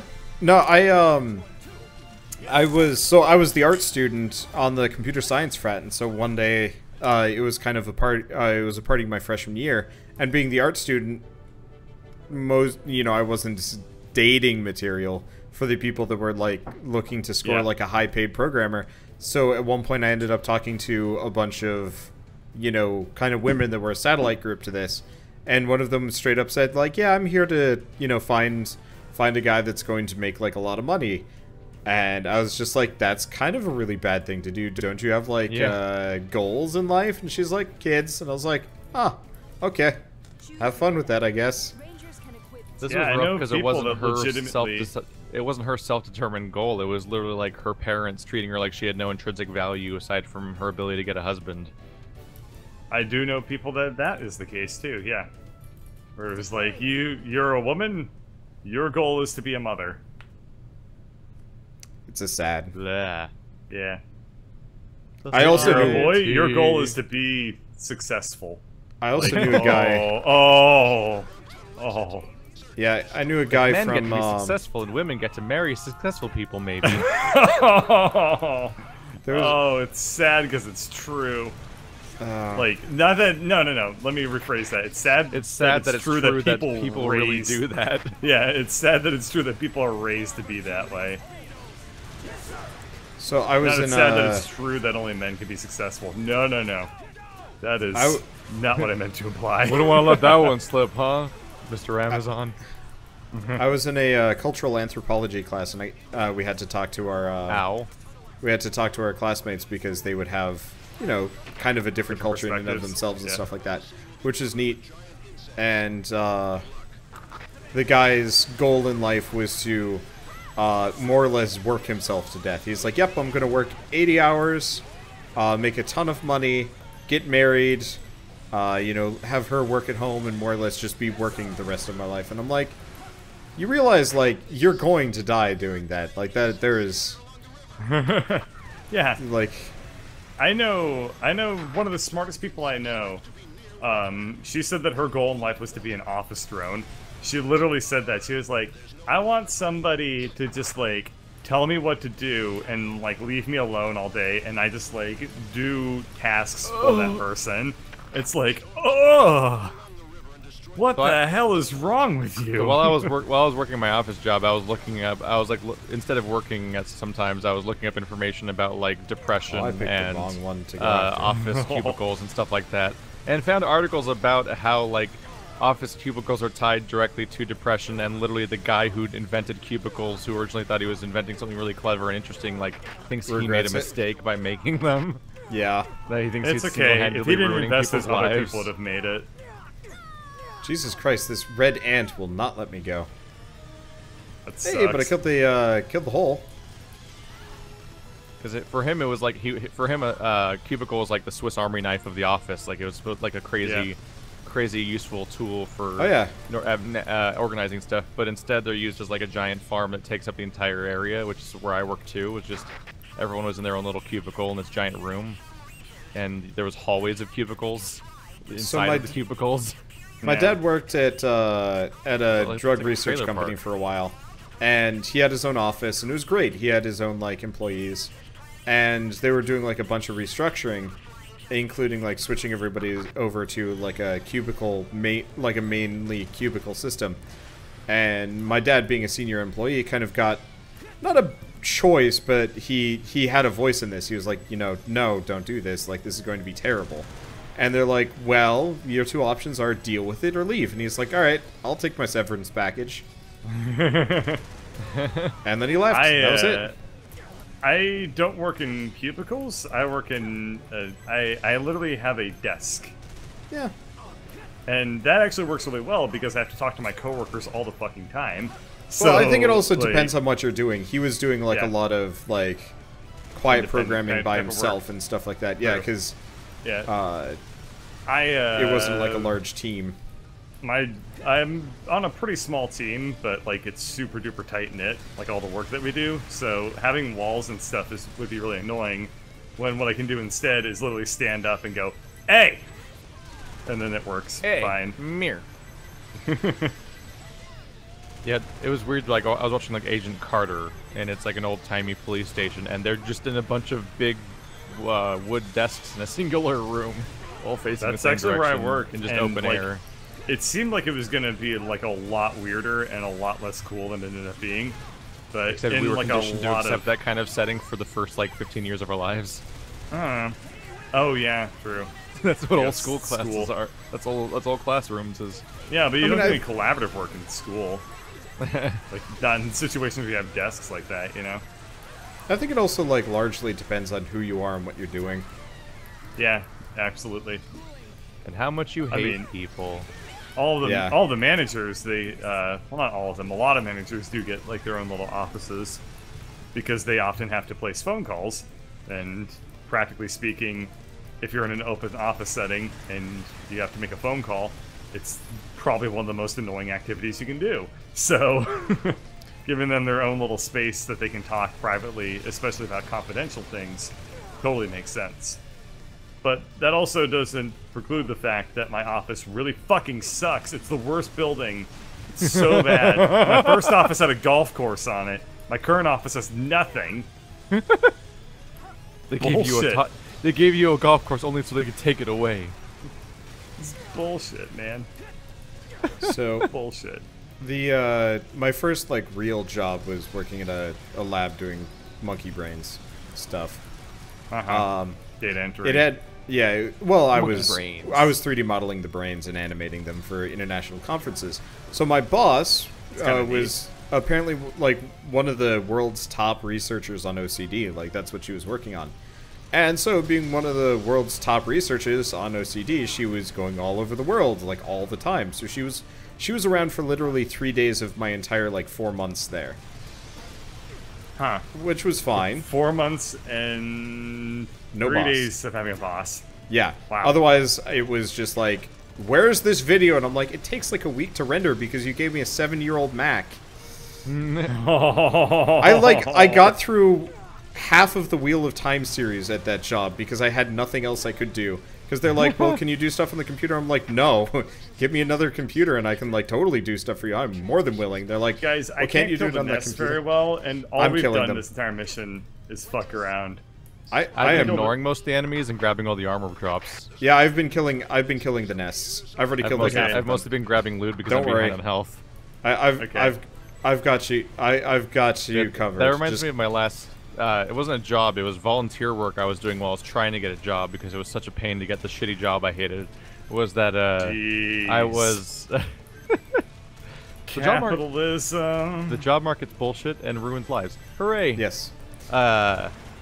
So my job at my volunteer work was to filter water samples. Ah. Yeah.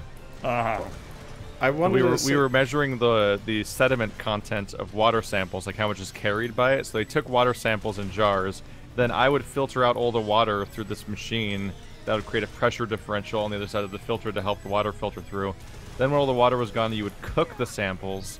But what would you do is you'd pre-weigh the filter to find out what its original weight was. Then you'd weigh it again after it was cooked and all the water was baked out to find out what its weight afterwards was to figure out how much sediment weight was carried by the water sample.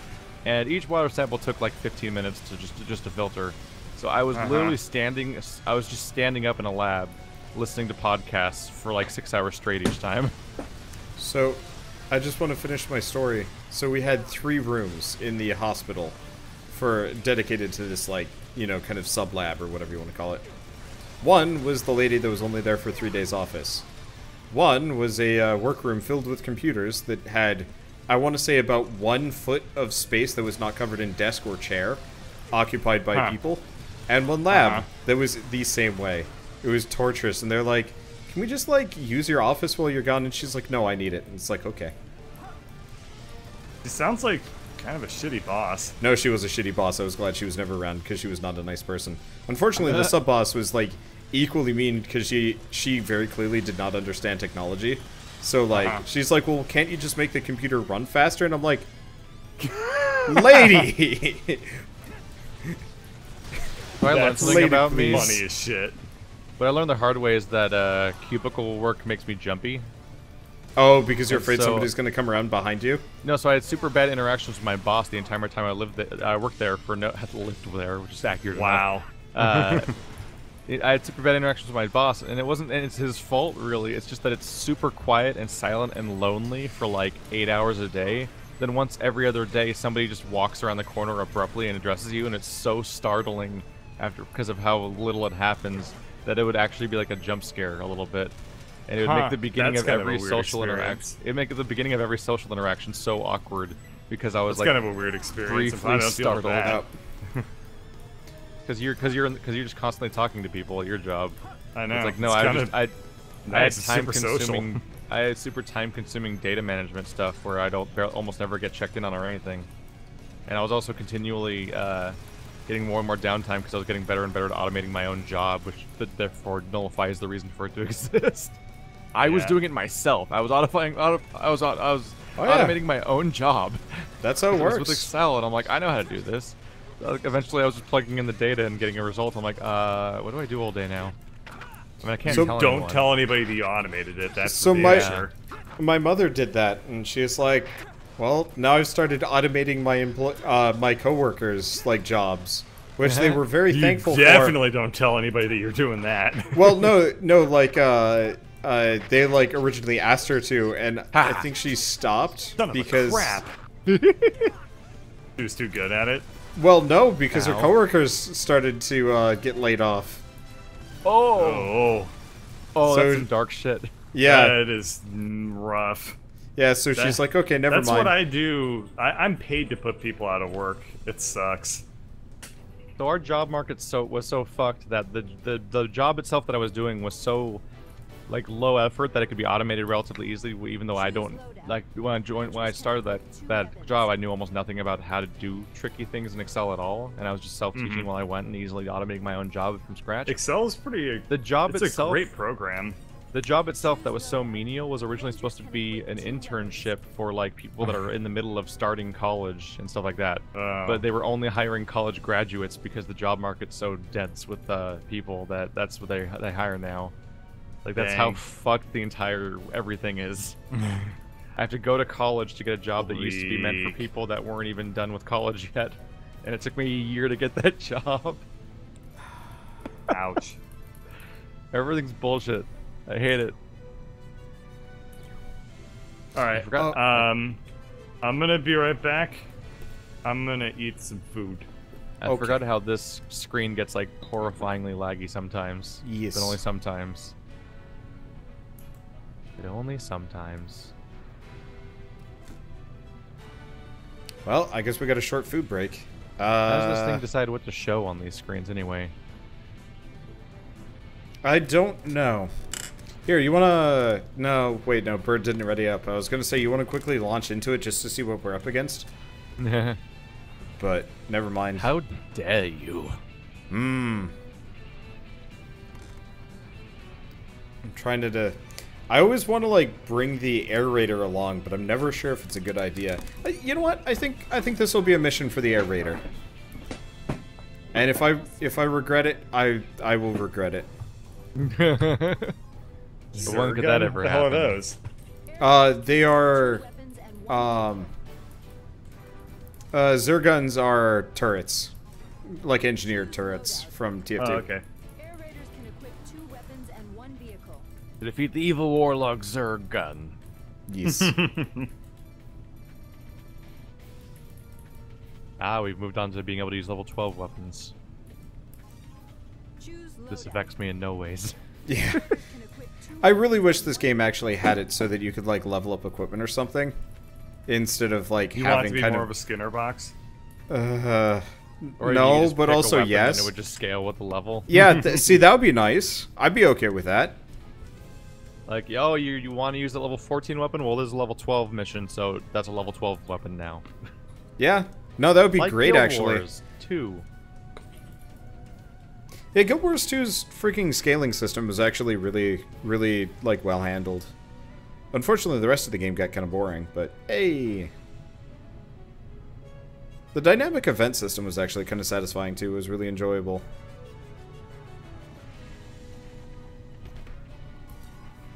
You guys are lucky there's no audio in this channel. Yeah. Huh? Oh, Keith is spamming to save our Mother Earth from any alien attack.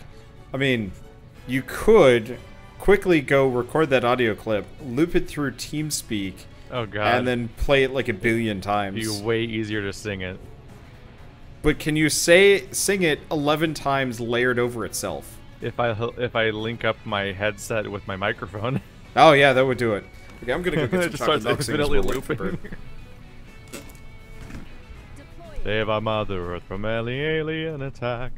Save our mother, save our mother, save our mother, save our mother, save our mother, save our Row, row your boat gently down the stream. Row, row, row your boat gently Bees, down the bees, row, bees, row. bees. Everything burns now. I have to achieve something. Test okay. Absolutely right. It's a different version of the song than I learned. That must be the British version of the song. It's just Bees. like, London Bridge is Bees. falling down, everyone's dead, grandma's Bees, gone. bees. Bees are killing everything. Everyone, My everyone, fair lady. everyone.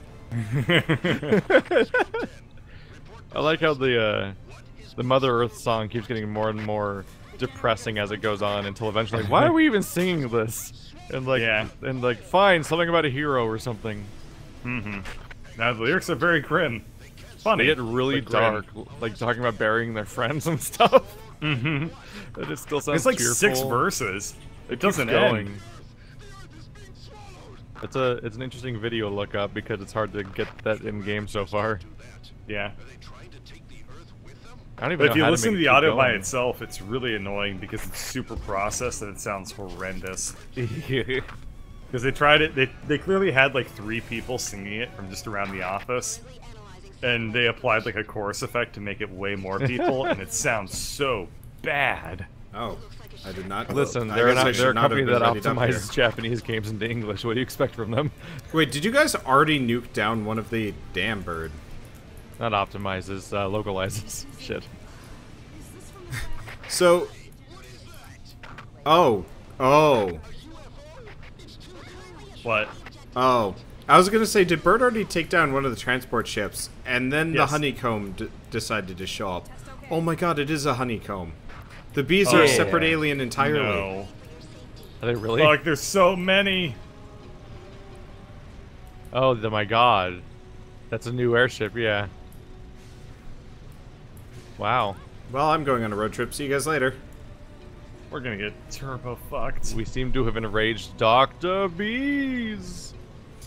How many ships are there gonna be? They've done everything. There's no more sky.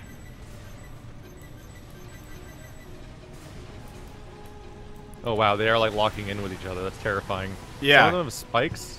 I Some think of This them is, they're just have gonna actually, this is actually a very cool art direction they've gone with this one. No, Oh, this game. this is actually genuinely horrifying now. Yeah, this game looks kind of bad, but like what they've done with what they've got is kind of amazing. Yeah, they did a really great job with a lot of this stuff. Those are not bees. Oh. What are they? Oh. Those They're are weird. much worse than bees. They're very they, like, weird weird? Y-shaped ships. I didn't bring anything to protect myself with. I'm kind of fucked. Hey Keith, Yay. can you kill these ants directly next to us so I can actually fight again? Because like I have to I guess spend I'll my kill the time running away flyers. from I can them. hit them pretty easily. Oh, Oh, fuck, there's so many. You'll be fine. Now hold them up while I grab all the armor pickups. I don't have enough ammo. I can't shoot that often. That's a lot of ants. I want to see like a civil war between these enemies. It That'd would be be nice great. to make my life a lot easier. Yeah. The AI would have some really interesting target acquisition going on, though. God, they look weird. How does one mob of enemies fight another mob? Target closest thing, smack, smack, smack. Oh, RTS logic. Okay. Yeah. Like old school bad RTS logic. That's how I play RTSs, because I am bad at them. Attack, move. I've lost. I feel bad. I think if I search the word cringe in my comments list, most of them are for StarCraft 2 videos. why is it firing super lasers? Why I is that think- right? That is I think directly they're next destroying to me. Earth. I should probably leave. No, That is Vicky. really worrying. R.I.P. Earth. There's no indicator of when they'll do it, too, which is suck bad. Whoop. I chucked my self-propelled rocket launcher into a valley. I Honestly, think the you need indicators more that than they those? come out of specific ones. I'm gonna do nothing on this mission. That's okay. You can always get Pyro to come in and babysit you. Good. He offered very emphatically, and I was like, So I think no, no. I think there is indication about when the lasers are going to come because they're coming out of the blue spikes. Yes. So you just aim at those. But how often are you looking up to make sure you're not underneath one of those things? Never. I'm not. Yeah. Huzzah! Oh. I do not know what happens when I flip Are we a even tank in fighting this game. back against this thing? Like, how's this work? No, you can't target it from what I can tell. I think this mission's actually almost over. I'm trying to entire shoot the laser things. You but can't. They're not targetable. No, they're So not. so the art direction is cool, but the primary flaw here is the draw distance. Whoa, that's new. These are new. What's distance- happening? Oh, Wait, are we gonna get our What? butt saved by the aliens that we've been fighting this whole time? Or are we What? mega fucked? Yeah. No? I don't what the know. hell are they doing? I can't tell what's going on. weird part Oh, is wait, that no, the no. weird- These are... What is going on here? These are bad, right? I can't tell. How big am I? Oh, okay. Here we go. Okay, you can fight those. Shoot them. Oh, oh, those are ants. Blow them up. Yeah, they're all like, our hexagons will blot out the sun, but the iffy thing is if you look in any direction, they just fade away and then the sky shows through them. Yeah, they're doesn't quite work. kind of getting lost there. Let me go. Well, I fell down a cliff again. God. Looks a little Superman 64 to see like this the fog box Yeah. like that. What is this, a Dynasty Warriors game? Yeah. Ow. I'm having the I hardest want time to with kill this. transport ships, but they won't open up. They're weak points for massive damage. One of the weirdest realities about playing Dynasty Warriors games would be that you'd be like swinging around and wiping out giant hordes of enemies, and then more enemies would basically be spawning on top of you because once you killed all the other enemies, the game could render all the other enemies that were already on top of you that you couldn't see. It got really I annoying do on remember harder that for Dynasty difficulties. Warriors. Because on harder difficulties, the basic enemies were actually like damaging and worrisome. Not to mention that like 10 frames per second in the Yeah. early games. Also, that I definitely remember that in Dynasty Warriors. They too. really benefited from the current console generation because Samurai Warriors 4 runs so smooth. But they didn't. Oh, this poor niggling self-propelled rocket launcher. Poor me, honestly. Poor me. I He chose decided the wrong gear. The important thing is that everyone Well- needs to pity me more. every time I try and play the Air Raider, it's just like, oh, let's make it wildly inconvenient for you to do any of what you want to do here. And I'm like, I should just go back to playing Ranger. Like, I mean, somebody was the legitimately Ranger mad is at me the that I... catch-all character you can play that will just never not work out. Yeah, True. but like, The somebody entire was genre is built legitimately around like... it. Somebody was legitimately furious at me that I decided to start playing as Ranger because, you know, how dare you? Mechs are cool. And I'm like, mechs are cool, but also garbage. How many transport ships are left? Just these 3?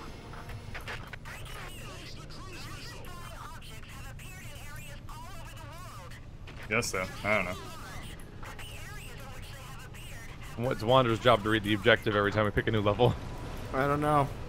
'Cause I'm 'cause currently- it says it on the character screen. I had to use a whole... Oh no. Oh no. I had Oh, to use no. I had to use a whole artillery strike to kill one bee because I don't have any guns. And it's one of those where I have to actively aim it the entire time that I'm firing it. Which meant I had to precision fire at something maybe 20 feet away from me without hitting myself with Armageddon That would explain all missiles. the rockets that were missing literally everything as far as I That's can tell. because they already hit the thing they were supposed to hit, and I did not want to aim at the And they just ground. Hey, coming. we did it. The objective was to not die for a while the sun gets blotted out. Yay, is there Hooray. a part 2, or is it just like, you did it? We gave up. The spine driver. I don't know. It's a bee gun. Hooray! We're You progressing gained the to bee mission gun. called Natural Calamity. Fencer, air raid, winged ranger. I'm going back to You Ranger. know, like earthquakes, Oh my God, 2 frames hurricanes, per second. alien invasions. Yeah, it gets so bad. The spine driver is a mechanical hammer. Huh. It looks like a chain gun, like where the way like you hold it by the handle on top and it hangs down and it's really heavy and long. But instead, the edge of it is like it looks like a spiked mace that's spinning. Huh. Okay. It looks like the dangerous dildo from Eurotrip. That movie sucked. The only movie scene I sucked a remember is lot. the one where the safety word was a really hard to pronounce German word. But then it wasn't a safety word at all, was it? That movie was really awkward because I watched it as part of an all-night LAN party, not knowing what it was, and everybody was like way too into it. That's a concerning explanation. Mm-hmm. 8th graders Oh my are God, weird it's and taking so long gross. for me to click on things. Wow. Think about it this way, Wander. For a lot of children, those were their first boobies. Except for the poor really children. unfortunate accidental stuff that I'd run across, those were my first boobies. That seems way too old. I did Wasn't not it- watch a whole lot of movies. Wasn't that movie in the 2000s? Yeah. Yeah. Whoa, it shoots the thing out. I didn't expect that. Wait, look at it the- shoots the the hammer mace thing? head? Look at this weapon. What the? Oh, And it shoots it Let out. me see it. wow. I want to see it, CBS. I'm gonna call that the Violator. Let me see Yeah, it, CBS. it's the Violator. Where Wow, are you? that Oh, is that's a you. power dildo. Yeah, and you shoot it. Oh! Oh! It goes in the bowels and bounces around and stays there. It's ribbed for Ladies. her continued weight growth because it latches on forever and never lets go. The fuck was that sentence? Yay! Keith is not exactly well versed in describing pornographic objects to people. Ones that are hooked to stay inside. Yeah, I Keith, haven't really covered a lot of like synonyms for that one yet. Keith was once told he was a real wordsmith, and then he took it to heart and he grabbed a hammer without I call this realizing one the Alien Covenant.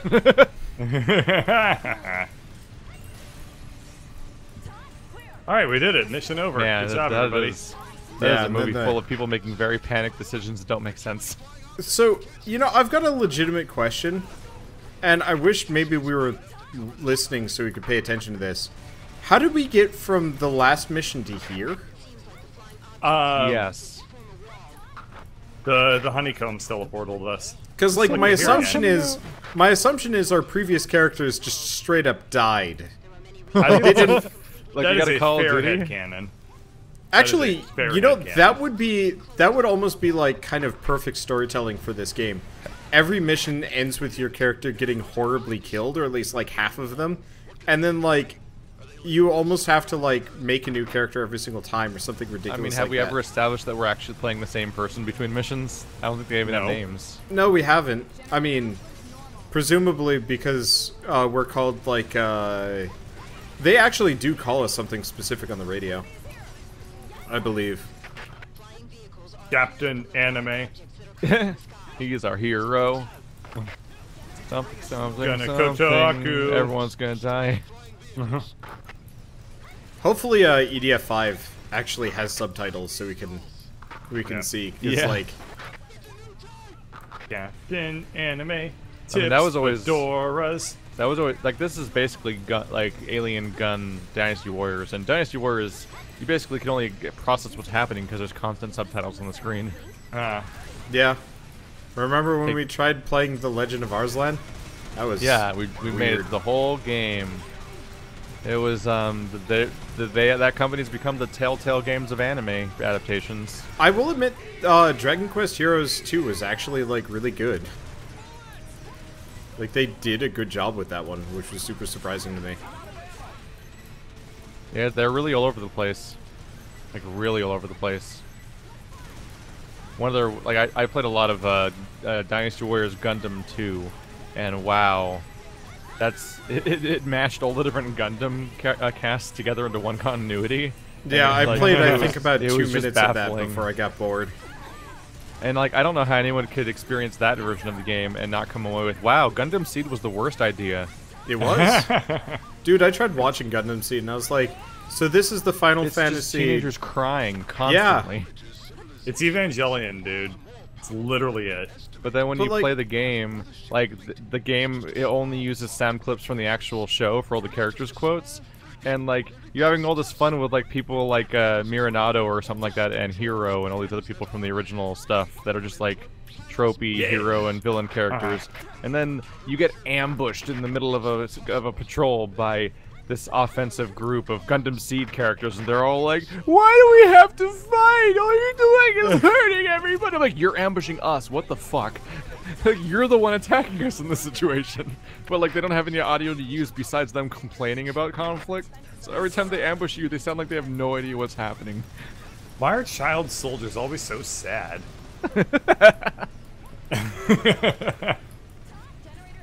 It's funny because that game inspired me to like actually go and like watch the original Broke Gundam, one of them. or Gundam Wing. Yeah, I mean. we killed it. You were shooting it? I was shooting it. I've been shooting it the whole time. Huh.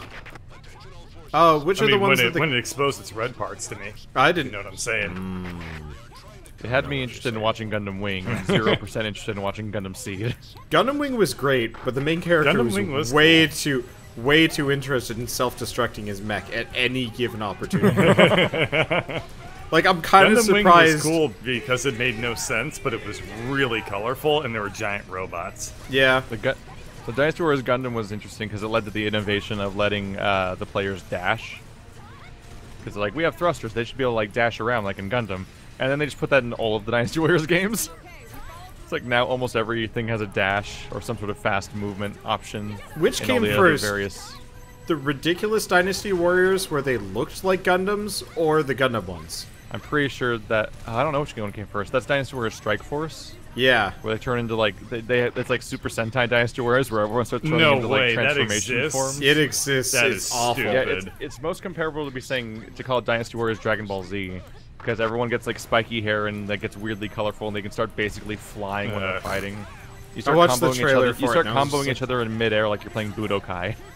That game was really fun. It was really awkward though, because it was like such a departure for their formula, and they didn't really know what to do with it. But it makes fights against like the yellow turban army and stuff like that like really confusingly like high profile and hype. Because like levels will end with you fighting like a giant chimera monster and stuff like that. Like that doesn't make any sense. As opposed to fighting some guy in a robe that's like, "My magic." That fucking guy. I've killed him so many times.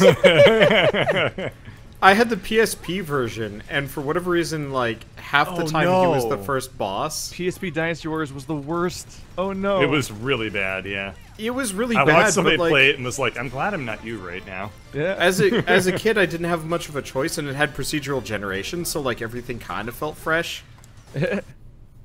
Like an issue is a lot of the games had unique. As it went on, they started making more unique and more historically reasonable interpretations of each person's campaign and what it would be.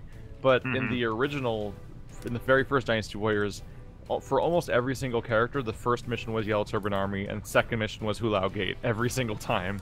And they would almost always devolve into like Battle of Chur Bay or other places like that that were like the final fights of that particular faction, and basically everyone in the faction had identical campaigns. And so you got really used to the fucking Mr. My Magic. How much? It's Lubu. What was the IGN score Of the franchise? No, of that game. I don't know what the IGN score was, but most of that's how I would form my opinion. Pretty much all of the scores of that franchise were like 5s. Ooh. They always were reviewed super negatively. It's so niche that like any standard review person that isn't a fan is going to be like, who plays this shit? And they don't pay him enough to give him good reviews, I guess. Which, Funny. I'm curious, what's IGN's review of EDF 4.1? Oh, it's probably not good. My personal review of this game is it's like a 6 at best, so there you go. I feel like the flaw is to be talking about this in terms of a website's review as opposed to a person's review. Okay. Anyway, apparently IGN did not bother reviewing it. However, the community rating is an 8.7. Metacritic puts it as 64%, which I think is kind of reasonable. That seems pretty fair to me. PC Gamer likes it, actually. I have no idea what I'd... This is one of those games that reminds me I hate numbers. Why does this game make you hate numbers? The idea of reviewing with numbers. Oh yeah. Okay. Like, how the fuck do you metric this? I I mean, I would just describe what it is. We will call those flying objects. So what was his name? Who's the guy that does reviews? Anthony Fantano. Doesn't he basically just describe things instead of giving Oh yeah. numbers? Oh, that's new. No, Fantano. I don't know what that is. Oh. Whoa, what the God. fuck are these? That, Whoa! oh What the my, heck was Hector that? plus plus. Hector plus oh my plus. god. Oh. What if I don't Hector want was this. made of Ivy's whip? Oh my god. Oh What is Jesus, it happening stabs you in- with it. It'll target you with one of its legs and stab you, by the way. Oh god. At least they die They're quick. not. I was gonna say they're not too hard to kill. But they My are game surprises. is. Are your guys' games lagging? Because mine's lagging. No, I'm good. Like, Nope, I'm weirdly. good. I only lag during the character select screen where Oh. it was its goddamn I was line. having. I was out. It's Ow. trying to load all I can their only guns. assume the game's trying to load every single weapon I could possibly use at Ow. once. That's exactly Oh, what it's doing. hey! Fun fact: if you're underwater, the water will block your missiles. Hooray! If you're Did you underwater, blow yourself it up underwater? plays perfectly to the disadvantage of you. And not the Yeah, enemies. I blew up underwater. Hooray. was Any a waste. mechanic you can think of in underwater settings, it's perfectly played to your disadvantage What the and the enemy's hell? disadvantages. I'm That's getting. spider Oh, Spider walker things, their legs shoot lasers too. huh. There's so much weird stuff going on here. Oh fuck. I like having a sniper rifle because then I can stay the fuck away from these things. I'm literally backpedaling the entire time, but I'm so slow that they're still gaining on me. So I'm just backpedaling and shooting in the big direction of the last one I saw, basically. Oh, that debris is so big in my way. I am Oh, wow. currently You can down in the kinda- canal because I don't have a choice. It makes me sad. Are you, You still can blow stuck in their the water? legs off. Yeah, you can blow their legs off. Yeah, they just turn black. Wow, those Must debris keep do collecting not go armor away. because I'm always behind on armor. I like how on the mini-map, all their little leg segments count as an enemy, and I thought to myself, like, good Oh my God. we're fucked. Yeah, dude, watching it animate on the map is kind of hilarious, actually. It's... You can... If Oh, you're wow, watching you're it right. and the mini-map at the same time, it makes sense. It looks but like the otherwise mimics it's from weird. Prey, but in dot form. Yeah, that is Mm-hmm. really weird. It's like they took the mimics from Prey and were like, we're gonna mocap it. Whoa! What the hell was that? It's trying to get Keith. Yeah, it's stabbing Oh, with you know its what? leg. This thing looks like those octopuses from Ow. This looks The like ocean? I've no, heard no, of them. from no. It looks like the octopuses from Rain World. That octopus is Oh, gone yeah. in the shade. They do. It's got that exact same look and feel. There's more of them. Yeah. Of course there are more of them. I thought. That might as well be the subtitle of this game. EDF 4.1, there's more of them. Of course there are more of them. Well, I'm inside the one that just fell down. Yay! Hooray. What the hell is it doing? Oh, it's trying to go through the canal, and the game is like, oh, physics. I'm super wounded, so I'm like trying to loot Oh, the wow, previous my one health. for HP Goodbye. upgrades. Super wounded man Ow. goes to the hospital. Secret wounded man. Secret wounded man. How you doing, secret wounded man? Oh, great. Thanks for asking. My wounds are Oh. invisible. Ow! It was waiting Now for they're me to quite- turn a They're corner. quite visible now. My God. Are you okay, secret wounded man? You're bleeding from every... I'm dying. I'm okay. Really, call an ambulance. It's fine. Don't call an ambulance. We're good. Please stop shooting me. I'm dying and it hurts. One of them is next to me and they're shooting me and it sucks. Why can't they shoot you instead? Oh, No. I'm dead and Keith Go is through the almost goddamn dead. hallway. What's wrong with you? Jesus. Oh, this is an invisible wall. Oh, that's not good. I'm dead. God damn it. I'm alive, but I'm about to enter a corner, which will be absolute I recommend disaster. grabbing health pickups and then us.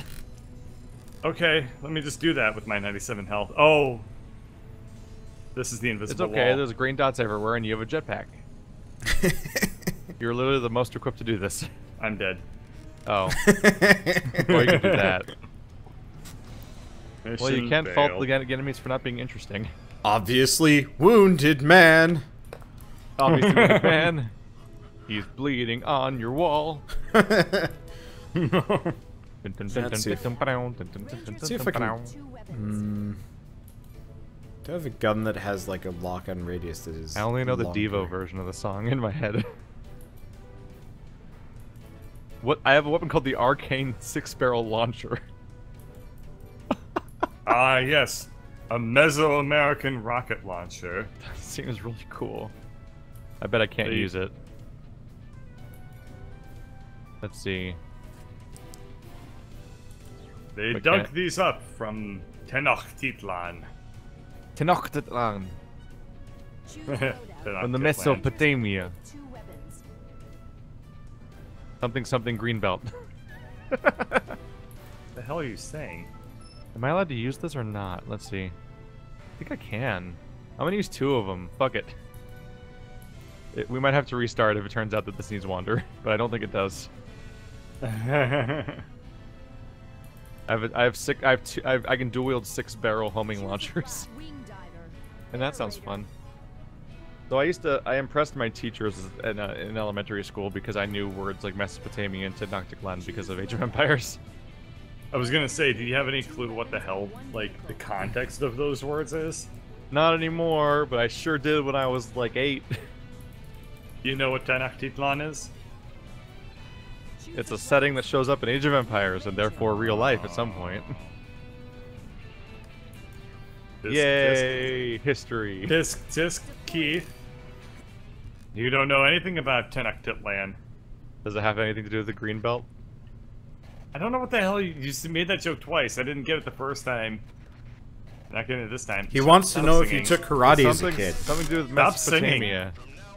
It's something about Mesopotamia. There was like the 2 rivers that had like, twin Here, rivers you at guys some should probably point. start. Something. Yes. Minnesota. Oh, those are twin cities. not twin rivers. Minnesota. We can't just leave the Earth Eaters alone. Yeah, if we can actually destroy one of those. No. Those things are ridiculous looking. We're not They going are to kill the spawners. It's not going to happen. They have a I- lot of health. Oh my god, you can lock onto the individual pieces of the legs like this. Yep. Missiles. They mostly missed, didn't they? No, you're there taking they off. go. Yeah, you can. Oh shit, you can do that. Yeah, you're actually taking off the. I'm fucked, aren't I? Mostly just shot the building next to me instead. Yeah, well, you're taking off the like little individual bits from them because every time you hit them, they drop loot. Ooh.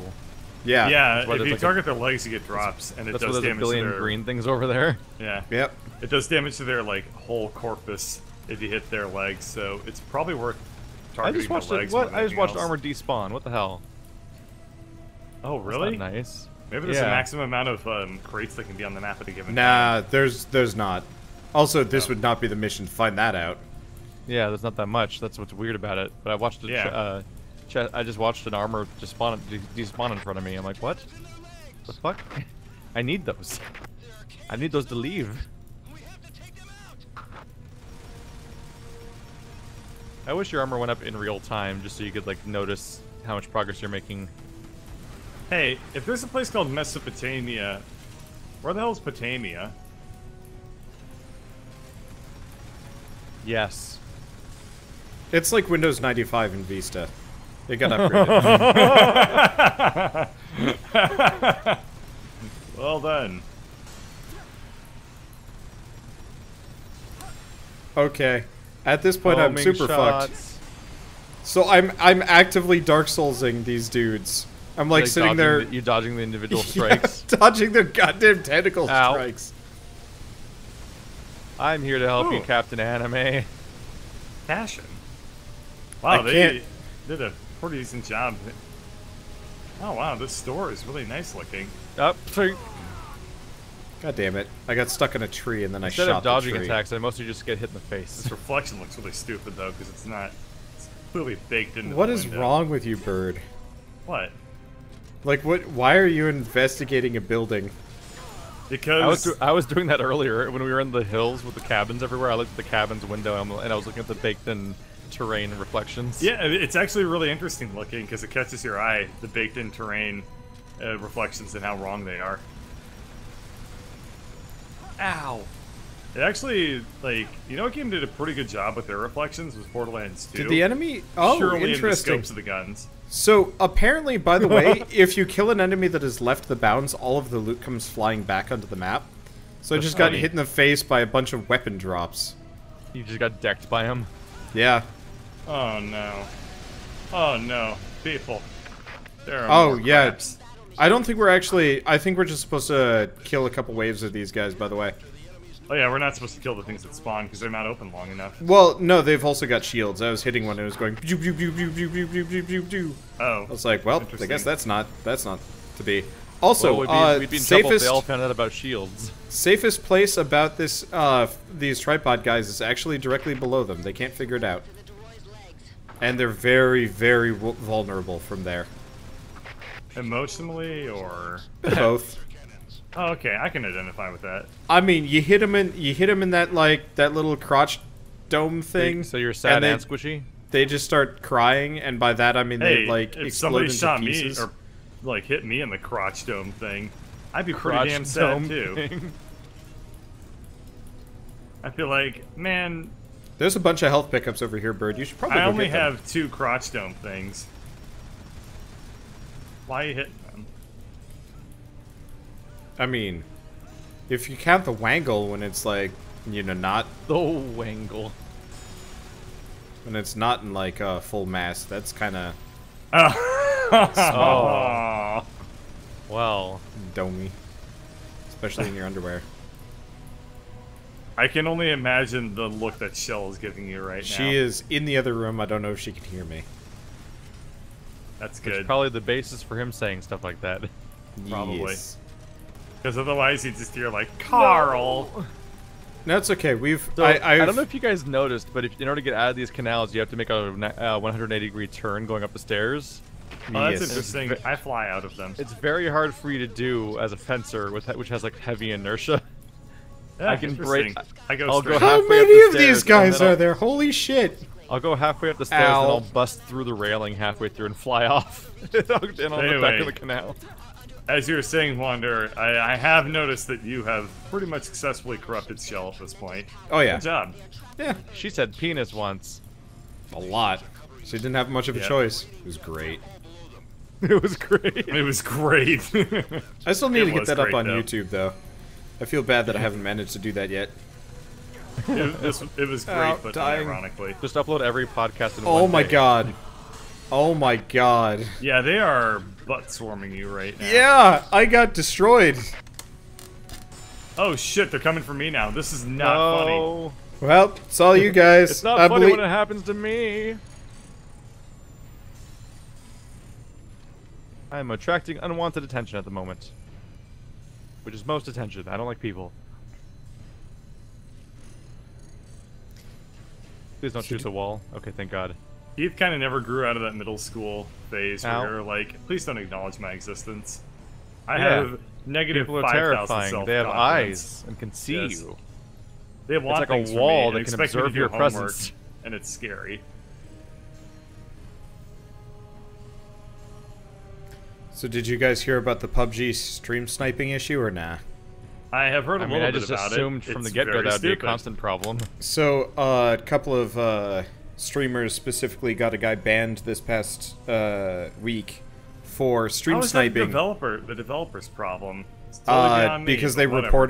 reported him, and because these people are famous, they Oh. gave them Wait. the benefit of the doubt or whatever. Hey, What? Bird, can you come pick me up actually? Seeing as you're kind of loose, I might be able to, yeah. because Like I'm stream actually sniping in is kind of a entirely dead the zone. streamer's fault. Yeah, Yeah. all they need to do is turn off the turn on stream delay. Yeah, that's what Total Biscuit is said on Twitter earlier. and I was Oh, I'm just like, agreeing with Total Biscuit. Never mind. oh, okay. But yeah, so You know, the guy he's hadn't right even a been lot. the guy hadn't even been stream sniping though. That was the thing. He just killed him in a match. Like it How would did have he been Prove one it thing with if a it was log? legit. Was he streaming? How much can you even really confirm stream sniping? You can't. can't. That was part of Yeah. it. It's just You like can there's throw a there's big hissy fit, and if you're well known, then Yeah. you can confirm. Like, you can stream probably sniping. only begin to figure it out if it's like a card game and they magically knew what you were going to play next, so they Thank you. perfectly counteracted it in advance or something, but like... That's pretty easy to catch what's too. a when that what's a happens. fucking shooter? Like, how the hell would you tell? Somebody killed us, he must have been cheating. Which is like the age-old thing of like everyone who thinks anyone beats them in a video game is cheating. Anyone I mean, it's who's true. worse than you sucks and has no life. Anyone who's better than you. By the way, cheating Keith, and has no thank you life. for standing 20 feet to my left. Yeah. And eating all of those spears for me. And also, at that point, the best case scenario is that you're getting one of your fans banned from a video game. Well, have you ever been stream sniped before? They are decidedly not your fans. Yeah. I have never. I don't stream. We got stream play sniped when we were competitive playing online Dark games. Souls, and it was awful. It was super frustrating. Because he was, like, actively masquerading as our fans to, Yeah, he was adopting, like, people's names from chat. Oh right, I heard about that. Somebody was like, he was pretending to be various people from yeah, and chat we got really pissed off in order at to that make those person. people look bad. Yeah, we got really pissed off at that person. And then we were like, wait a second, this isn't right. Because then she came back and was like, I've been eating dinner for the past 30 minutes. What the hell are you talking about? And we were like, Yep. oh. Somebody is fuckery dickering us right now. And it was Really not funny. cool of them. Hey, we're done. I think. I can laugh about it because I didn't have to live it. I mean, I don't know these people whose entire reputations were besmirched online. For me, it's like hearing about stuff that happens in Eve. Alright, I think I'm going to head out now, actually. I have some stuff I need to get taken care of tonight. Goodbye. Oh. Ooh, I got the level 12 version of the shotguns I liked. Ooh. I've gotten no new Ooh. gear in so This long. is the lobby. Here Shit. You can join rooms with other players. Well, you have been farming everything. Well, means you're basically never I've gonna been get something farming new ever high-level stuff, though. The problem is the weapon big list is gap. just so limited. Yeah. So It's I have like a we bunch of level 5 20 gear and to... a bunch of level 35 gear. Yeah. Very little in the middle. Alrighty, bye-bye.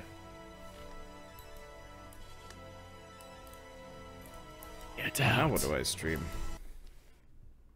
You could stream State of Decay. That's gonna be hilarious. What? Because people have been wanting it to go for a while now. Yeah, and then for it just- Patreon, and then I'm doing it anyway. Like, people have been, like, actively trying to vote for it, and then they get Yeah. it just because. I mean, people have been constantly voting for certain games that I might just play eventually, and then stuff like Off and Primordia and things like that that I've meant to do forever, but just haven't gotten around to. And like one of these days, I'd probably just do it between, and they'll be like, "What do I have to vote for now?" Like that happened in 999. That kept going up in Patreon. But also, I just wanted to play it.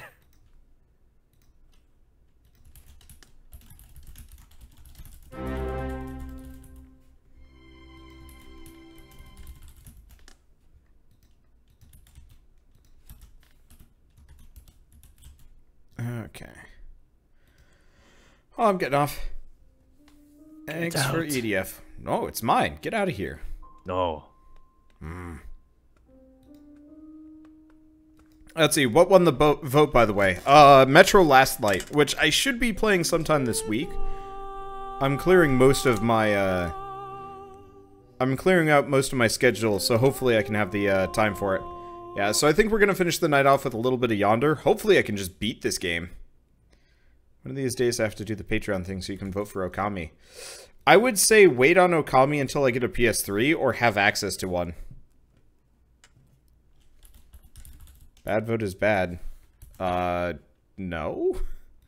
It's a perfectly viable vote. But yeah, Metro Last Light won the vote.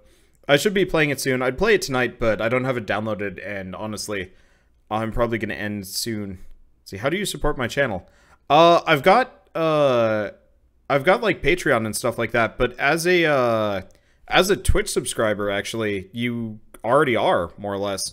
If you want access to the votes, message me on Discord, and I can get you as part of the voting system. I gotta figure out how to I gotta figure out how to communicate with my Twitch subscribers a lot better, because currently there's like a whole bunch of you guys that are not being like properly included in things, and it sucks, but I don't know how to do it properly. But yeah, Okami was not the polls. Someday, maybe.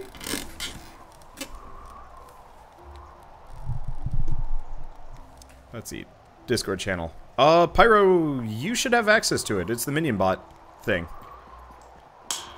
But yeah, I'd love to play Okami. That would definitely be something I'd play with, I'd like to play Okami with Shell, especially because she's played through the whole game. But I don't want to play it on the Wii version, and they don't have a Wii U version. No, they don't have a Wii U version, and they don't have a PS4 version, so there's the PS3 version, but I don't have the PS3, which sucks. Because that's the one I'd want to play. I don't know. Whatever. Anyway, let's see if we can beat Yonder tonight, because I really hope we can. Because I want to shelve this game. Let's see, what is my Discord? Ah. I'll fix that. Do you get access to the, Discord as a Twitch subscriber? Technically, people will randomly get access to it, but, oh, Pyro does not in fact have access to the Minion Bot channel. That's weird.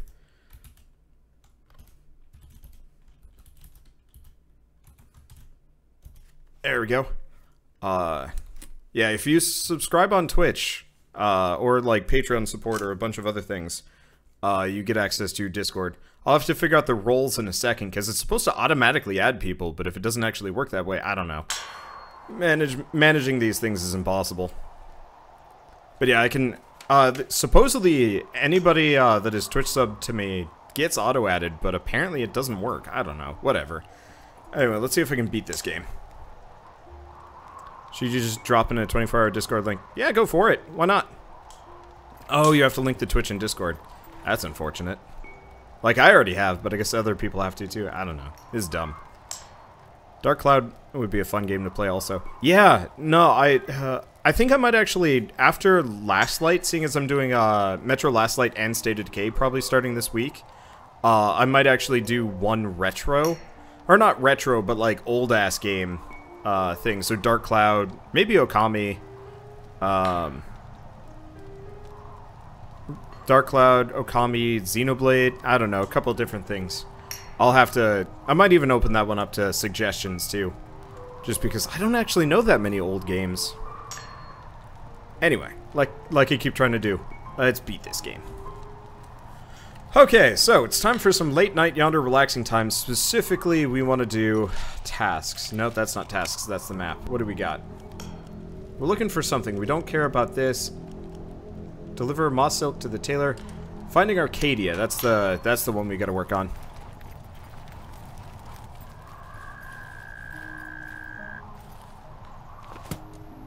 Now let's get down here. At this point, we've kind of run out of things to do. There's more sandboxy stuff, but I was actually really disappointed in this game that the creature in the monster collection, like the creature in the monster collection are actually a lot more bare bones than I thought it was going to be. And same with the building. I was really hoping that I'd be able to do, I was hoping I'd be able to do, like, more building on my farm. Kind of either, Dragon Warrior builders or something, but no dice. Anyway, prior to starting this episode, I'd been floating the idea of old games that I'd want to do series on, and I'd do as part of, like, a voting Patreon thing.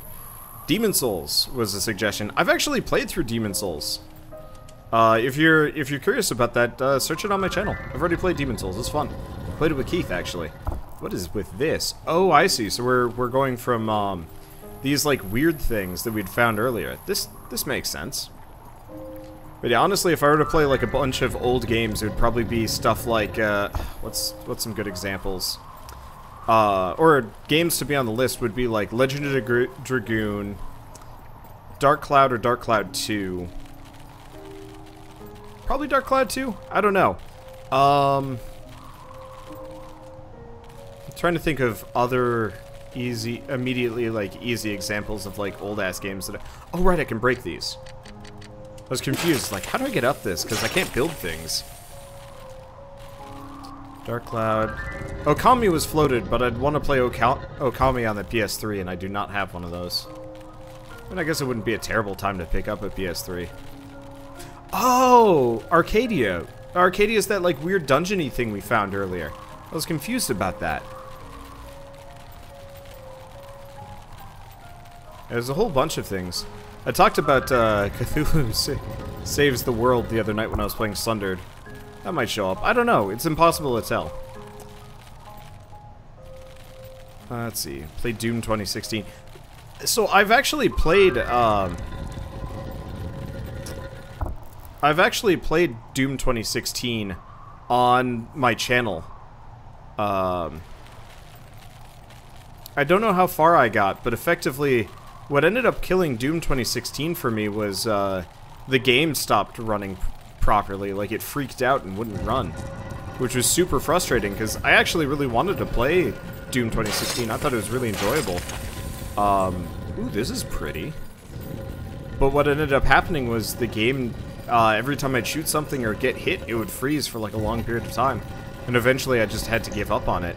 Hello. Oh, hey, it's a human. Are you trying to get a piece of Arcadian ice? Good luck. I'm not sure you'll get to the Arcadian ice with it, with all those ice shards around it. Although, now that you mention it, humans did figure out a way a long time ago. All I remember is my ears ringing.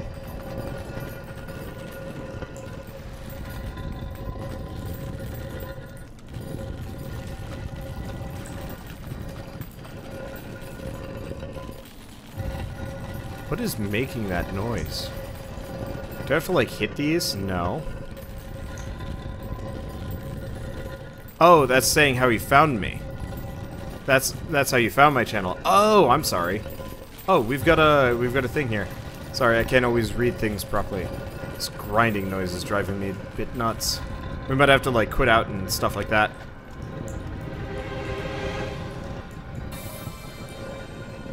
Let's see. Do I not have a new computer? I do. So I've always wanted to go back to Doom. I just haven't had time for it. I actually put it up as like a Patreon option, but people weren't interested. Same thing with Wolfenstein, which I'd also wanted to play. But I got to play Metro 2033, which was fun as hell, so I don't know. Okay, so we gotta... Let's see what this has to say. Finding Arcadia. Toggle details. Oh...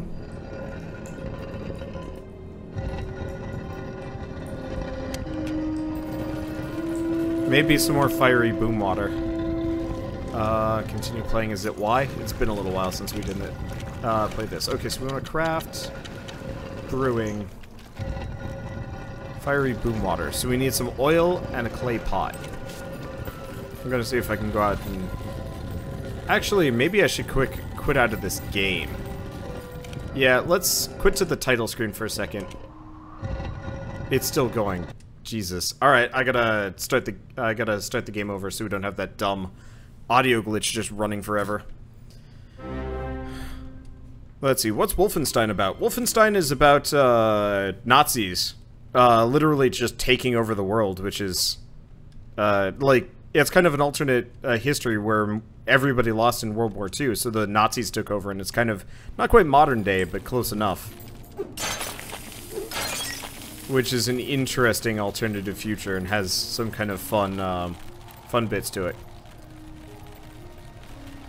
I enjoyed playing it, but I just never finished it. I think I played it for 4th of July 2 years ago. It was fun, but never got that far just because I get distracted. There's too many games to play. Let's see, if I played any of the Anno games. No. So... Specifically, I try to avoid Ubisoft games, and I believe the Anno 2070, 2205. As Ubisoft games, if I remember right, they had like kind of instability issues, and honestly, I just don't like that publisher that much. I'll play them if they like really put out an amazing game, but for the most part, I just try and stay away as much as possible. There are certain publishers that I just prefer not to deal with. Capcom. I generally try and, you know, give a wide berth just because they're kind of mean to YouTubers and stuff like that. The Lost Planet is Dark Souls with mecha. Yeah. But... kinda nah. I don't know, I played the demo for Lost Planet quite some time ago, and it was enjoyable. Not sure if it counts, though. Okay, do we have... what do we need, actually, to make this, this boom powder? We might also just have to talk to a guy. I'm not entirely clear on what I'm supposed to do. Okay, so we need a brewer's kit, a clay pot, oil. Look, we can make the brewer's kit really easily. The clay pot, though, I don't actually know if I can even make that. Can we buy it from this guy?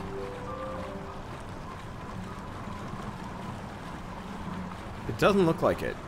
We got festival juice. It doesn't look like he sells oil. No. He sells oil. Let's just buy as many oil as we can. Let's get the clay. I might be able to trade clay for clay pot now that I'm thinking about it. Alright, so let's see what I got in my backpack. I got a bunch of things. Golden mint. Yeah, I got some clothing that I can sell, but I kind of am leery about doing so. A bunch of mushrooms. I mean, honestly, I should probably just sell some of the silver ore. What are we looking at?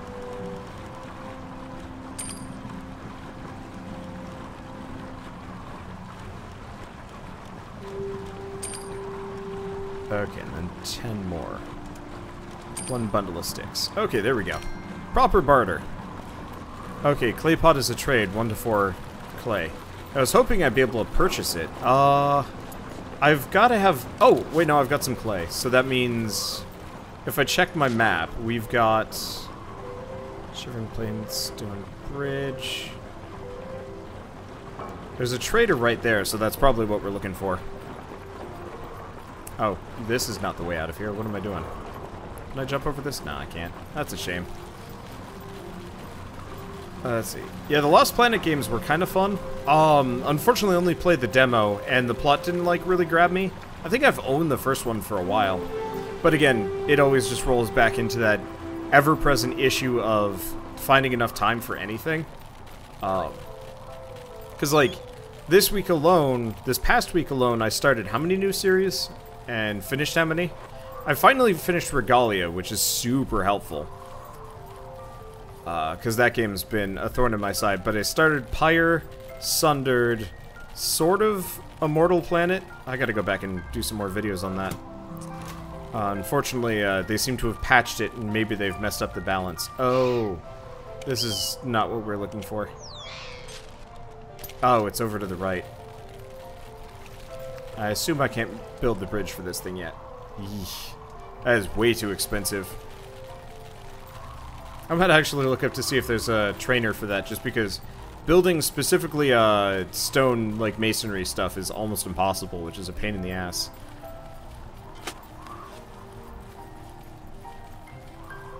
Let's see. Play Astroneer. Again...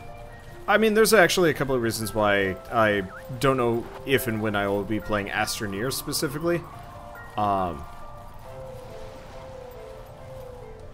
starters, I don't like to play a whole lot of early access games repeatedly. Okay, so we can make a clay pot. Well, I'll take it. Yeah, hopefully it's just the fire boom powder, and we can just... The fiery boom water. Used to light the way to Arcadia. Let's hold on to that for a second, just in case. But it's why I don't like to play stuff like oh, what's a good example? Ark or Starbound or anything like that when they get repeated updates. The problem is it's generally best that I just do one series on it and then wait until the game finally comes out. Too many, like, repeated series always become a problem. Yeah, like RimWorld. And, like, I prefer to come back to games once they're either complete or they have, like, a really, really major reason why I want to keep up with it. These weird, dumb bear dog things are kind of uninspired. The other creatures are kind of neat. I guess the bunnies weren't that great either. But it's generally my best interest to... play something in the very, very beginning, and then drop it until it's finished, just because there's kind of a... What do I call it? I went the wrong direction, I went too far. Fallout counts as repeated. So there are some specific, like, exceptions to everything. Obviously, there are no hard set rules on YouTube. But, like, if you guys ever check my series, generally the first episode gets, like, a ton of views. And then from there it drops off. But if it's a series that I've already done, for like a game that I've already done, generally the first series will get a lot more views, and any subsequent series might get more views than the previous one just because I have more subscribers, but ultimately they get proportionally less because a lot of my old subscribers aren't going to watch it again. Which is super painful if I want to, like, revisit anything. So I did that specifically with, Factorio this past year. and or I guess a couple months ago. I don't know. Let's see if Coup the Colorful has anything. Nope. He just says we've mastered the Brewmaster. But yeah, with Factorio, it didn't get that great of views comparatively, and that's not actually that big of a deal. But when you're trying to pick and choose what you want to play, generally you want to play new things. That's why we're always just trying to cycle new games in, and generally just leaving old, games that we've played before behind. I guess if that makes sense. The other problem is specifically with like kind of older games, is the audience for it kind of drops off just in general. Not in terms of like people have already seen it, but just because people aren't as willing to watch. Like I did a pretty good playthrough of Dark Souls with Bird, and honestly I think most people were just kind of... Oh, fairy thing down in the city, by the way? Where? I'll go check that out. But, Dark Souls is such a tried game at this point. Even though it was a awesome / enjoyable city. Where is it? It ultimately is not going to have as much draw. Oh yeah, there it is. Thanks for pointing that out. I totally missed that.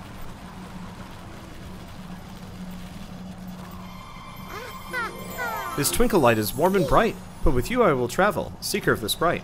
Yay! 2 more to find around here. Probably not going to get the rest of these.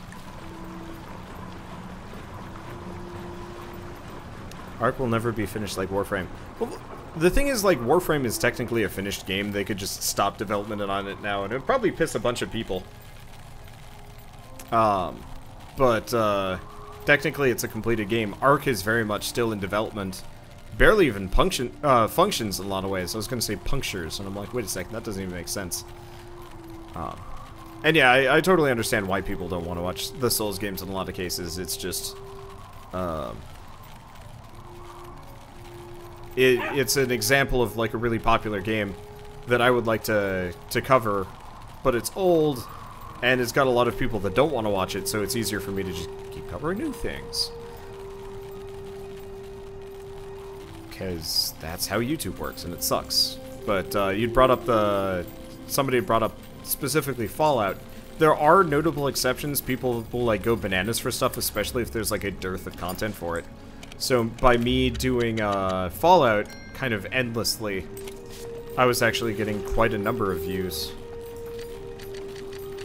Oh, maybe it's fireworks. Which suddenly makes me realize I screwed up. Because what do I need for this?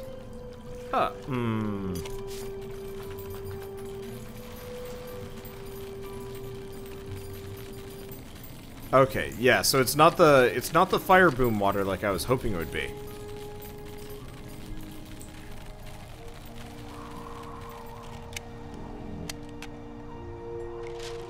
I guess that's why we made so much.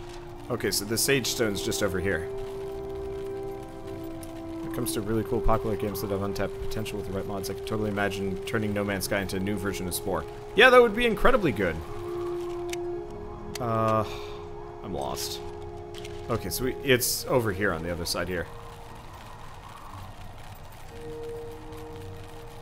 Would I ever consider doing a replay of Dragon Age Inquisition? Honestly, at this point, I'm so, like, ticked off at BioWare for how bad Mass Effect Andromeda was. I don't think I'm ever going to play their games for a very long time. I will probably play Ashen. It was called Ashen, right? No, not Ashen. Ashen's a different one. Anthem, there we go. Yeah, Ashen is a completely different game coming out at about the same time that actually looks great. But yeah, oh, it's up here. I'll probably play Anthem because it's a multiplayer thing, but Dragon Age Inquisition would be like 100 episodes in and of itself, and I wasn't even like that interested in the plot to begin with. And then, of course, it ran like shit on my old computer, so there's that too. There we go. Oh god, how do I even know where to go? Okay, let's remember. So we want to go through the really icy one. That's the really deserty one. This one? Where are we? No, we want the next one over. Oh, hey, the map thing showed up. Unfortunately, I have no idea which one of these corresponds with my, I have no idea which ones of these correspond with my, It's this one, isn't it? Unfortunately, these are not in, like, a sensible order, which sucks.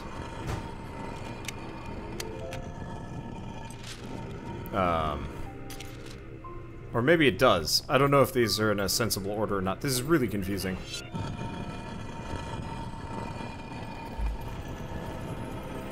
Is it this one?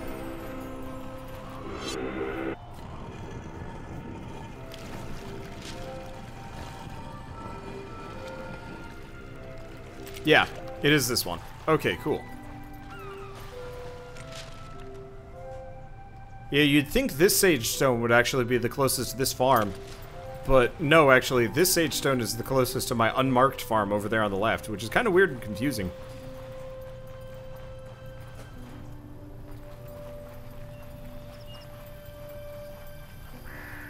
I don't know. Doesn't matter too much. Oh, is that one of the, like, weirdo random trees that I planted? Yeah, it does look like it. Oh, I see. If I paid more attention to the trees, it'd actually be a lot easier to tell which ones of these were worth going to. Should probably do that. If I remember right, we were low on planks. But yeah, I want to go, I'm fairly certain I've got a bunch of, I've got a fair amount of clay hidden back in my base. I don't think I've sold it, though. Spore and No Man's Sky are completely different things. I think they're completely different things just because the developers of No Man's Sky are kind of short-sighted. Much to my general sadness, because, like, freaking No Man's Sky had some serious potential and they kind of squandered it on silly stuff.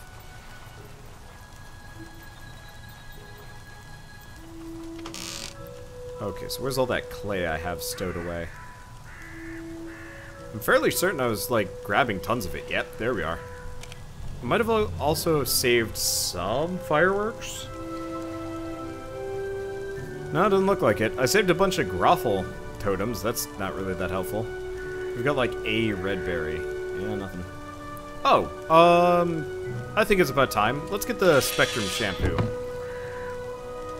Let's see what Pinkbeard turns into when I do this. I kind of look like I just exploded vomit. Chrome vomit, admittedly. Maybe I should take my hat off for a moment. Do we still have the dumb anime style? No. We've got this style. Shell is actually laughing at my dumb hairdo. Well, seeing as we don't get the full spectrum shine, I'm just gonna put the beanie of shame back on. There we go. Let's see. Because of my whole YouTube monetization and avoidance of all things that might lose me money, would I ever consider playing a not safe for work game? I mean, honestly, I just have no interest in most not safe for work games. There are a couple of games that, like, kind of would qualify. But just in terms of, like, a proper not safe for work, but, like, if you mean, like, Honey Pop, for example, I just have no interest in that sort of thing. It would... I guess I would need a proper, like, good example of a game that's, like, not safe for work. Because there's, like, The Witcher, which has, like, you know, not safe for work content, I guess. But ultimately, The Witcher is not a not safe for work game. And so, like... Well, no, The Witcher's more than just a not safe for work game, if that makes sense. I don't know. I guess it's impossible for me to, like, properly talk about that sort of thing, because of the nature of, like, what I do and, like, the risks associated with covering not safe for work games, kind of, it's hard for me to be, like, too interested in them, so I just don't know who or what they are.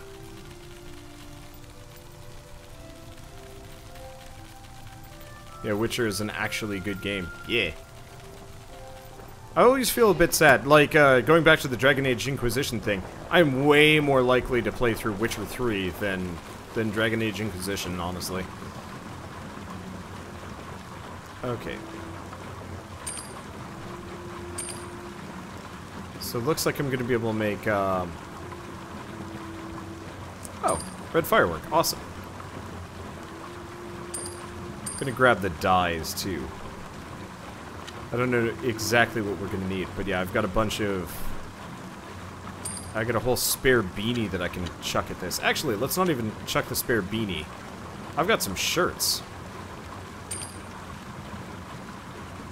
that I can throw away. Plus, like, 3 silver ore. I'm not even sure how crafting works in this game with that stuff. Okay, do I have... I guess we'll throw 1 mushroom at it. There we go. Conker's Bad Fur Day or Duke Nukem. Oh, see, that's a lot more, that's a lot more attractive of a concept for me. I actually would absolutely play Conker's Bad Fur Day. And possibly Duke Nukem. Both are games that I'm way more likely to play. I don't know about Duke Nukem. I don't even know which Duke Nukem it would be. Okay. Unfortunately, making fireworks is, like, crazy expensive. I'll just pick up the dye. But, seeing as we could buy some fireworks, that helps. I don't know about Duke Nukem, just because, one, I used to play Duke Nukem with my brother, and I'd feel kind of weird playing it without him. But then I'd feel weird playing it with him. But no, I was actually a huge fan of Conker's Pocket Tales as a kid. And I always wanted to play Conker's Bad Fur Day, not realizing that it was a not safe for work game.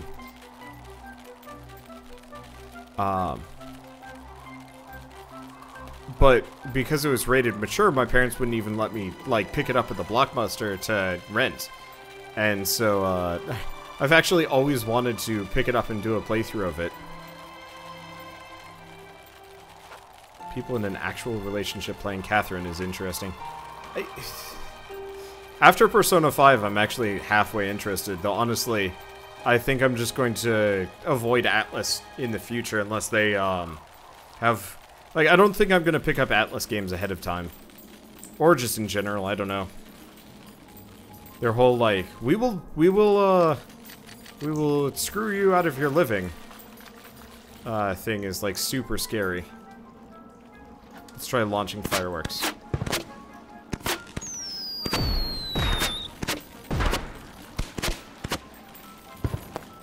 Oh, that didn't do it. It might help if you made a big noise. What do I have that makes a big noise?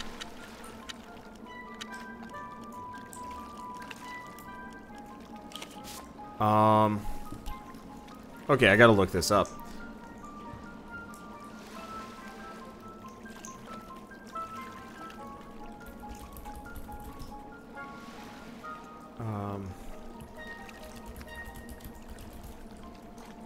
Because I tried the...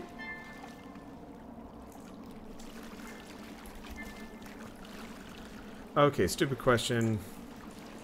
Loud noise.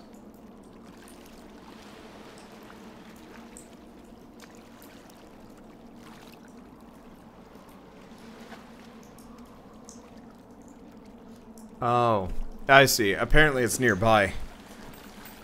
I screwed this up. Is it this?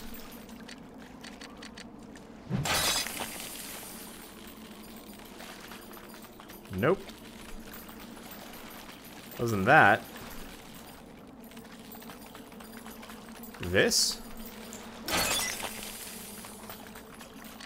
Sounds close.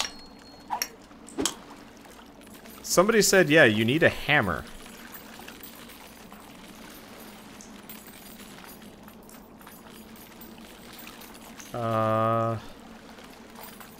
Do I have anything else that I can just hit around here?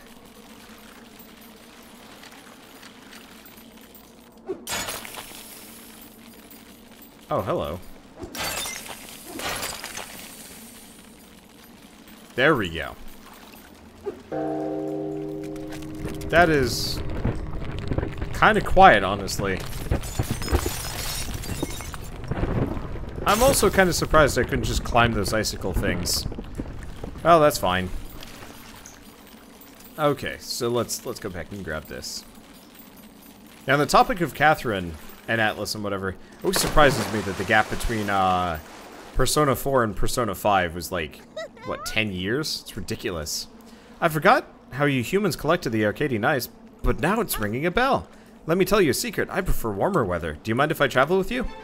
Okay, so we got that. So all we have left to do for getting the thing is we're gonna deliver the moon silk to a tailor. Let's get out of here and let's go find a tailor, and that should solve the problem. And then hopefully maybe we can actually beat this game. Like I'd like to. I don't dislike this game, but it's always my eternal goal to put games to rest, finish them off. And I know there's like a billion different games that I can still, well, a billion different things that I can go back to with this game. But at the same time, it's kind of fun to just finish it off and be like, yeah, we're done. But yeah, it was a giant bell hidden behind those breakable ice walls that I always forget are breakable. I don't know why I keep jumping these bears. It just amuses me that I can do so. I will admit I do really appreciate this game for its relaxing properties. Like, it is so much more like, it's way more relaxed than... what's a good example? It's not that one. This one?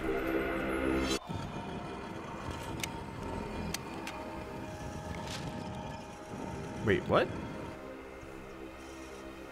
Oh. Oh, there really aren't, like, a whole lot of useful places. Also, I just realized we have totally blown past, spring here. Which one do we go for? Maybe this one?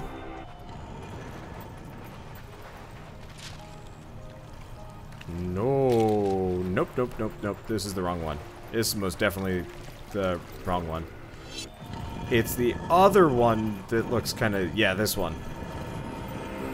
Yeah, it's the corkscrew tree. That's the one.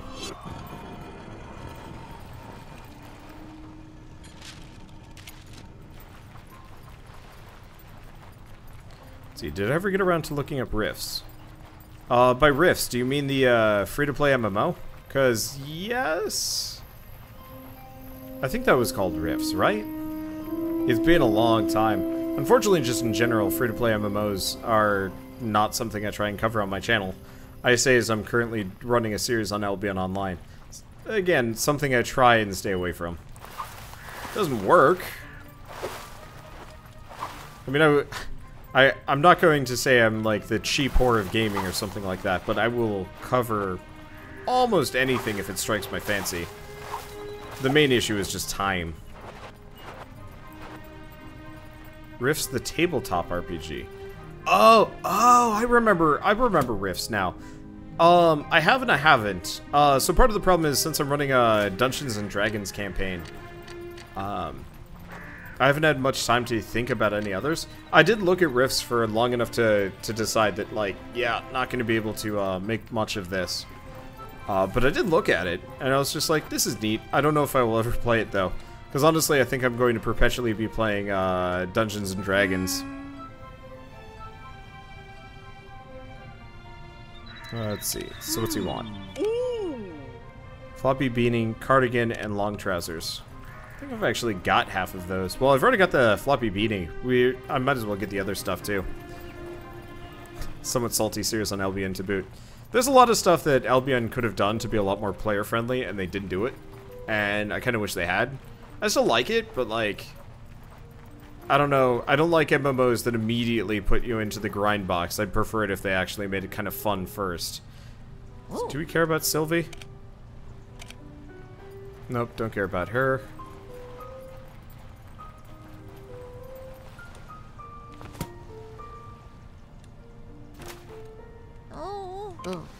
Oh, she wants the cats. Oh. Oh, okay. Well, anyway, we want to buy a cardigan and long trousers. And I might as well buy another floppy beanie. And haberdasheries. And cloth. Okay, so how much is that going to cost me? Oh, wait, no, can't sell shirts here.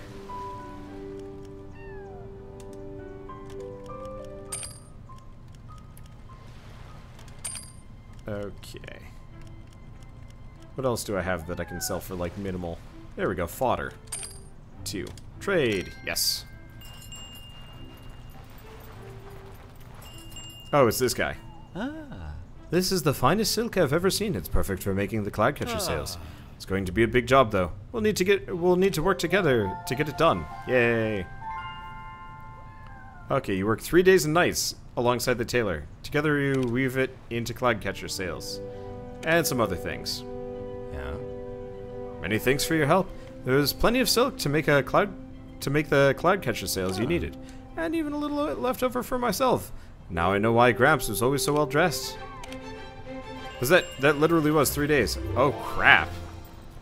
Okay, well we gotta go see the the scarecrow.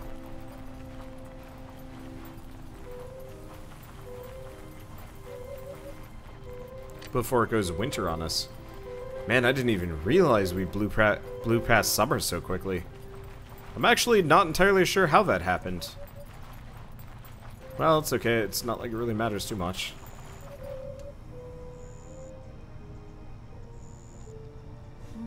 I look fab. I feel my fashion meter rising. But as a fashionista knows no sleep, I need to know next season's trends today. I'm all about what's in and what's out.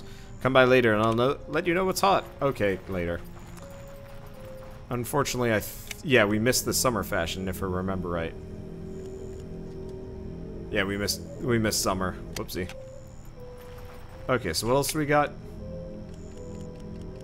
Repair the cloudcatcher. We might actually be able to beat this sometime reasonably soon. At least that's the hope. But yeah. Ultimately, no matter how many like new games get suggested and how awesome they are, I still run into the ever-present problem of I just don't have time for it. Because yeah, I've got a list next to me.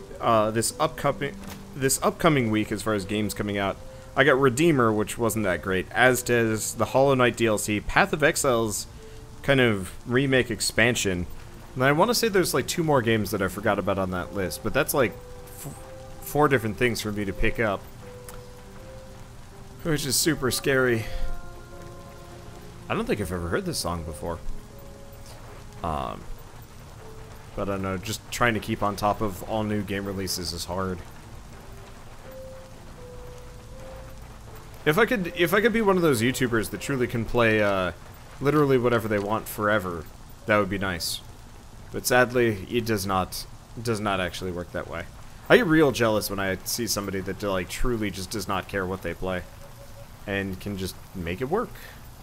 Like I am perpetually jealous of everything and anything to do with Game Grumps, because like, hot damn, they live the life that well, not fully, but like their setup and their like content production is exactly how I'd want things to be.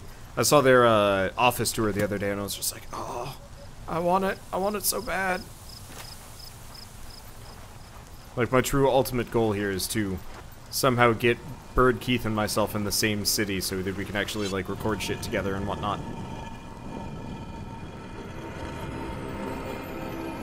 Okay, so we are going to Desert. There we go. Yeah, Fall of Vorath. This RPG sort of aims big for its expansions. Yeah, I've always wanted to play Path of Exile. And Fall of Vorath actually seems like a good reason to play it. And I might, I don't know, shuffle out Albion. Maybe not. I grew up on the Diablo game, so I've always wanted to like do a series on a Diablo-like. I guess we started Grim Dawn, but it wasn't quite the same. And honestly, it might just be easier that I play those games solo. Okay, I believe this is the way through. Could be wrong.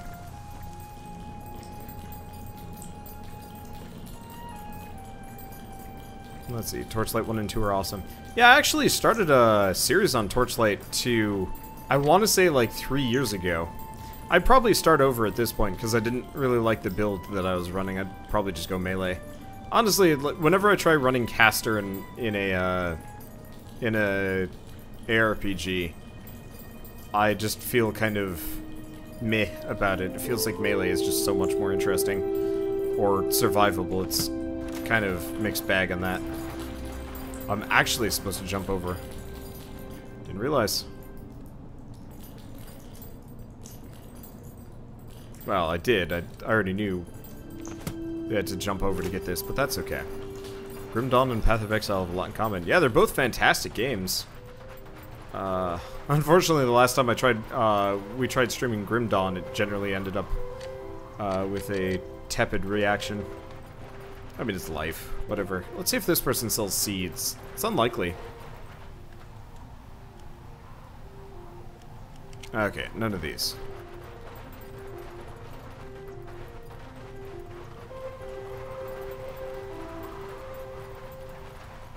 I don't know how I'd exactly do Path of Exile. I'm not even sure if I'd make it to the end. It just sounded like they were redoing it so that instead of having like repeated, like going through the acts over and over and over again, it would be one of those where it's like, oh hey, this game actually has a beginning, middle, and sort of an end. And I'm all about beginning, middles, and ends.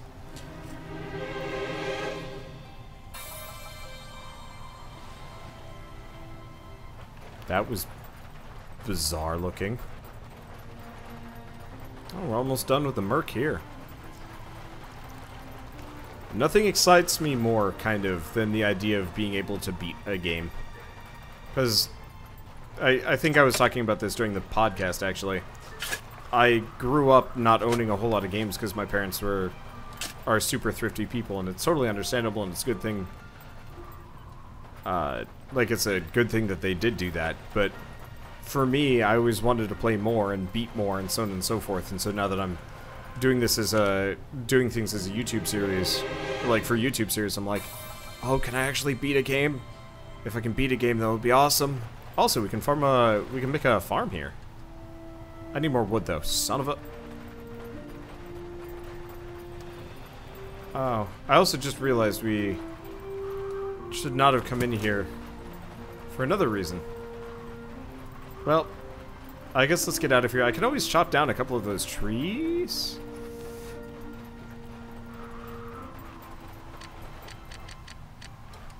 Because actually having access to my farm for the city here might not be a bad idea.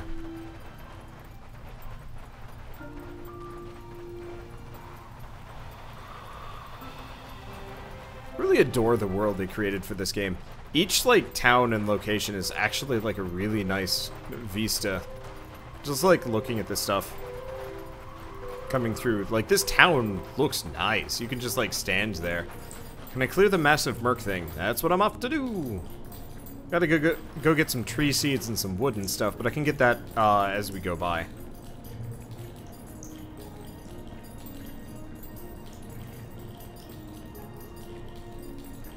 Let's see. Yeah, unfortunately, it's still on the topic for Path of Exile. Part of the reason why I even like am considering this is they were really nice and sent me a code for like they sent me a code for their Xbox beta, which honestly is also kind of weird, and I'm not going to say rude, but it's like super bizarre because I don't cover Xbox games, and so suddenly just getting an just suddenly getting a cat.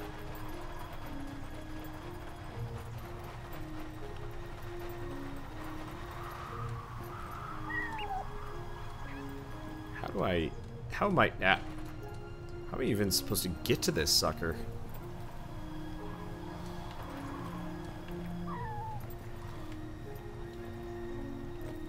Some of these are obvious, but what about this one? Oh, I see. We want to go up this kind of weird slope? No? This kind of looks... Okay, here.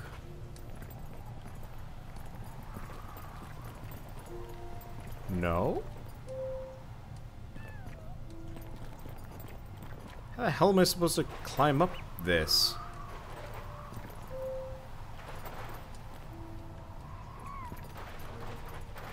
Like, it looks like you're supposed to come from above, maybe, but that doesn't make any sense.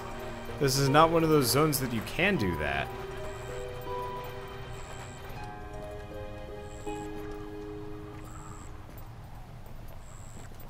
Got it. Okay, that was weird. But we got it. Okay, anyway, yeah, we're gonna take the boat across, we're gonna go get some wood, so I can make that farm. And then we're gonna keep going. But yeah, I don't know, it's super weird, because I don't even, like, I have an Xbox, but it hasn't been turned on for almost a year now. And, like, I would like to cover games, but it always just feels weird when devs send me, like, kind of weird stuff that doesn't really make sense for my channel. It's like, you could have at least looked to see if I even owned an Xbox. Or asked. It's like, hey, you want an Xbox code? Instead, they're just like, hey, here's an Xbox code. I'm like, what? I don't know. I guess both work out. It just confuses the heck out of me.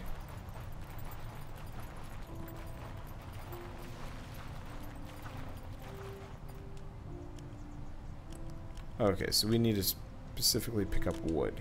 That is not a whole heck of a lot of wood. Huh. Okay. Does this guy sell tree seeds, actually?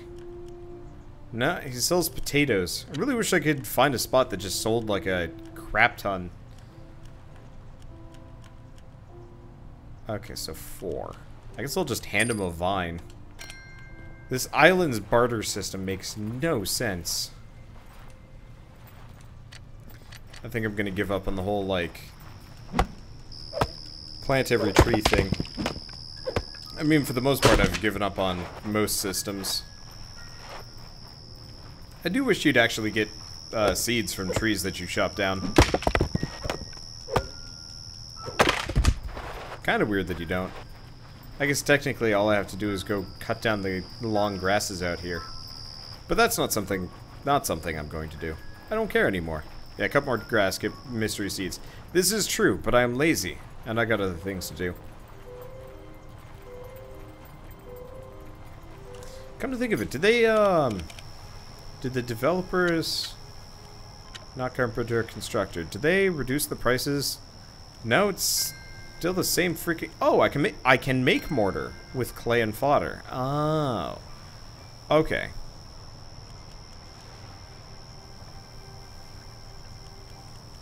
I feel like they might have reduced some of the stone crafting prices. I could be wrong, though.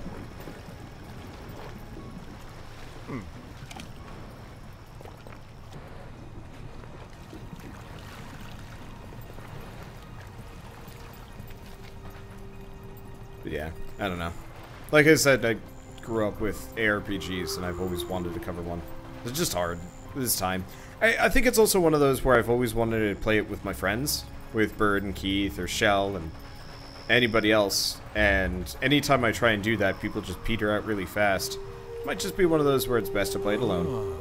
Amazing! You have the Cloudcatcher sails. Go up to the stairs on either side and attach the sails. I don't actually remember what his freaking voice was originally. So I'm just gonna give him kind of generic wizard. Is this one?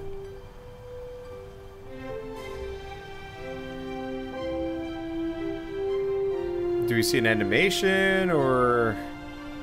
Oh, okay. It just goes from looking like utter garbage to suddenly looking okay. It'd be great if you could see the character just, like, have troubles there.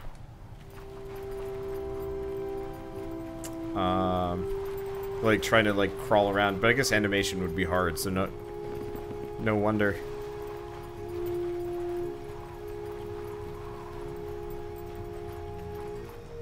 Oh. You have spare parts? You can repair the machinery on the upper levels. I guess let's try going this way-ish.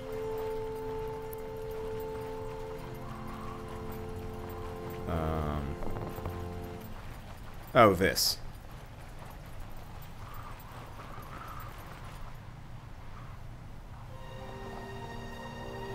So what it does is it, like, zooms up and... Oh, we do actually get an animation for fixing it. Well, that's appreciated. See, this animation makes a lot more sense for me fixing it. Sort of.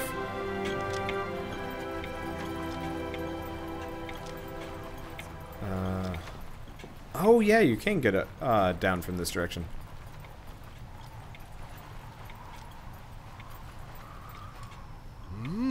You acquired the Arcadian ice? You can go behind the through the entrance behind me and repair the filter.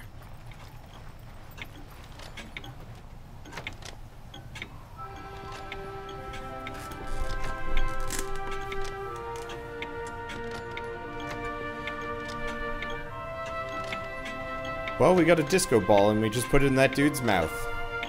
Yeah. Alright, I think we're done repairing the thing. You did it! You really did it!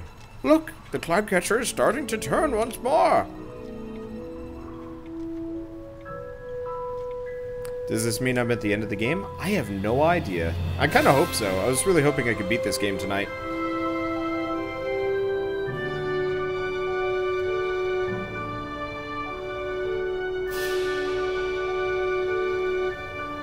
Ooh, particle effect water. I guess it works, but I like it so much more when they do like a painted water effect. Well, we still have that like weird temple thing to go check out. Well done, Spriteseer. The balance between our worlds is restored, and this world may now begin to heal. Go forth now, Spriteseer. You'll find the answers you seek in the ruins of the Old Kingdom. The murk is cleared in the Old Kingdom. You can now head to the palace ruins. There, I'm sure you'll find the answers you're looking for. I just hope you're ready for them. Oh, I was hoping I could, like, just jump down. Nope, I'm gonna have to go the long way around. Oh.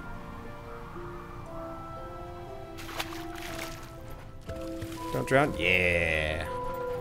I have no idea if I just screwed myself. But I believe... might actually be like a little area over there. I'm just hoping this is a shortcut I can actually utilize. Oh, there's a treasure chest over there that I'm not going to be able to get because... that gets deep.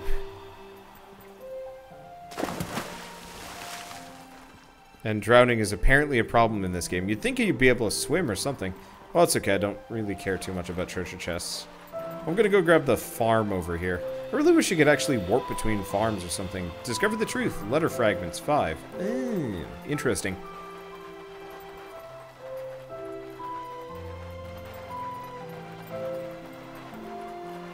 I just wish Stardew Valley's official multiplayer would come out soon so I could follow this up with that.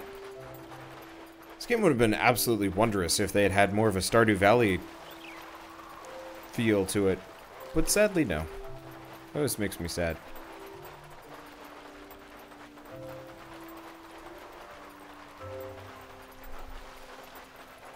Ah. Yeah, sadly, I can't chop down that tree over there. Would have been great for generating wood, but that's okay. Wow, this is like the lamest.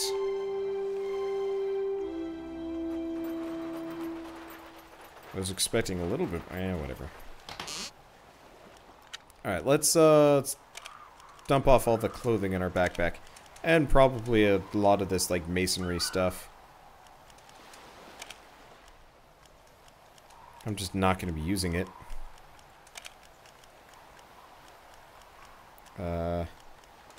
Probably not the glue or the mortar. I can always make more.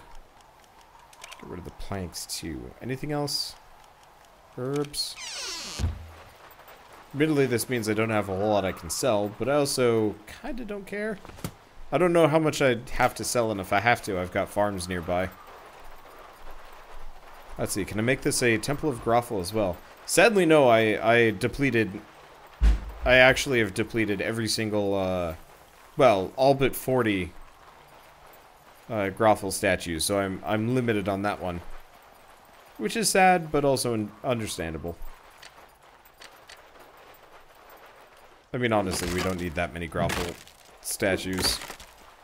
It'd be great if I could do more, just put them all down, but... So I got some kind of weird, creepy tomb thing. Don't drown on me. There we go.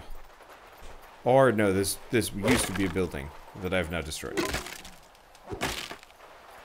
You know, this actually kind of reminds me of Rhyme. Coming up close to this thing. But it does strike me just how miniature everything is.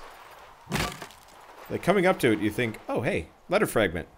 A faded diary, only the last page is legible. Today our child is born. Our hearts swell with new purpose and hope that they may live in a wonderful life. What's this? You found a letter fragment.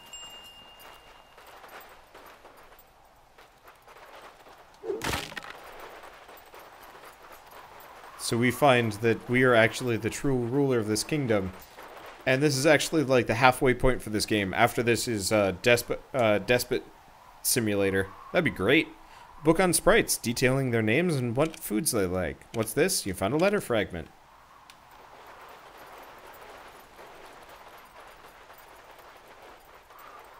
Oh jeez, it's scavenger hunt for letter fragments. I mean, we've already proven that I'm utter shit at scavenger hunts, so this is not encouraging. Hopefully they have multiple redundant books, so it's not going to take too long to get through this.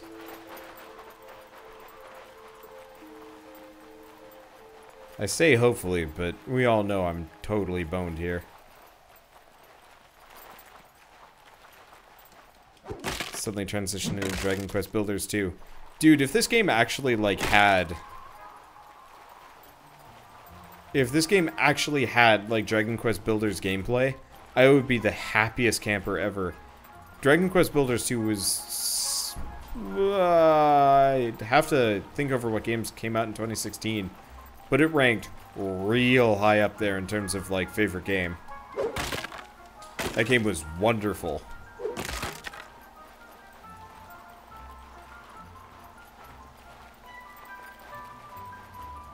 I would play the shit out of the sequel. I will, honestly. Though, I think it's going to be multiplayer, which is even cooler. I am big on multiplayer sequels to good single-player games. As long as they don't screw it up. Which, they might. That bit always worries me a little bit. I guess we got this, like, whole complicated area over here that we skipped. I'll find a book here. I really wish they had redundant books or something so I wouldn't have to worry about finding every single exact one. 'Cause I am not going to.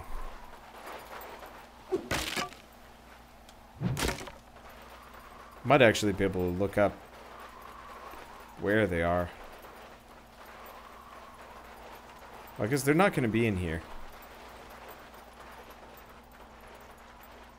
If they were, like, lit up or something, it would be perfect. But they don't light up, which is suck bad. Yeah, so I've only got 2 letter fragments and the rest are hiding somewhere in this town. If you guys see anything that's, like, vaguely book-like, let me know. A child's faded drawings. It shows a much simpler and happier time. A child's toy. It feels oddly familiar. What's this? You found a letter fragment. Oh, they're not just in book things. Oh, that's rough. So I gotta just search everything here.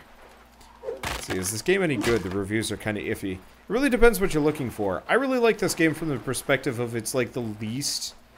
it requires, like, no effort.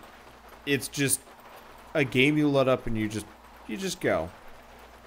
You don't think too hard, you don't play too hard, and that's good enough for me. Medicine bottles for Merc sickness.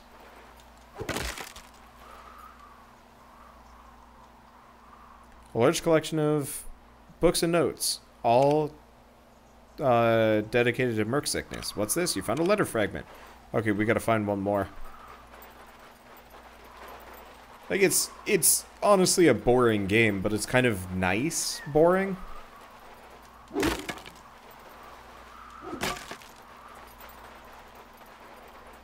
Oh, there's a cat. I don't know how that cat was alive, considering there was Merc here, like, seconds ago.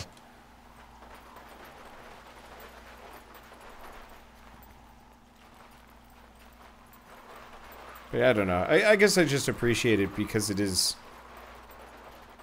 I can just load it up and play. It reminds me of Korok hunting, like the essence of Korok hunting from Breath of the Wild distilled into a video game. Even though they're like wildly different things, this has that like same feel. I don't know. I'm not giving it glowing praise, but I don't think it really deserves it. But I don't think it deserves bad reviews either. This is one of those games that sets out to do something completely different, and I actually have no idea how to comment on it. Apart from just, like, kind of mild appreciation, because it's pleasant. Let's check the plinth in here. Maybe it's got a thing. Palace in Bloom. There's no plinth.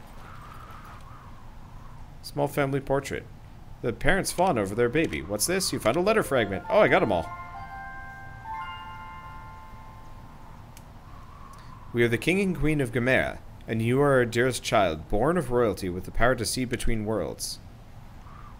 But you were not born easily. You came into this world sick and frail. Over time, you grew ever weaker still. We used the cloud catcher to help heal you, drawing more and more of the life stream until you're made healthy and strong.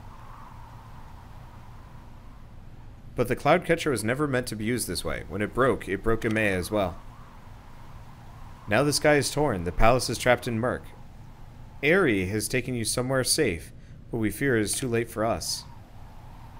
We want you to know that we have no regrets. From the moment you were born, we knew you were someone special. No matter the price that was paid, you were worth it. After all this time, you've returned. Welcome home. Our character's like twitching weirdly. And we're done. Woo! That was an ending. It's just like, hey, you're back. Nice to see you. Bye. And the roll credits.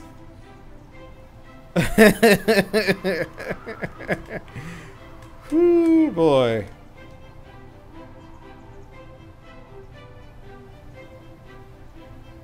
Honestly, this game was not about the plot. It's a giant, relaxing fetch quest, but that is one way of ending the game.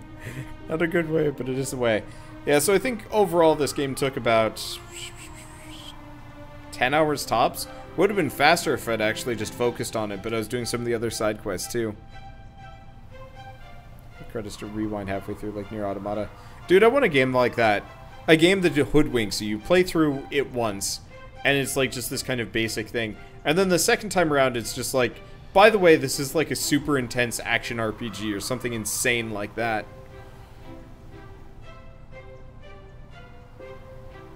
Like, what's a... Like, if somehow we were, like, drawn into the spirit realm, and then we had to, like, survive Dark Souls style.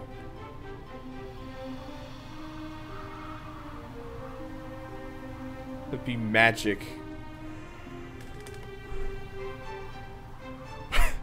Corinne, Groffle Guildmaster Northwood.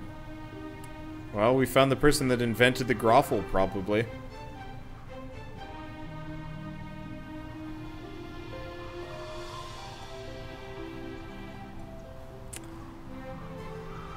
I'd have to... I don't know. Sometimes I wish I could, like, found a game studio that actually has, like, time and budget for this sort of thing. Because I would totally, like, fund a game that it just... is just there to annoy players. It'd be magic.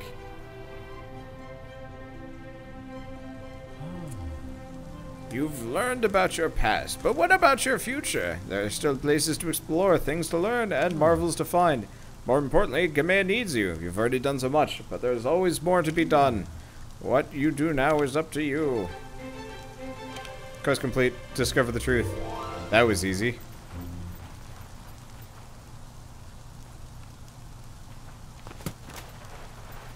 Oh, wait, what? There's a quest? What? I was gonna leave, but there's a trader and there's a quest here. Shit, people move in quick. They're like Warhawks or something. What do you sell? Oh. Just ancient coins. What do you want? Huh? I hear Springmore has completely run out of their lumber stock. Thank you. And what's this quest? Hey, hello, if you're after the master craftsman, I'm, not him. Okay, maybe I'm him, but I'd rather be fishing right now, so go away. You're not going to go away, are you? Alright, on with the show, I guess. Welcome, by Veronica's Albert Rojo, Samuel Hurlstone. Don't bother trying to remember all that. I'm sure it's beyond you. Just call me Old Hurley. Become the quest to become a master craftsman. I suppose you want to be a master craftsman. I can never understood why they called it craftsman. Women can do it just as easily. Nah, you don't want to be a master craftsman, do you? Awkward silence. You're still here, so I guess you're still determined to go through this whole master craftsman thing then. Okay, now, let's see if I remember it right. Mumbles to himself. Okay, I got it. Bring me 2 haberdasheries, 2 cloth, leather strips, and a purple dye. But only if you're interested. Me, I'd rather be fishing. I'm just imagining that he's, like, saying those things to himself. Ah, crap. How do we get purple dye? I'm also having a hard time telling if I care that much.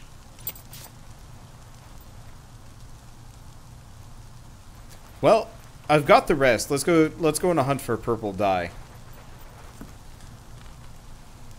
I might have to master brewing, which is scary.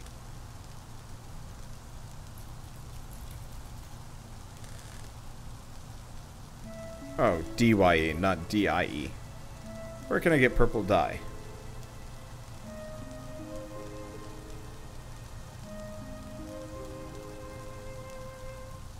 Okay, so maybe you can buy it from the Brewers Guild. Because, yeah, the rest of this stuff that I pretty much already have. Okay, I think I'm going to drown here. No, come on, we got stuck in the rock. Okay.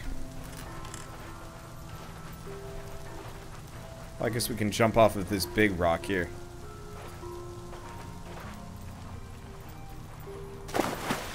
Idea for a game that's going to troll players into not playing it eventually. It's a new game plus mechanic where each time you go through it.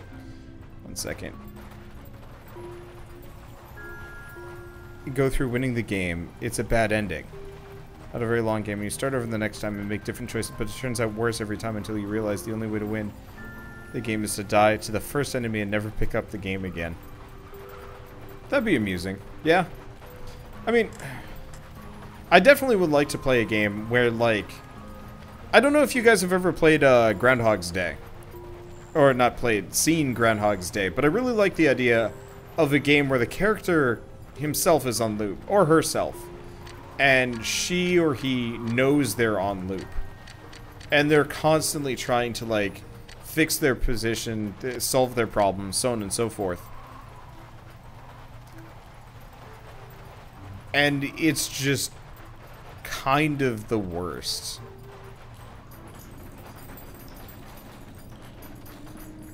I don't know how it would go, but like I just want a very self-aware game that realizes that New Game Plus is a thing.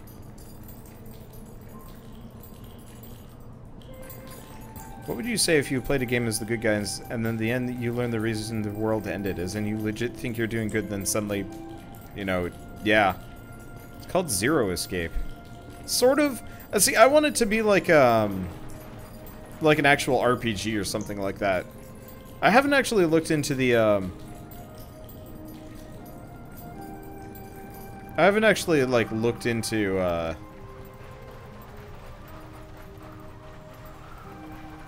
to the Zero Escape games, but they're more kind of visual novel-y, and I'm something like Fable 3. Well, that one, you don't really learn that you're the evil guy. You just learn that the villain actually had, like, a legitimate reason for being a dick. We probably actually want to go to the Sending Stone over here. Dragon's Dogma is basically an infinite loop. Interesting. But, like, I guess my point is I want the, like, first New Game Plus. On, like, a decently long game, I want the first New Game Plus to actually be, like, you get fairly far in, you think you're done, like you think you're legitimately done with the game, and then you find out you've got to loop through the game like 3 or 4 more times because, like, oh damn, you screwed up, or oh damn, like, things are just weird, or you just get shunted back to the beginning and you get to try all over again to hopefully, like, you know, unscrew up the world and stuff like that.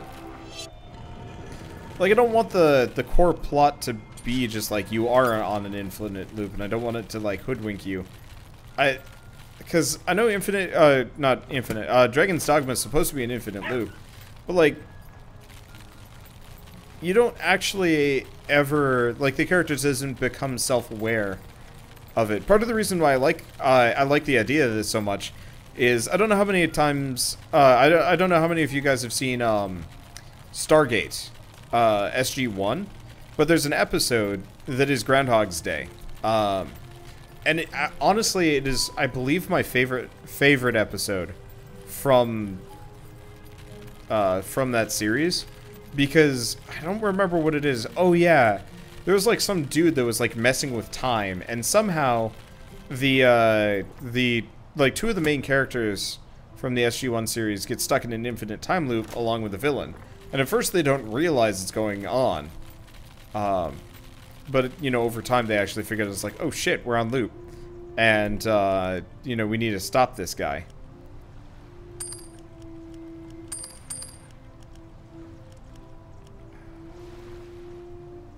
Oh, they sell mortar. Guess we'll grab the mystery seed. Oh. These guys sell like a whole bunch of tree seeds now that I'm looking at it. That got expensive real quick. Well, happens.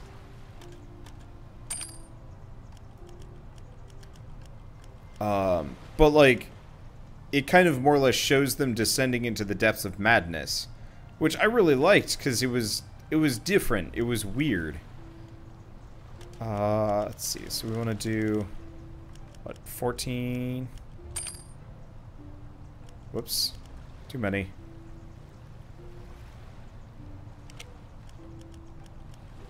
Oh, we only need to do 9.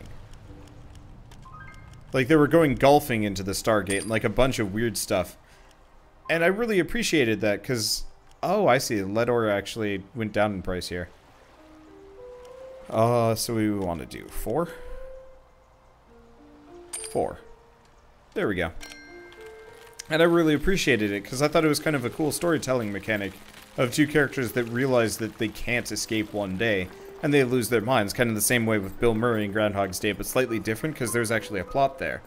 And they became self-aware, and they're like, oh shit, we can actually solve the problem. And so they then kind of refocused themselves and started to, let's see. I guess I should probably focus on brewing. Where's the nearest farm? Not close. And there's no farm here. Which kind of bites. Oh, but I can take the sage... I can take the sage stone to the other one. Now that I'm thinking about it.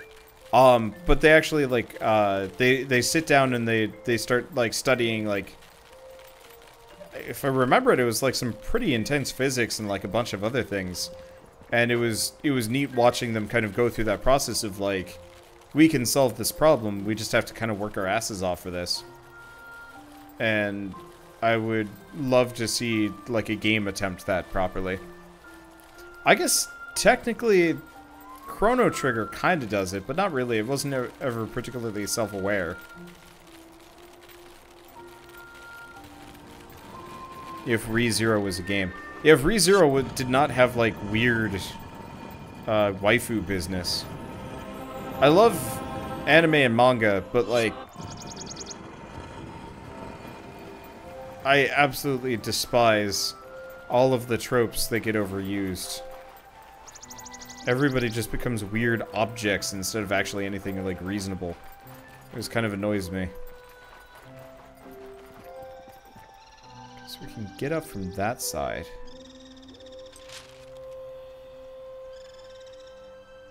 There's a long way around to get to that. Damn.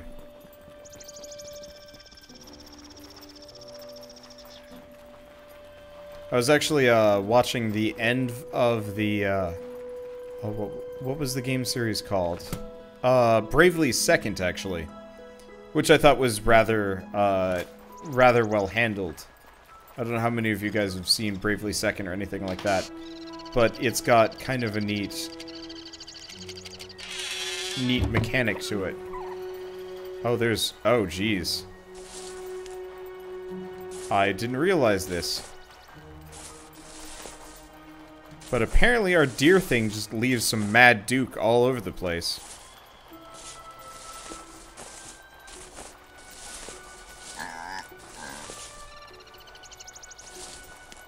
Yeah, for example, I'm a huge fan of the like, Another Worlds anime style-ish storytelling trope.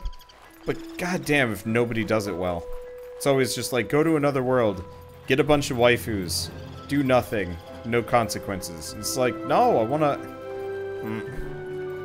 I just want to see like a cool RPG world, and they always screw it up. I guess there was Grimgar. Grimgar was kind of neat. Yeah, seriously though. I mean, I guess I've been away for like half a year, so go figure that thing's shat all over the place. But still. Shit, what do we even want to do with this? Actually, oh, I still have my clay. Okay, maybe I should switch to something a little bit different. Oh, I can't compass. Let's go back through here. I like Grimgar and Log Horizon. Yeah, I liked Log Horizon too. Log Horizon was absolutely wonderful.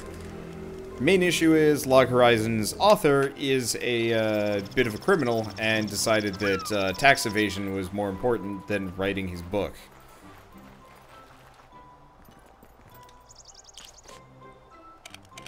And that kind of ticks me off a little bit.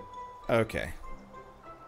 So actually, if I get a bunch of brewer's kit, we can make a whole bunch of black dye. Okay, yeah, let's see if I can become a master brewer here. Unfortunately, I don't think I've got any clay pots here, which kind of sucks. Mighty Max did that. The last episode starts with him doing a new game plus. Huh.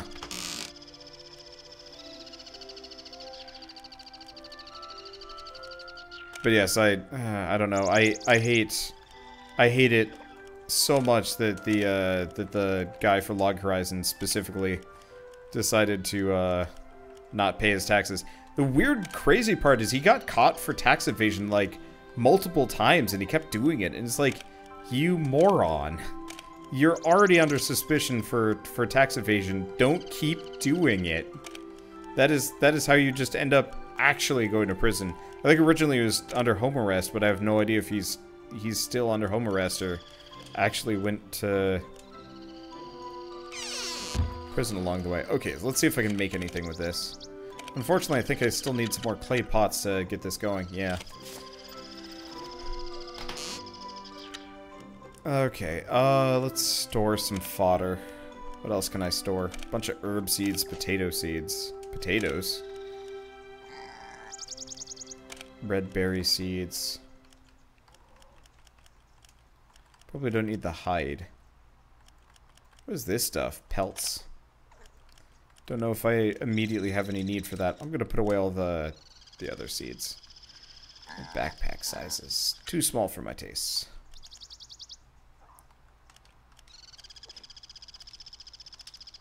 Let's see, is there plant or hunting liquids? We should probably grab oil. I was really hoping I could sort it based on different crafting disciplines, but it didn't seem like it has any interest in that. Because we want the haberdashery. I think it wanted me to grab cloth. Because, yeah, I wanted to check out Master Craftsman. Okay, so yeah, all we need is the purple dye.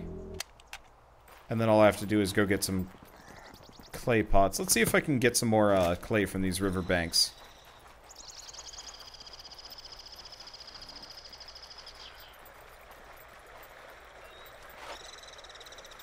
Because, yeah, getting a bunch of clay would be good. Let's see. There's an anime you're watching right now about a programming 7 who gets hit by a car and transported to a world with giant robot magic and stuff. That is actually called Knights and Mag... I think it's called Knights and Magic or something like that. With... Oh, hey! Haven't done that. I haven't cleared this one out. Or is it Mage and Knight? I don't remember. I know the one you're talking about. Unfortunately, that's also kind of one of those that has, like, weird kind of no consequences. I mean, it did. It definitely has kind of the world building going. It just I don't know, it always bugs me in the travel to another world trope when you have the, character be the only competent person. And everybody else is just kind of shitty and weak. And I'm like, no. Like, the other people have to be people, too. I have very high standards for my anime, or something, I don't know. I shouldn't. I should have, like, low-ass standards so I could go back to enjoying them. It's just not happening. Don't drown. Thank you.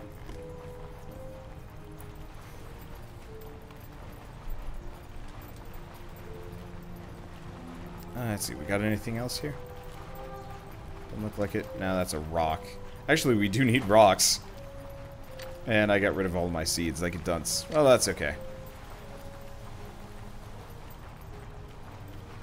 Oh, we got a spread up here. I'm almost done with this game. Oh. I guess I have the vine and the twine to clear this up. It's been a long time since a sprite seer has tended to the shrine. I'd most like to join you, as it seems our fates are intertwined. I don't know how many other sprites we have left. Barely any, I think. I think we're pretty much done with that. With that setup. Not that I'm really sure if I'm actually going to collect all of them. In fact, I'm pretty certain we're just going to get to this. I think we'll just get this. Grim Grimoire does a Groundhog Day thing. Interesting. What do you sell? Oh, he just sells clay pots. Well, isn't that handy? Now, can I sell this guy herbs? Or is he just going to poo-poo it? No, he's not. I've got a whole bunch of herbs to sell to people.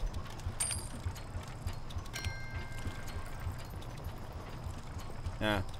I should have checked that out earlier. Okay, so now I can do a whole bunch of crafting.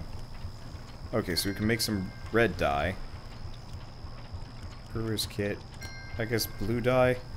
Honestly, I should probably just make mostly black dye because it's the easiest to replace. Are we done? Yeah, we're done. Okay, let's go back and let's see if I can make that purple dye. Oh, yeah, I should be able to buy maybe one clay pot over here, I hope.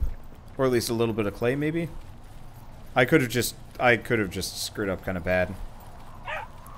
That's life. I mean, I know where to get more clay, so it's not that big of a deal. Have I seen Yojo Senki? Saga of Tanya the Evil? Nope. I should probably put out a video at some point just being like, I want to watch anime again because I haven't seen an anime in ages. But I don't know any good ones, and every time I try and look into new ones, I'm usually just disappointed by what I see. What is my favorite Gundam series? Absolutely Gundam Wing. I'm a huge Gundam Wing fan.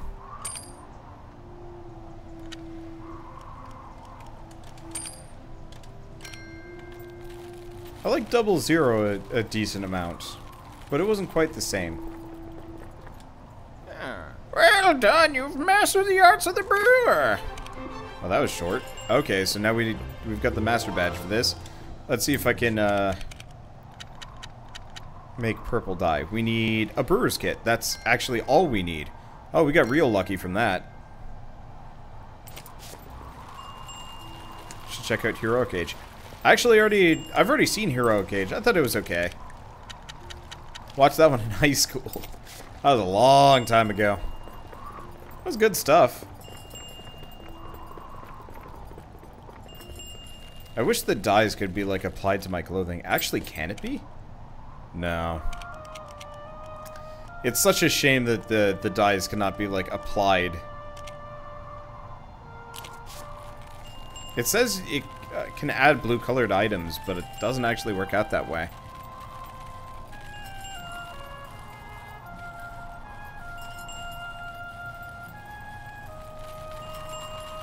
I guess the other reason why I've got this weird obsession with Groundhog's Day anime is I'm a huge Souls-like fan, and it would be interesting to see you know, something from kind of that perspective of, like, struggling to win at a thing or something like that. That'd be cool. Oh well. Anyway, let's go deliver this stuff to Old Hurley. Because I just wanted to see what the Master Craftsman allows us to make. I can't imagine it's anything particularly amazing. But I still want to check.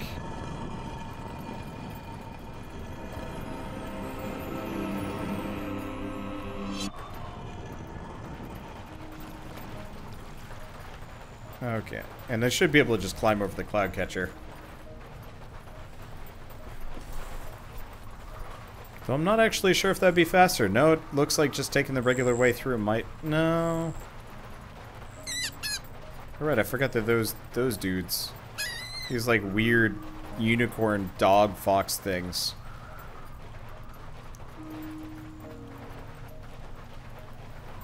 Madoka Magica is exactly that. Man, I tried watching that, and there's just something really off-putting about extremely doughy-eyed anime girls. I'm just gonna be totally honest, it just... Ugh.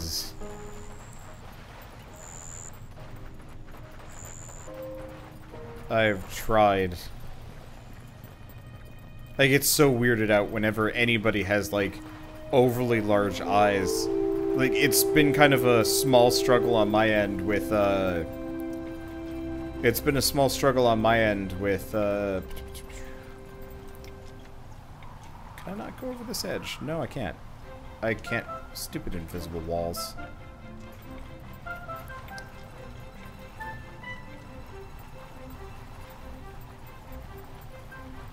They make no sense.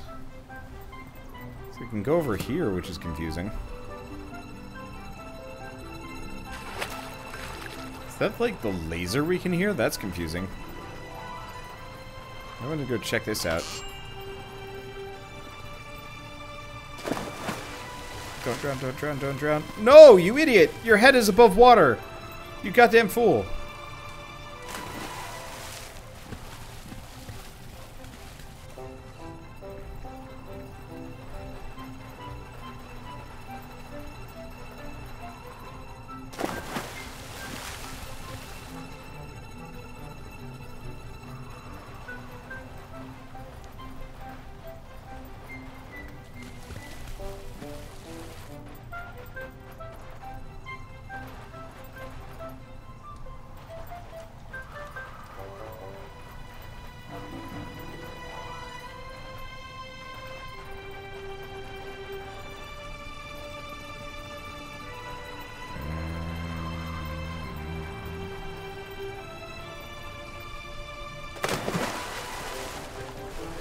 There we go. I was gonna be real pissed if I was trapped on that side just for some random loot that I'm not actually sure what it is. Well, either way, let's go deliver this stuff and see what master crafting is.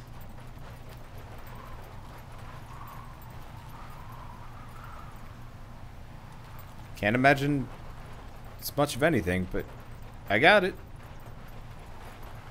And we're good. And we can get out of here, hopefully.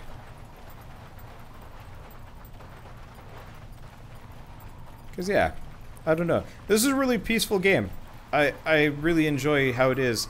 I guess it would have been so much cooler to some degree if, like, this was actually the halfway point and then you had to, like, get resources and actually build up the kingdom and make it into a thriving place again. But instead, it stays a ruin forever. Oh, you got everything. Well, let's see, here's a recipe for making something, I guess. You should give up, though. It's probably too hard for you. Okay, so what can we make?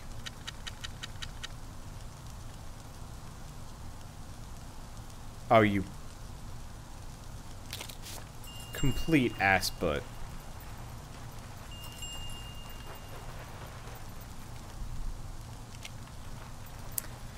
Well, I think I've got a hide back at my farm. I just have to go get one.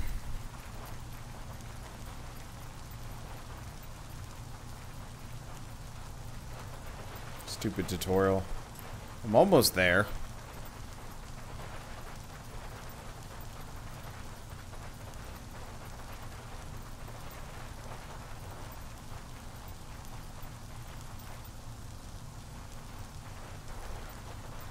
I don't know. I don't know what to say. There's like, at this point, the salt is starting to show up. It's like,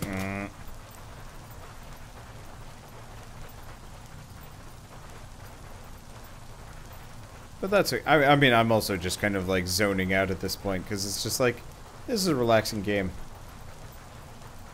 But it's actually kind of like too relaxing. There aren't enough like direct goals. It's mostly just like go from place to place. I mean, you could give me like a bicycle and I just like probably end up joyriding around this place because I can't actually muster the brain power to do anything else.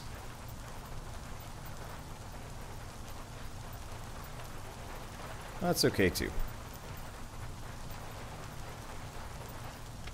Okay, so we need hide. I'm almost absolutely certain that I've got one hide sitting around here.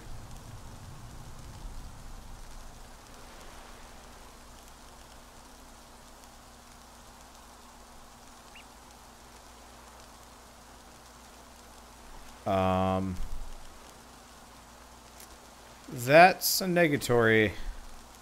Oh, there it is. 11 hide. There we go. I was gonna get real worried because I didn't want to have to go on an errand for this thing.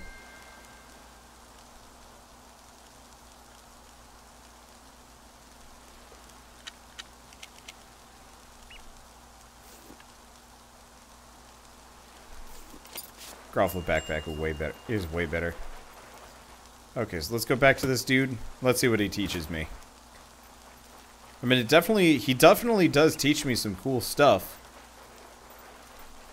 It's the feeling I get before you murder Whiterun in Skyrim. Yeah. God, if Skyrim introduced like Stardew Valley mechanics, I would be so happy.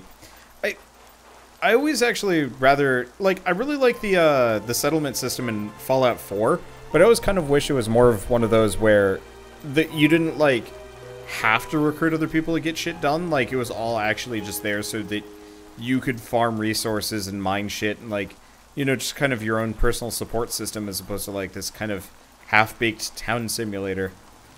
If the next Elder Scrolls game comes out and it actually has, like, the ability to make your own farm and estate and actually, like, run it, and it was, like, Stardew Valley, I'd be so happy.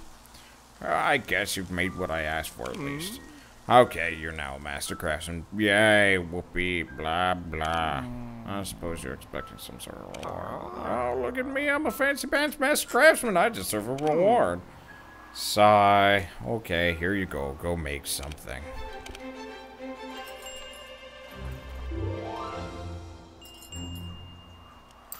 Alright, so what have I learned how to make? Ah, it's a lot of junk. So you can make a treasure chest pack. Fast food. Short shorts. A butterfly hairpiece. Fabergé egg. Oh, every type of shampoo, sort of, maybe. Not really. A cat totem.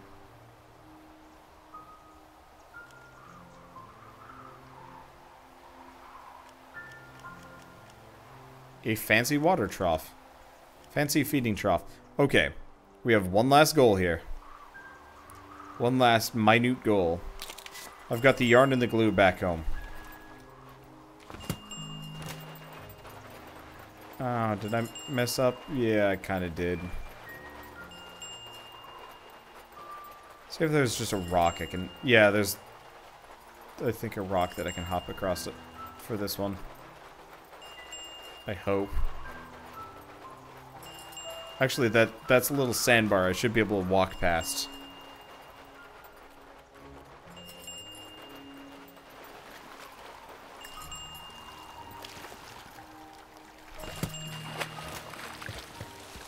Oh. I just wish you'd show up on the other side. Wait, maybe I go to the very end and I can... Nope.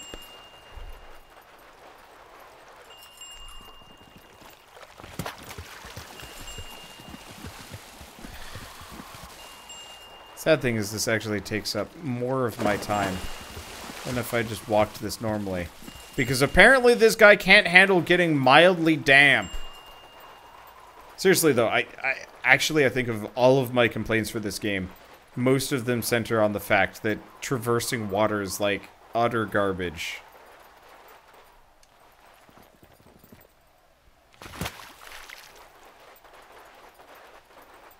We know that Wander's next charm is going to be like Totem Heaven.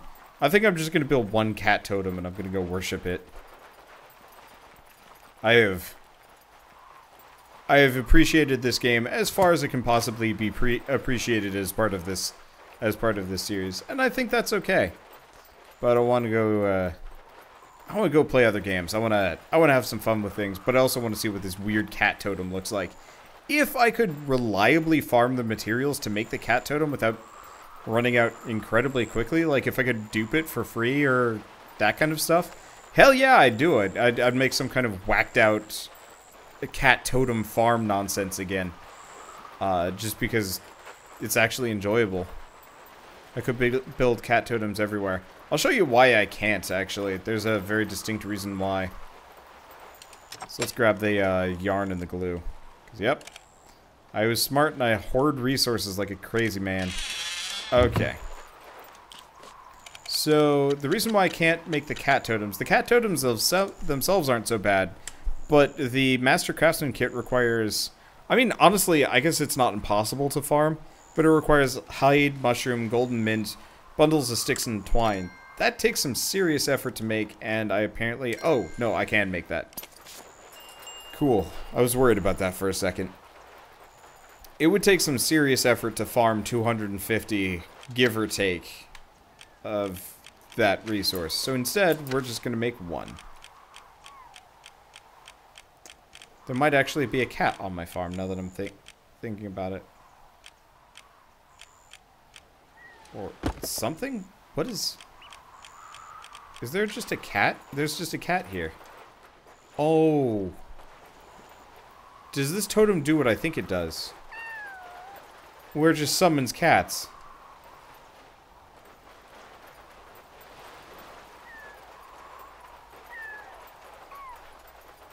Yeah, so apparently having this cat totem just summons random cats. Oh man, I really wish I had beaten this game before they before with the dupe glitch, because if I could dupe the shit out of the cat totem, I wouldn't have heartbeat. Because imagine if I had, like, you know, 100 of these things just hanging out, meow, creating cats that just meow incessantly at me. Now that would be magic. But sadly can't do so, because turns out they patched that the day after I figured it out. Which makes me incredibly sad, but also totally understandable. My floor would be cats, my everything would be cats, I would be cats. Instead, I'm a hella cool dude. That is apparently really twitchy. Look at him move. Am I supposed to be cold? Is that... I think I'm supposed to be cold. Find a new dupe glitch. That would take effort. I don't have time or energy for that. Anyway, this was a fun game. I rather enjoyed playing it. Unless they come out with something real major, I don't think I'll ever be back to it, because the developers did say they might be working on it more. But that said, this was a fun game, and it was definitely worth doing a series on. I hope you guys enjoyed. So I guess with that, thanks for watching. I'll see you guys next time. Okay, guys, that's also going to be the end of the stream tonight. I am tired. I got D&D to work on effectively, and while I'd like to do other stuff, D&D kind of takes precedence because, oh damn, that campaign takes time and effort to set up. So yeah, good night, guys. See you tomorrow. And it should be D&D starting at the usual stream time, which is always fun. Sorry, Seagull.